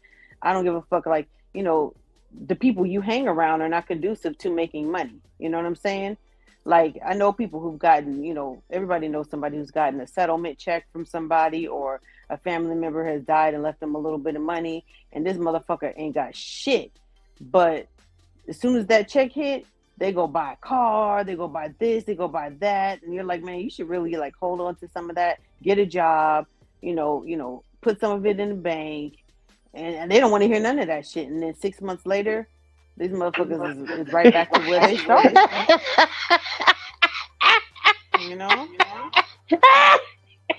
Straight up. Oh boy, I've seen that so many times. I've been there, and I've seen it with a lot of people. They call you a hater. They out there popping bottles, wearing new clothes. This motherfucker didn't even have a job. They don't have a job. Oh, they think that man. $50,000 is gonna last forever. Yeah. Shout out to the errol. Hey man, I did it once. I did it once in my youth, and I thought I was rich, and I was nigga rich. Yep. And you couldn't tell me nothing. It was just like no. And I've seen it happen to so many people. Even in a worse, like a bigger, like way more money, it's just crazy. So yeah, I get it. I get the older it. they get, hold on, I don't know why I'm feeding back. You hear that, Mark? That echo? Yeah. You kind of overtalk Lisa, and that's why it happened. Oh, okay. I'm sorry. Go ahead. I was like, it was just I was young. I get it. No, I don't get it because it was stupid. I didn't listen to people. And I was just acting like I was rich. I was like, oh, let's do lunch. My treat. And all this old bullshit. I was out of control. Oh, let's go get our nails done. Oh, let's do this. Let's do that. And I'm going to just say this. Pittsburgh T, you made a lot of great points because you got to be careful if you want to be successful, don't tell nobody. Because people, there's a lot of, sometimes there's bad negative energy that some people don't want you to succeed. It reminds me of that song, and I'm going to shut this down and pass the baton. Newsy Neighbors. It's an old song by First Choice. It's talking about always asking for favors. And then you tell people you want a Cadillac and they tell you to get a Ford. So yeah. Yeah. They don't want you to, succeed or whatever or have nice things. That's all. Go ahead, Yeah. I say one other thing too. People with bad credit, you can give as much money as you want. You can get that motherfucker $200,000. They'll be broken real quick because you shown a lack of discipline to manage money. And people can get mad all they want and say, "Oh, it's this and that." No, you shown the aptitude not to be. Because I've had bad credit.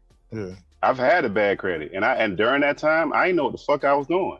That's just being honest, but people won't be honest about it. It take you a while. Look, once you lose it, it take you a while to build it back up. And once you build it back up, you real careful with what you do. That is everything. Yep. 100%. People who got bad credit, you can give them as much money as you want. They ass are seemingly fine. They had this old saying where, like, if they gave everybody in the world, in the United States, the same money, I don't know if you guys heard this, no matter what it is, it don't matter.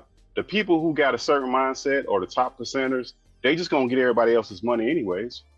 Don't matter. Sound like a scammer, but go ahead. No, I 100% agree. Like that's what I was saying about Jay-Z. Like say you give somebody $4,800, you give one person $4,800, and they'll flip that shit. They'll triple that shit because they're smart and they know how to keep people out of their business and out of their money. They are really disciplined to get themselves out of a bad situation.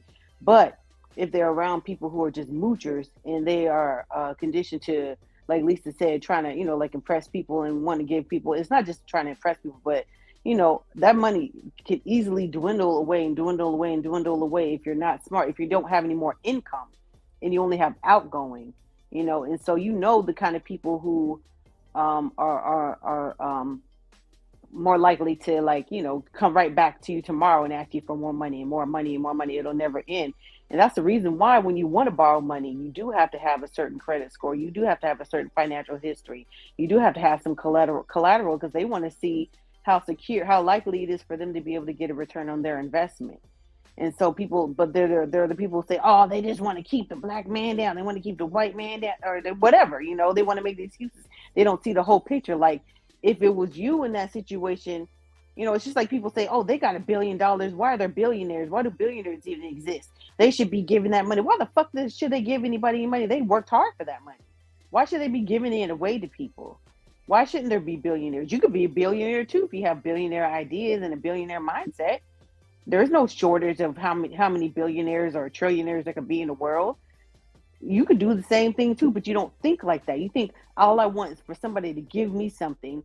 And then, it's just like all the lottery winners. They end up going broke because they're financially undisciplined and they're not smart with their money. So you would be a fool to give somebody your hard-earned money and knowing they're going to be Caller 661, you got the gun. Tell them your name, where you from. Oh, what's up? This is Deuce in Central Cali. What's happening? Talk to me, Deuce. Hey man, I'm very disappointed about what the things I'm hearing on this podcast, YouTube live show. Like, this is one of the essential reasons why black people are in this position we are in today. Like, oh my God, dog, like this nigga's worth billions of dollars and you can't give a nigga 50 cents?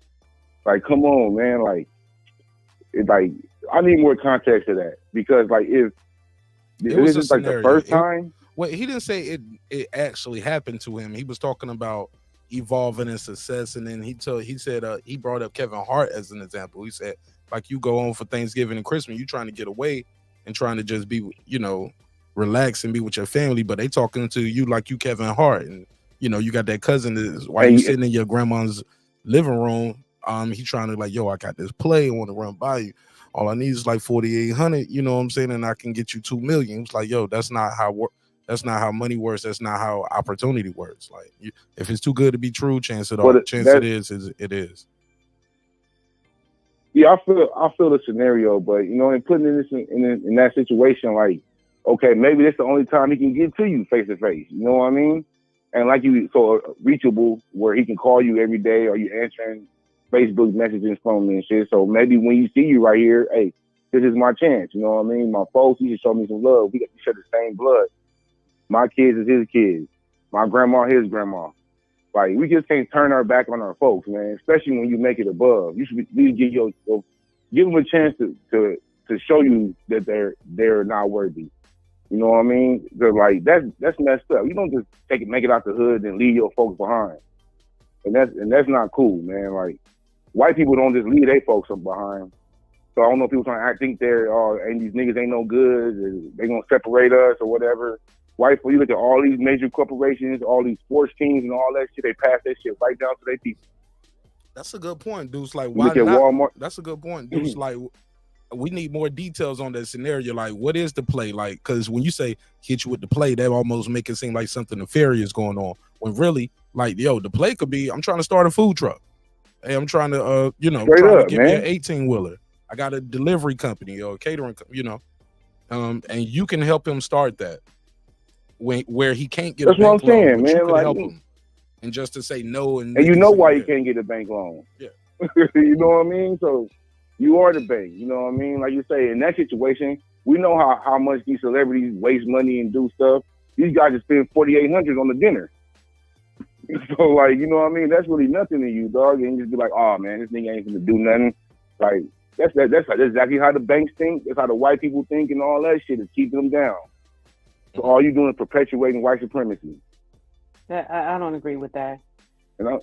I like the energy though. I like the energy. Tell them why I you understand I understand where you're coming from. So this is the thing, that everybody's not built the same. Okay. So first of all, he didn't say he wasn't going to give it to any of his family members. I'm sure his family, his kids are straight, his mom is straight, his sisters are straight. There are lots of people in his family that are doing very well.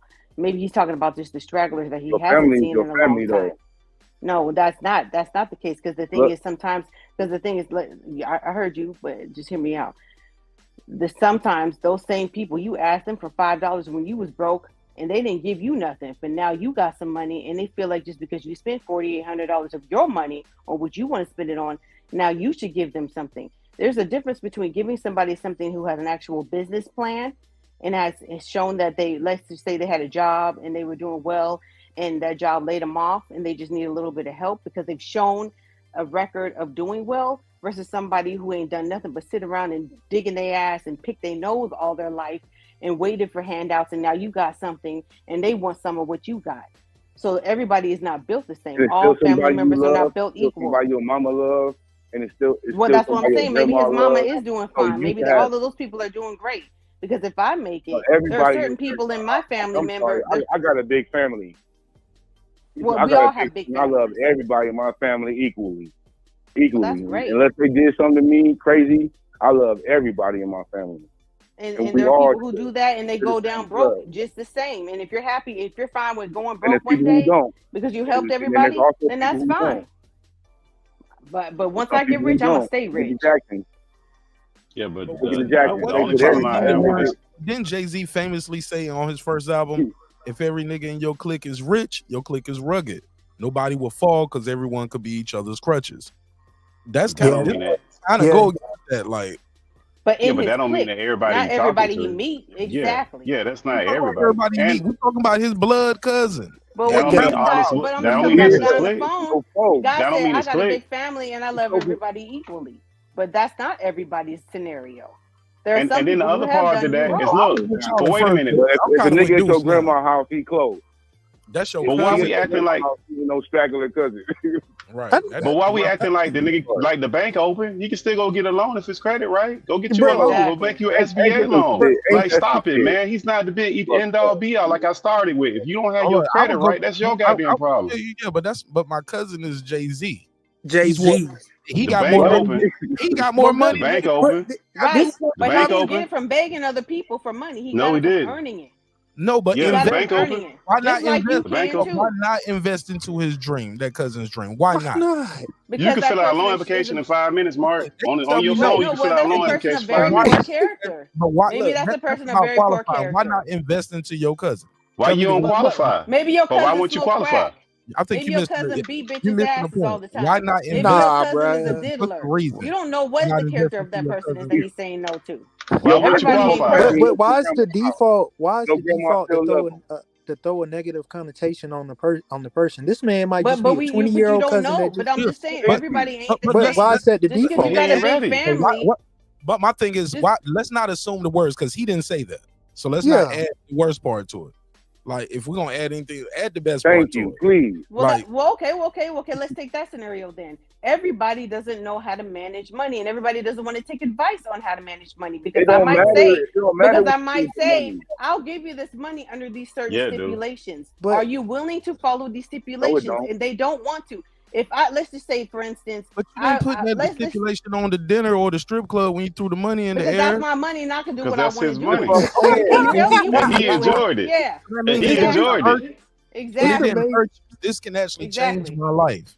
Well, maybe it won't though. Change Maybe my it'll life. make it worse. Maybe you might Man, start that's doing like dope. walking by the bum in front of the store and Oh getting my concerned God, about the who bum in front of the store. We don't do that. Shit always No, a negative We don't care about that. connotation, It ain't no Fuck all bum that. on the Why? street. This is that bum in the street, and at your But you grandmama going house. in the store, you finna buy some extra shit at the store. You gonna buy some extra shit at the store. So the extra shit you buy at the store, get the money to the bum in the street. We so concerned about people like Bro, that. we're Y'all niggas talking ain't about getting no your loyalty, cousin man. at the house on Maybe your Thanksgiving. cousin is a bum. But Okay, maybe your cousin is a y'all bum. keep adding the words. Y'all don't say the bum. She don't say. Bum, But yeah, you're saying, like, but you're saying, well, if he was the best scenario, then this man is an investor. But You bums got but got a story too, though. let me I don't call ask y'all people this. bums, but I'm Let just me ask y'all saying this. they got a origin too. They Let didn't. me They ask- wasn't But you born know like what? that. I've seen people. They've risen, they've fallen, they've risen, and they fall again. But you're not going to fall on my dime. I need you to show me some initiative. It's just I get ridiculous. you. It's Yeah, silly. I got It is, you. but it's Time, literally though. So I'm just That saying, not all 4,800 gonna family make or members. break that nigga. That's Let me- fucked up, man. Let me But ask you y'all grown this. just like me. You grown just like me, and you've had just as much time to make it just like I have. And if I you want know. me to invest in you, you need to We're give me a reputable. reason to invest in you. Now, let You me need to give ask me a y'all. reason. Let me ask y'all this though. That's the problem. What is the That best is the teacher in problem. life? No, Yeah, they but you are the gotta. problem. But They are the problem. They got food all the is saying you gotta come. But food is saying you gotta come. You gotta come in a professional way. You have to have a proposal. This is what I want to do. Why you gotta be Exactly. present yourself like you a Fortune 500 company? Like, come on, bro. Let's stop this bullshit, bro. No, ain't We no done saw- Fortune 500 country. we- No, that's bullshit right there. Don't do take that. words out Well, of Well, my you mouth. talking about That's you not talking what I'm about saying. you talking about $4,800 turning to $1 million. So you have to have Okay, a he might have over proposal. exaggerated. Look, he might have over exaggerated with that. But come on, look, this is the thing with us, bro. What the best teacher in life is experience, and what we tend to do within our community, we rob the younger people. I'm just gonna assume that the guy is younger. We rob the younger generation of having the opportunity to experience failure or success. So why not just give it to them, and then you tell them like, look, if it don't work, you don't come back to me. You take your lessons, you learn, and then once you get some progression or you get some success, then we can talk again. But why do we love to rob each other from the See, opportunity there you of go failure? with the negative. He wasn't going with talking that. about anybody. He was just using an example. That's He what I'm never saying. said that. But if he don't know the money, he's robbing him the opportunity of failure. You don't and know that failure he is- hasn't You loaned don't How's he think that robbing him? Jay-Z probably gave money out to so many people in his family. Yes, lots of people. He's already been there, done that. Maybe, and but he's still a millionaire. Billionaire. It didn't make or break him. yeah, But Yeah, but he don't owe nobody but we nothing. can't tell nobody what to do with their money, Yes, the hell though. you do owe your family something. No, you Yes, don't. the hell you do owe your No, family. you owe your immediate. The only Dad, people you owe is your immediate family. Nobody What the can hell call. you What? do? Stop. When Lisa's talking, everybody gotta be quiet because if not, it's gonna be an echo, and we It's ain't your gonna. immediate family, your wife and your kids and your mother and all that. No, It's nothing wrong. Dad. It's nothing wrong with helping people out. I'm not saying that. He can even offer on an alternative or whatever. Here, listen, you can work for me or whatever to get the money. That's a solution. Right? Right. Or you can hit them. I like what Foodie said. Or worst case scenario, I've seen people do like this. I give you this once, but you can't never ask me for nothing else again. Right. I just said. You get what I'm saying? That's cool too. You know what I'm saying? That's But cool. don't But you at least owe your family the chance to fail. And that's what I agree with what part Deuce said. I gotta agree to some of that to a point. Can't believe I just said I agree with Deuce times for the case on. Somebody mark this one. Who's about to be the It's a classic. new year. Yo, what happens a lot of times in other cultures, I'm gonna just say this. They hire people that ain't qualified, didn't go to college. We'll just teach you how to do the job. And they'll just hire their family. They just give them the job. It's called nepotism. It happens all the time. You went to school, you went to all the steps to get this, like Pittsburgh T was saying. You went through all the steps to get it, but somebody else walk in that bank and get the loan just because they look a certain way, or they know somebody, or they get the job, or they get this last slot at college just because their grandparents went to the college. Or like nepotism happens in our culture like all the time, especially in other cultures. The world is built on like nepotism. why do we and thinking back on what he said, what I didn't like is he said that's not how opportunities work. Like, why? What you mean? You can't just give me an opportunity? Yeah, bro. I get that's not how money works, where you ain't going, I'm gonna give you 4,800, you're gonna come back with 2 million. I get it. Could be some hyperbole there. But when he said that's not how opportunities work, what you mean? Well, Mark, first of all, opportunities are given all the time. People are opportunities. Yeah, no, but sometimes, but opportunities don't always end up in success. There are companies that they do practice nepotism, and they run the company right into the fucking ground. Everything that generations of families have built, that one kid that you do, they fucking run that shit right into the fucking ground. So it's not always the best decision, but that's their choice to do that, right? But that's their choice to do that, though. So I'm not even talking about them. What I'm saying is this: to a rule, Foodie, all the time. But yes, you're I'm right. not gonna let you run my shit into the ground. Like you're right. Exception to the rule. I'm sure that has happened somewhere. There is, just like there's an exception to the lot rule. of Like places, for instance, but it's more but majority of the world that I see them running. These people been running it since they've been running it. The Rothschilds been running it. But you know what they do? They give them a very non-essential job to run in the company. They know they're going to continue to make money. Whether this person, but who cares? But they know that they're not going to lose any money by letting this person you got them have a job. But Jay-Z was doing that to do the cousin, or Kevin Hart and Jay-Z was doing that because one have to ask for 4,800. But you don't know that But they they ain't haven't, asking and they for no haven't job. fucked it up. Yeah, but they're not asking for a job, Mark. And then second part is like, look, the other part of that too. Look, like Warren Buffett, right? It's well known that people want to have lunch with that man. They pay $1 million to sit down and have lunch with him. Who they pay? We got this mindset. Just because somebody slow down. Huh? Warren Buffett charges people $1 million to have lunch with him. Yes, I've never heard that. Look it up. Look it up. Look it up. But I'm sure he ain't charging his family. But I'm sure he ain't charging look it up. his family. But they're not. But you're not his family. But the point I'm making is, we always want something for free of value. We want people to give us their lines and their works for free, and we feel like we entitled to get that. There's no entitlement to get people's work like that. If they want to do it, they offer to do it. Great, but there's no entitled to do that. You're not entitled to your family. You're not entitled to anyone but God Himself. You're not entitled to anybody. You're entitled to your family. But you're not. That's our problem. And they're not entitled to me either. Big mama dinners on Sunday. And that's what I tell my kids. My kids are not entitled to me. Problem. My children do not have to look out for me. My children they have to look out for themselves. I'm sorry. Hope my kids look out for me. I don't want to be in no nursing home when I'm. I won't need them to because I look out for myself. That's the thing, though. I won't need them to. I set myself up for success. You care. I don't care. Look, what I'm saying is this: there's a difference between asking somebody for food, and there's a difference between asking them if they can have a job so that they can earn some food. You see what I'm saying? Can I sweep up the store after everybody closes so I can earn my meal? But when or can you just give me something because you got a store full of stuff and you can afford it? That's bullshit. It's a different mindset. It's a different mindset. So I'm going after the people who want to earn it versus somebody who's looking for me to give it to them. And chances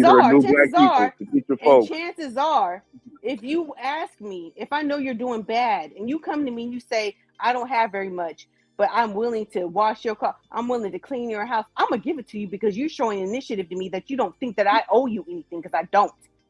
You want to earn your way in life. I don't think the cousin's saying and you might be willing to learn something. I could teach you. I could teach you how to be rich. If you are willing to learn. I don't believe the cousin is saying that Jay-Z owe him anything. Like, what we got to understand, anytime in life when you're given the opportunity and you didn't create it yourself, you basically is giving a line of credit. So what he asking his cousin Jay-Z, he's asking him for a line of credit. Give me the opportunity to go out here. Like I said, even like you said, with every opportunity, success is not guaranteed. But regardless if it's success or failure, it's a lesson within both of those in both of those. So give that young man or that person the opportunity to take a lesson and possibly change his life. What is so I don't get the stigma with helping a family member. I mean, if I now you're jumping to assumptions. You accuse me of jumping to assumptions, but you're assuming that he hasn't given this person an opportunity that they fucked off. But how we know? Asking more. We're just at sometimes when you're rich. Sometimes when you're rich, people look at you at the never-ending. Well, you got it. You spent $3,800 on your shoes. You can give me some more. What does it matter that I fucked off $5,000 that you gave me? You can give me some more because you owe me and you're entitled, like the person on the phone is saying. But I think that's a mentality that we like to paint. That's not what I'm saying. That's a mentality we like to paint that brush with everybody in our family. Look at Jay-Z and Dame Dash. Thank you, like that. Look at Jay-Z and Dame Dash. They were both very rich men. They ain't family. They're both very rich men. They both made money together. But Jay-Z has done well, and Dame Dash is still sitting there bitching and complaining about days of old. He had the same opportunities that Jay-Z did, but Jay-Z has done what he's done. They sabotaged that nigga. Okay, well, whatever. You're gonna play you want to have a victimhood mentality, and there's nothing anybody can say. But sabotage him with a bucket of cash because when he left, he got paid. Look, but he got paid when he left, dude. Yeah, he got paid when he left. He got paid. I'm gonna say this. So he got sabotaged. But could I say this? Hey, could I say this? Could I say this? Go ahead, you gotta understand this. Whether I like it or hate it, Jay-Z left some of the people that he was with to get to this next level. Whether I agree with it, I could hate it or love it. But these was people that he couldn't take to where he was going and where he is now. It's fucked up. It's fucked up. What I'm saying is it may. That's the way life works sometimes. Yeah, it's fucked up. I'm not saying that it's right or wrong. Go ahead, Lisa. Let Lisa finish because No, that's okay. No, I'm just saying it may not be, but Dame was paid a handsome severance pay from Def Jam. He even got like a position that he didn't really do nothing with. But I'm just saying. Fair enough. Go ahead. Right. Go ahead, Deuce. No, I'm saying this is my last statement. I gotta go, bro. My basic thing is if that little change wasn't gonna make or break you, you know that shit ain't gonna make or break you. You ain't got this last 4,800 in the shoebox. It's your last meal. It gotta last you, bro. You know you can show this nigga some love. Whether it's a loss or end up being the game, it won't make or break you. So what would it hurt helping your folks? Somebody that your grandma take care of, or somebody your grandma know, somebody that your mama love, your great granddaddy used to love. You got the same blood, man. If he ain't never did nothing wrong to you, I don't see what's wrong with showing your family love. He ain't never beat your mama up or beat your grandma up or kick down your sister. He ain't never did nothing like that. He's just another one of your family members he just holding on, trying to do his thing. Yeah, trying to do his thing. You know what I mean? Why not show that nigga some love? At least one time, right? The kind of person I am. One time, right? Yeah, one time. The kind of person I am, you have to burn me first as being my family. Nigga on the street, something different. But my family, somebody I grew up with, somebody used to be at grandma's house together with, yeah, you have to burn me before I can just cut you off. Right, and it's levels to it. I'll yield at that. Yeah, and Deuce, I feel you because it's levels to it. It's not like I'm gonna let every cut. Now, that don't mean I'm gonna let him move in my house because he's homeless right now. Like, hold on, nigga. There's other niggas in his family you can stay with. Jay-Z, I sleep on you. You and Beyonce got a whole bunch of couches. Let me just sleep on the couch for the weekend. Why not? Yeah. Like no, homie. I put you up in a hotel, give you a room. Like, let me find out what's going on. Why you can't stay? Why you ain't at your mama house no more? Like, because I got family members right now and we close, but they just can't move into my crib. Right, but when I was saying that, you guys didn't see my point of view with that. It's levels to it. You didn't see the levels when I was talking about it because, like I said, everybody doesn't deserve the same amount of generosity that you give to certain family members. You said I got a big family and everybody, and I'm entitled, and he's got money. He spent $4,800 on. No. Fuck all that shit. Everybody doesn't deserve to benefit from that one chance, even because you don't even know this person. But How do you don't know your family member, bro? Can I just caveat real quick? Go for it. Real quick. If he's close enough, if he's cool enough to be at your grandma's house at Thanksgiving dinner, I'm pretty sure he's cool. I got cousins that he might be straight out of prison or might be right straight out of the rehab. Grandma used to let everybody come to her house. Right out of the rehab. Bullshit. Grandma let everybody there. He used to steal meat out the freezer and go rock it off. And right. So grandma was still letting him come. Grandma's not old. Grandma got a big heart. Grandma sometimes doesn't have discernment, and that's the reason why she's grandma trying to go to heaven, man. Shoot. Right. But still, man. Nah, but also though, that maybe stealing meat out the freezer isn't that big of a deal when it comes down to it. Now, if he's stealing money out the purse and selling, it is if that's the only thing that you got in the freezer. Bottom line is, why should I trust somebody who's stolen something? Bro, why are we throwing? I can't understand how we keep. I don't understand how we keep throwing negative behaviors. Because what you're not understanding what you're not understanding. What he asked. He said, "Why we keep going to the negative?" Yeah, and because we have a lot more life experience than you have, and some of us have been in a position to help people, and these are the things that have happened, and it's not always negative. I'm not saying that everybody's negative. What I'm saying is that sometimes there are people that you can help, and sometimes there are people that you know that you cannot help, and you don't need to be burned by everybody. I don't need to eat a shit sandwich. I don't want to eat shit sandwiches. You have discernment. Fuck that. By your premise, by your logic, you're saying, why don't you try a shit sandwich with me? If you like it, and if you don't, then you'll be fine. I don't see how you would equate. I don't see how you would equate helping a family member to eating the shit. I think that mentality right there is the problem. We always, like I keep saying, when it comes to helping another black person, this when you start seeing all kinds of things. And now you're bringing race into it, bro. That's what it is, bro. I don't saw these same artists, the black community, right? These same people. I've seen. Listen. There are rich white people. Listen, hold on. How you gonna go there about black people? Do you know that most billionaires are not going to leave any money to their children? Do you know that Bill Gates is not going to leave any money to his children? Bill Gates don't have no money. No. You're right. They don't leave the whole. They don't leave their whole fortune. They're not leaving any money to them. You know why? Because they've given them the tools to succeed, and they expect them to use those tools. They give a high percentage of everybody. They give a high percentage of it. I didn't say everybody. The Rothschild in the family. Like Rothschilds don't even have no fucking money. Budweiser. You don't need money when you have resources. Teams keeping it exactly. But this is my thing. Hold on, before you go further than that. This is my thing. Like I said before, the parable that I used.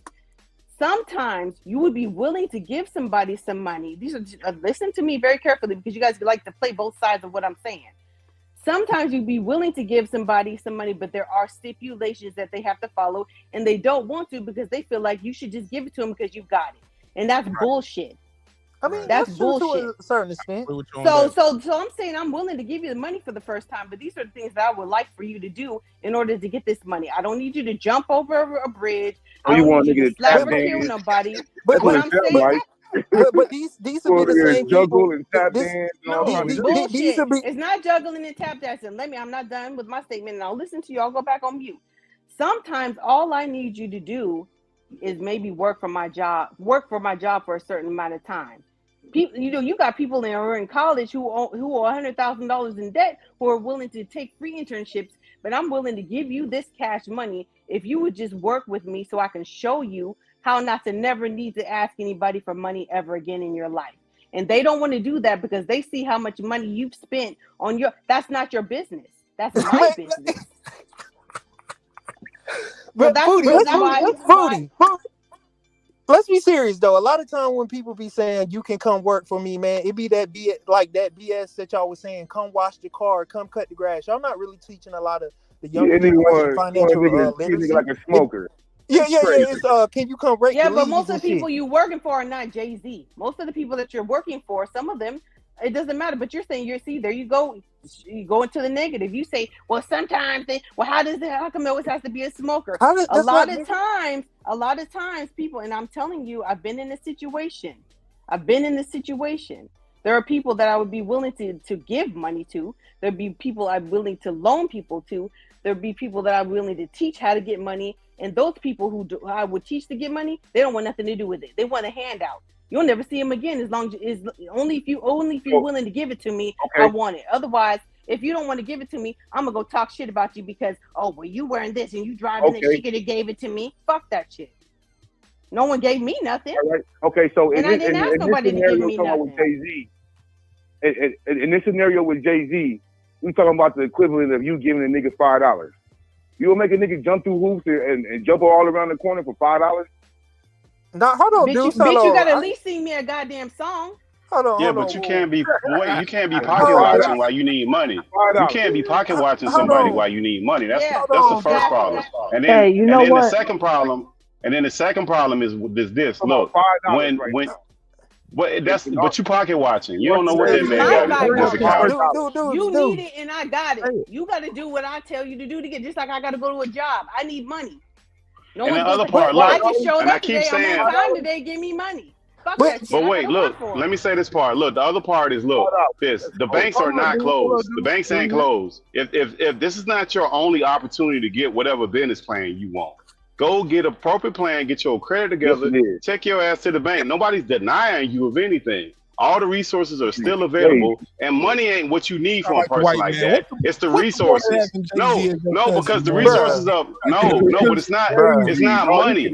It's not the money. It's not. Would it be more important for him to set him up with an agent or with a planner? Would it be more important or give him some fucking money? Which will be more important? So capital is no longer. What's the question? What was the question? What's up, Dion? Which will be more important, the money or him setting up with him in the line of field in the sight of somebody who can help, who actually help him? Is it the money or that? Because he got a bunch of resources other than money that he can point in the direction of. It's the money. Man, It's the capital, bro. Be the rapper. I want to have my food truck. I need $4,800 for the food truck, nigga. Why you can't go borrow the money? Nigga, can you even cook? Can you drive? I know. I'm gonna be the biggest peanut butter and jelly food truck in New York City. Let's get it. When that meme was going around about Jay-Z, if that's the case, I might as well take a step. And if it makes a break, flush it down the toilet. Then wait. I might as well do that because I got it. I can do that. No. How well did I work for Adrian Bronner? We talking How about well did I work for Adrian Bronner? Look, Adrian Bronner. If you had to invest, Adrian Bronner is a different case. In some of his cousins instead of flushing money down the just because he got it, he should be able to just win it, right? But Jay-Z, and then if the money floats back up to the top of the toilet, then he won, right? Okay, but Jay-Z is contradicting himself because he was the same one when that meme was going around. He was like either $250,000 or a dinner with Jay-Z. He was telling you to take the money. So why not give your cousin the money and give him the opportunity, the bill. But you're assuming that he has never given his cousin the money. The little amount of money it is. The thing is this though. Jay-Z is not new. Listen, the thing is this. Jay-Z is not $4,800 to me. Like I might have to come look for y'all niggas if I don't get my $4,800. I'm coming to murk somebody. Right. Jay-Z's not. Jay-Z is. I'm like, I nigga, I be throwing my whole life away for that $4,800. But for him, that's literally like a dime. Jay-Z ain't new to giving people money. He knows how it goes. He knows how it goes. Y'all assuming he ain't never gave nobody no money. Just like I said, there's like if I had money, there's a certain amount. There's a certain $1,000 giving away a dime. Foodie. What? Yeah, but Mark, he might be cash broke. Mark, he might be cash broke. That's the other part of that. We always looking at this stuff like we go on our bank account. We get wait, time out. Because look, money is not the same for other people, man. Like look, a lot of people walk around with no actual money. They don't actually have money. They got money. Like what they do. That's neither here nor there. We're assuming. No, I'm just saying like money and he doesn't want to give it. Now you throwing in. Thank you. I'm with Foodie right there. I just want to assume that. There's the thing. That, if you have $1 billion, if you have $1 billion, you at least got 50,000 liquid cash. So I don't give a fuck about all of that. Right. Yeah, you don't have $1 billion. You don't have $1 billion of liquid cash, but you got at least 50 to 100. And this is another factor though that we're not touching on. A lot of times we don't like to see each other win unless it was our plan that made them win. So a lot of times we take it personal if we're gonna fund something, but it's not gonna be our personal plan that's gonna be executed. So no, that's usually far from the case. But even if that were the case, he has the right to do that. Bro, why not let wait, how you gonna tell another? But why not? Because it's his money. Okay, we understand that his money, but bro, it's equivalent, bro. That 4,800 is equivalent. But it doesn't matter though. You didn't earn it, so go somewhere else and get it. Then, if you don't like my stipulations, go somewhere else and get it. Because this is the thing. There's not a thing on this earth that somebody can say no to me that I can't find a yes for. Hold on, Lisa. Mute your mic while she's talking, and then we'll come back to Lisa. Yeah. All right, go ahead, Foodie. Like I said, if I don't like someone's certain stipulations, if I'm working for a job and I don't like if I ask them for something and they don't give it to me, guess what? I could go find it somewhere else and I'm going to find that shit because I have determination. If I don't like your no, I'm going to find somebody's yes. And if you don't have that kind of determination, then I just proved the point that I shouldn't have given it to you in the very beginning.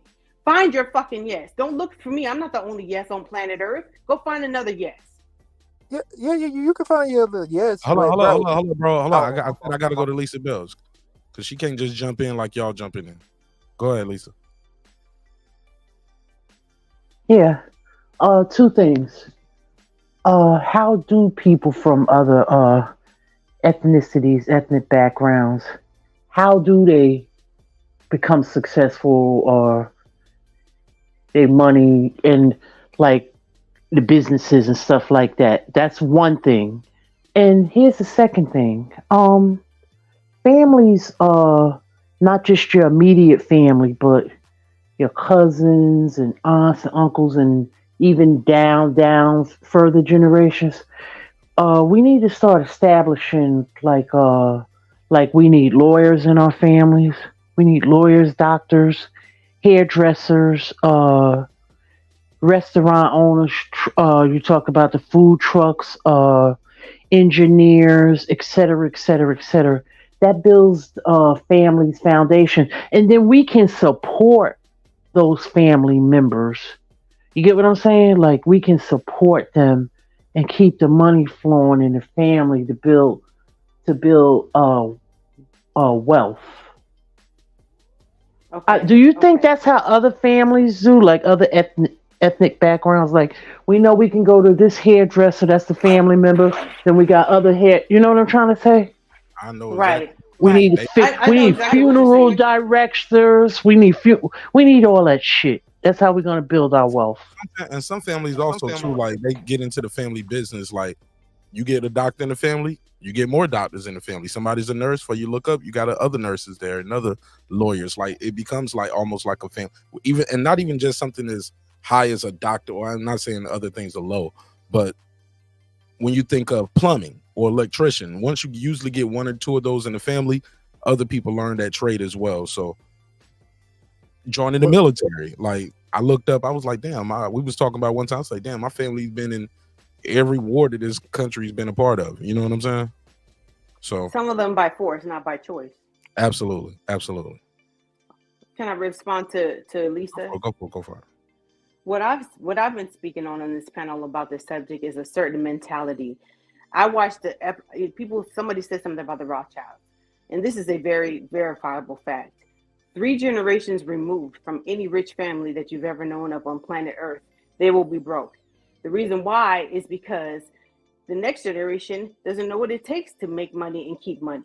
And then the next generation, they have kids and they don't know what it makes to money and keep money. They've always had it. They've never had to work for it. They don't know what it feels like to have a growling belly. And therefore, they just fuck it off and fuck it off and fuck it off.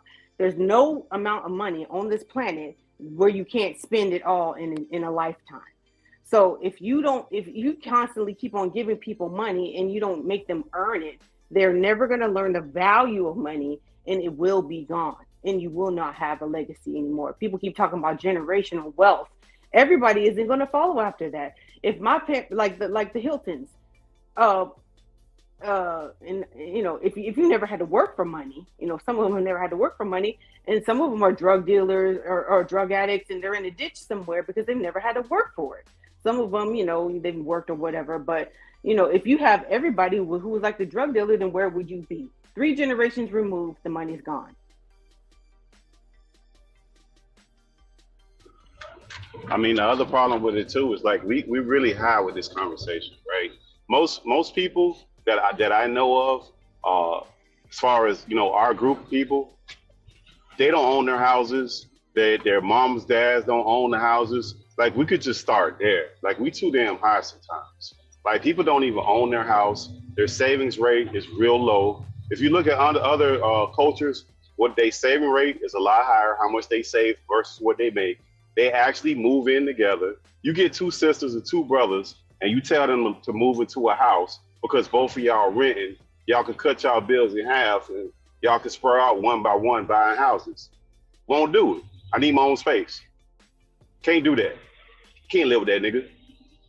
So some of the things, the sacrifices that we say we want to do, we don't really want to do those things. We just feel like somebody's supposed to just hand us, and in this way, ain't nobody handing you anything. That's just not how any of that stuff works. You can't help everybody. Like somebody said, sometimes you got to leave some people behind in order to be successful. Everybody's not going to have the mindset of success. Some people are takers. Some people are just going to be givers. And that right there, that dynamic right there is not going to be moving forward. Everybody's got to be a giver. Everybody's got to contribute to the pot, but it's impossible for that to be. It's impossible for that to be. Sometimes you won't get blessed because God says, I need you to let this person go. No, but they ain't got nothing. They ain't got nothing. No, I'm not going to give you what your destiny is because you won't let this person go. They're going to drag you down. And so you've got to choose between your destiny and what I have for you and this person. Which one is it going to be? The people that hold on to that person, they don't make it.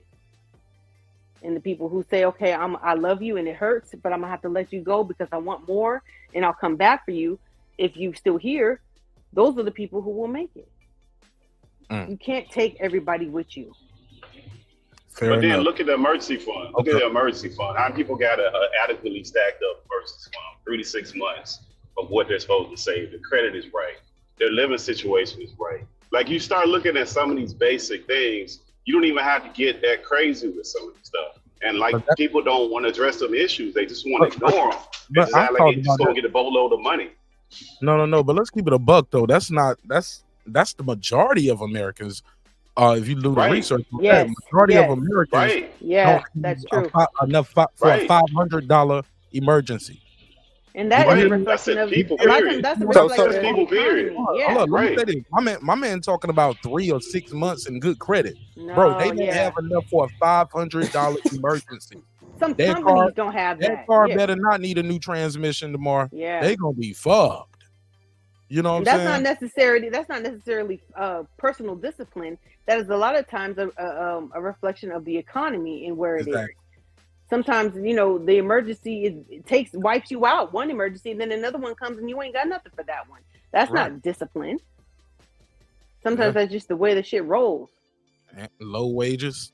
Yeah. They shortening down your natural disasters. Insurance scams and motherfucking you paying all this insurance and then when you need it, they won't give it to you. I don't even want you to have a pension at these jobs no more. Yeah. You can work. You depend on working a long time. You work with a company for years, and at the end of it all, you get a pension.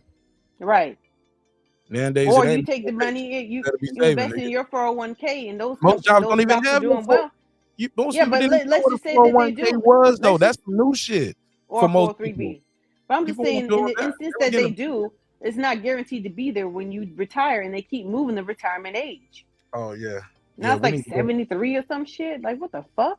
We need to start doing like France over here. France went in, start tearing some shit up. They raised their shit up about 1 or 2 years. We can start tearing some shit up. But we can table this one here, and we can revisit this at another time. We got some boxing going on tomorrow. Let me get some predictions on this, and we can close this one out. This was a good show tonight, man. Sometimes the numbers don't always reflect how good the content is in real time, but then I'll look up a couple days later, and I'll see the comments or people are watching the videos from later, and I appreciate that, man. There's some lot of good gems. There's a lot of gems in here. So I might need to chop some of these segments up, man, because this was some good shit tonight. We got 2 fights going on tomorrow. One in the UK. We got Laura. I'm sorry, not Laura. Laura's who Woods got his title back from. We got Lee Woods coming off his win over Lara, getting his title back. and he's going up against Josh Warrington. How y'all see this fight going? Who y'all got? I'm not interested. Go ahead. I knew that was coming. Oh, this is a great fight. Yeah, it's gonna be I'm looking forward to this fight. I got Lee Wood. They both been in some wars. But yeah, this is gonna be a good fight. Decision KO. Lee Wood, maybe a late stoppage. Okay. Who else got this fight? Who said she ain't feeling this one? Like that, unbiased fan. What you guys think of Lee Woods versus Josh Warrington? It's going down. It's a daytime fight tomorrow. It's gonna be in the UK, so it's gonna be a daytime fight. So we get boxing all day tomorrow. Lee Wood split decision. You think Josh Warrington gonna make it scrappy, huh? Yeah, it's gonna be closer. You know, or it won't be as close, but the scorecards will look closer.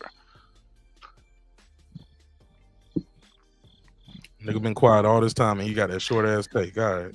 Well, bro. I mean, look, bro. I've been quiet because you know I'm at work. I've been listening. The conversation's been great. I'm teasing. Go ahead like that. Who you got? Same as Foodie. I ain't here. Yo, never heard of it. All right, what about Gilberto Ramirez?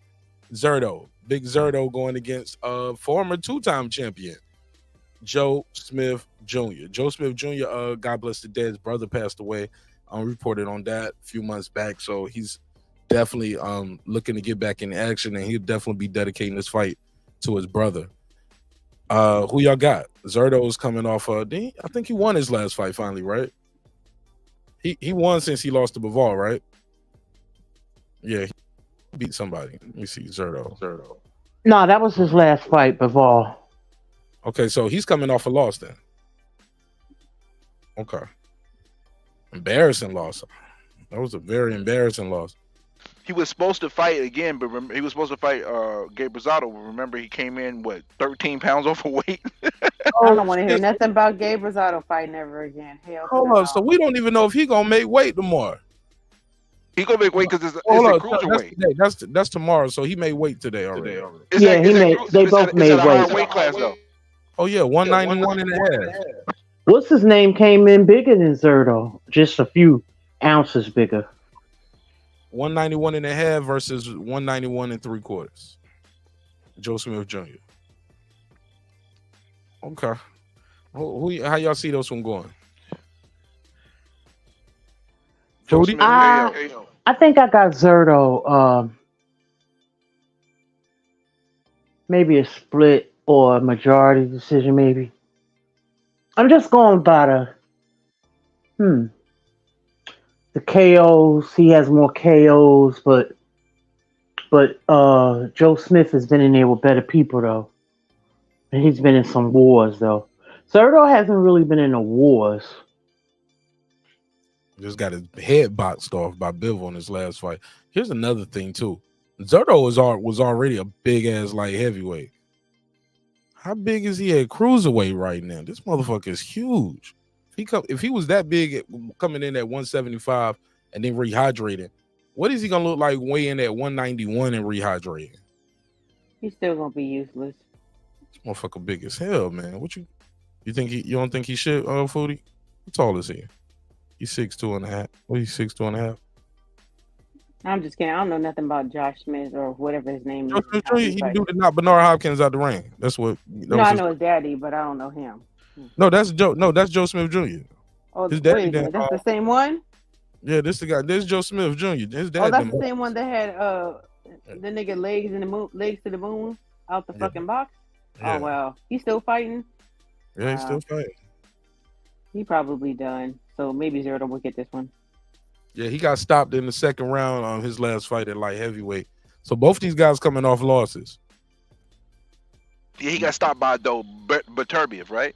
Correct. In the second round. Smith by knockout. You got Smith beating Zerto. Okay. What round, bro? What round? Round 7. Okay, Brim got him in 7. Got him in 7. Anybody else got a pick on a knockout? What you say, Lisa? You got Zerto by stoppage like that. Who you got? You know these guys familiar?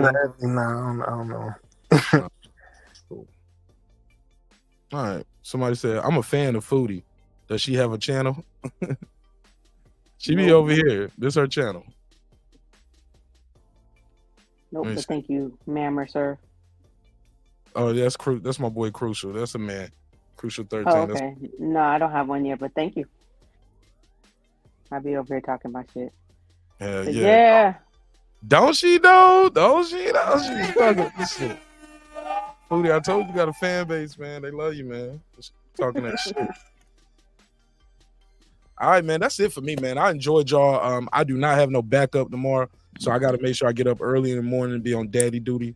You know, the kids gonna be up early on Saturday morning, man. On their cereal, their cartoons. Well, my daughter be like, "My iPad, I need my iPad." I was like, "Ain't even no iPad. You got like a tablet. You got like a Samsung tablet out here capping like an iPad. My iPad. Like, who told you that?"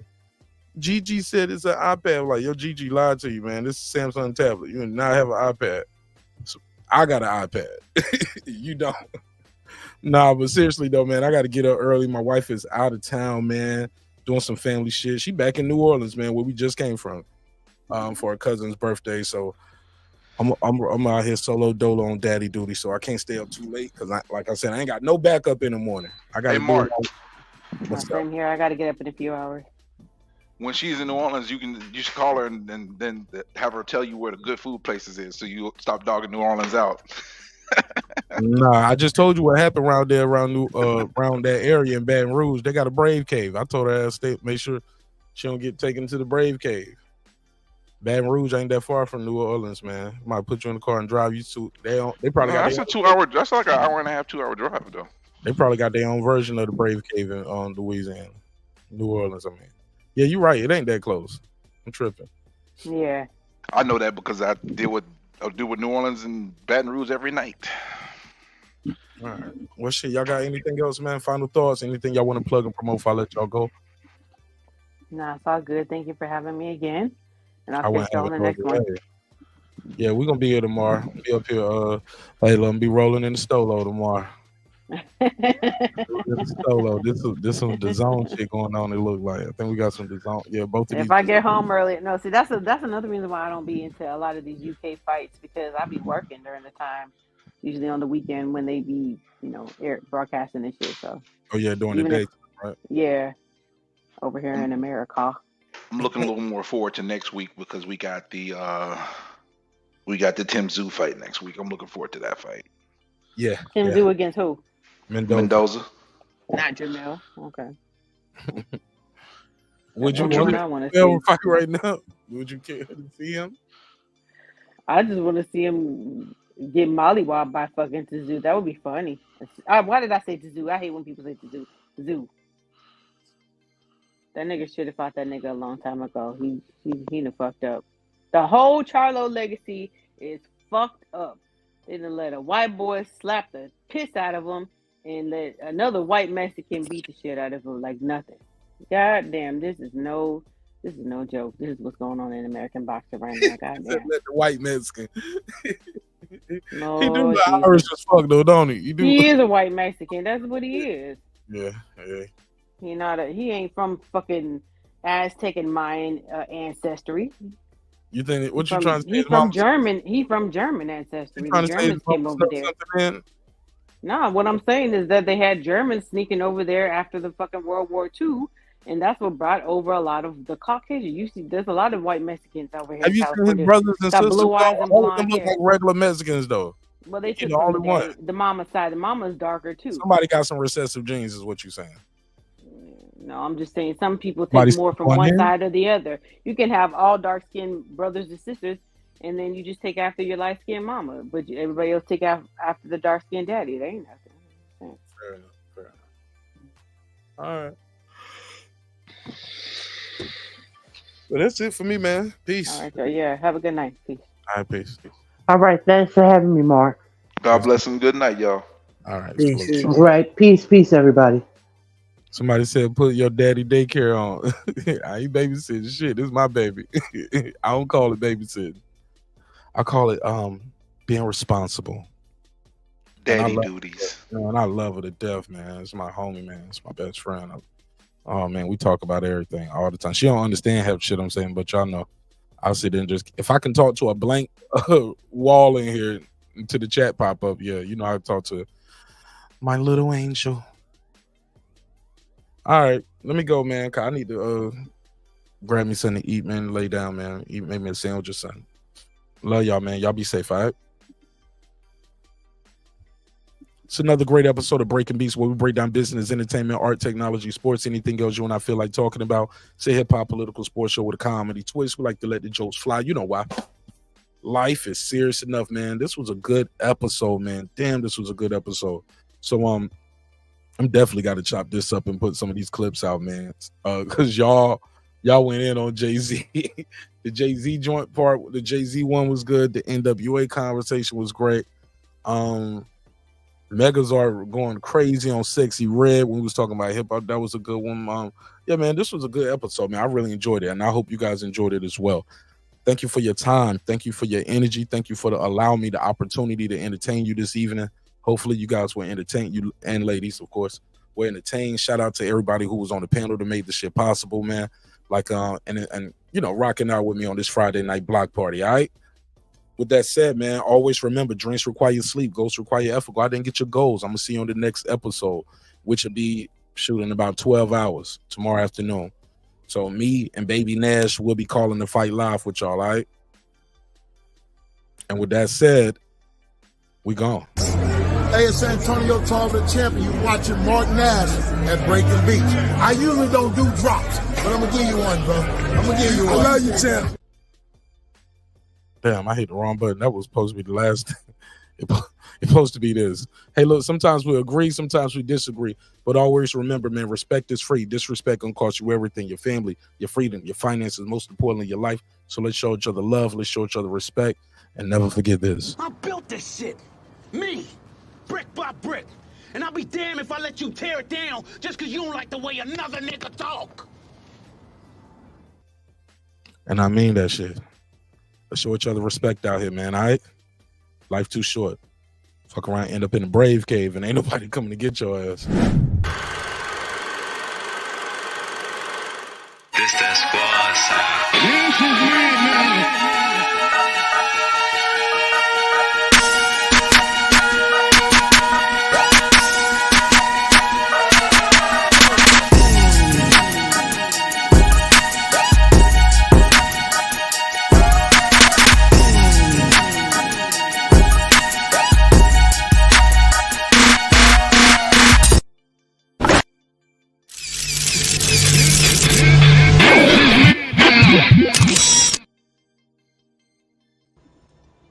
Subscribe. I don't care how many subscribers he has. Support him. So he made all this possible. He made this possible. Nah, Dr. Mark, God made this possible, and so did viewers like you. I'll see y'all later on today when we cover Lee Woods versus Josh Warrington, as well as Joe Smith Jr. against Gilberto Zurdo Ramirez. Should be a good one. Peace.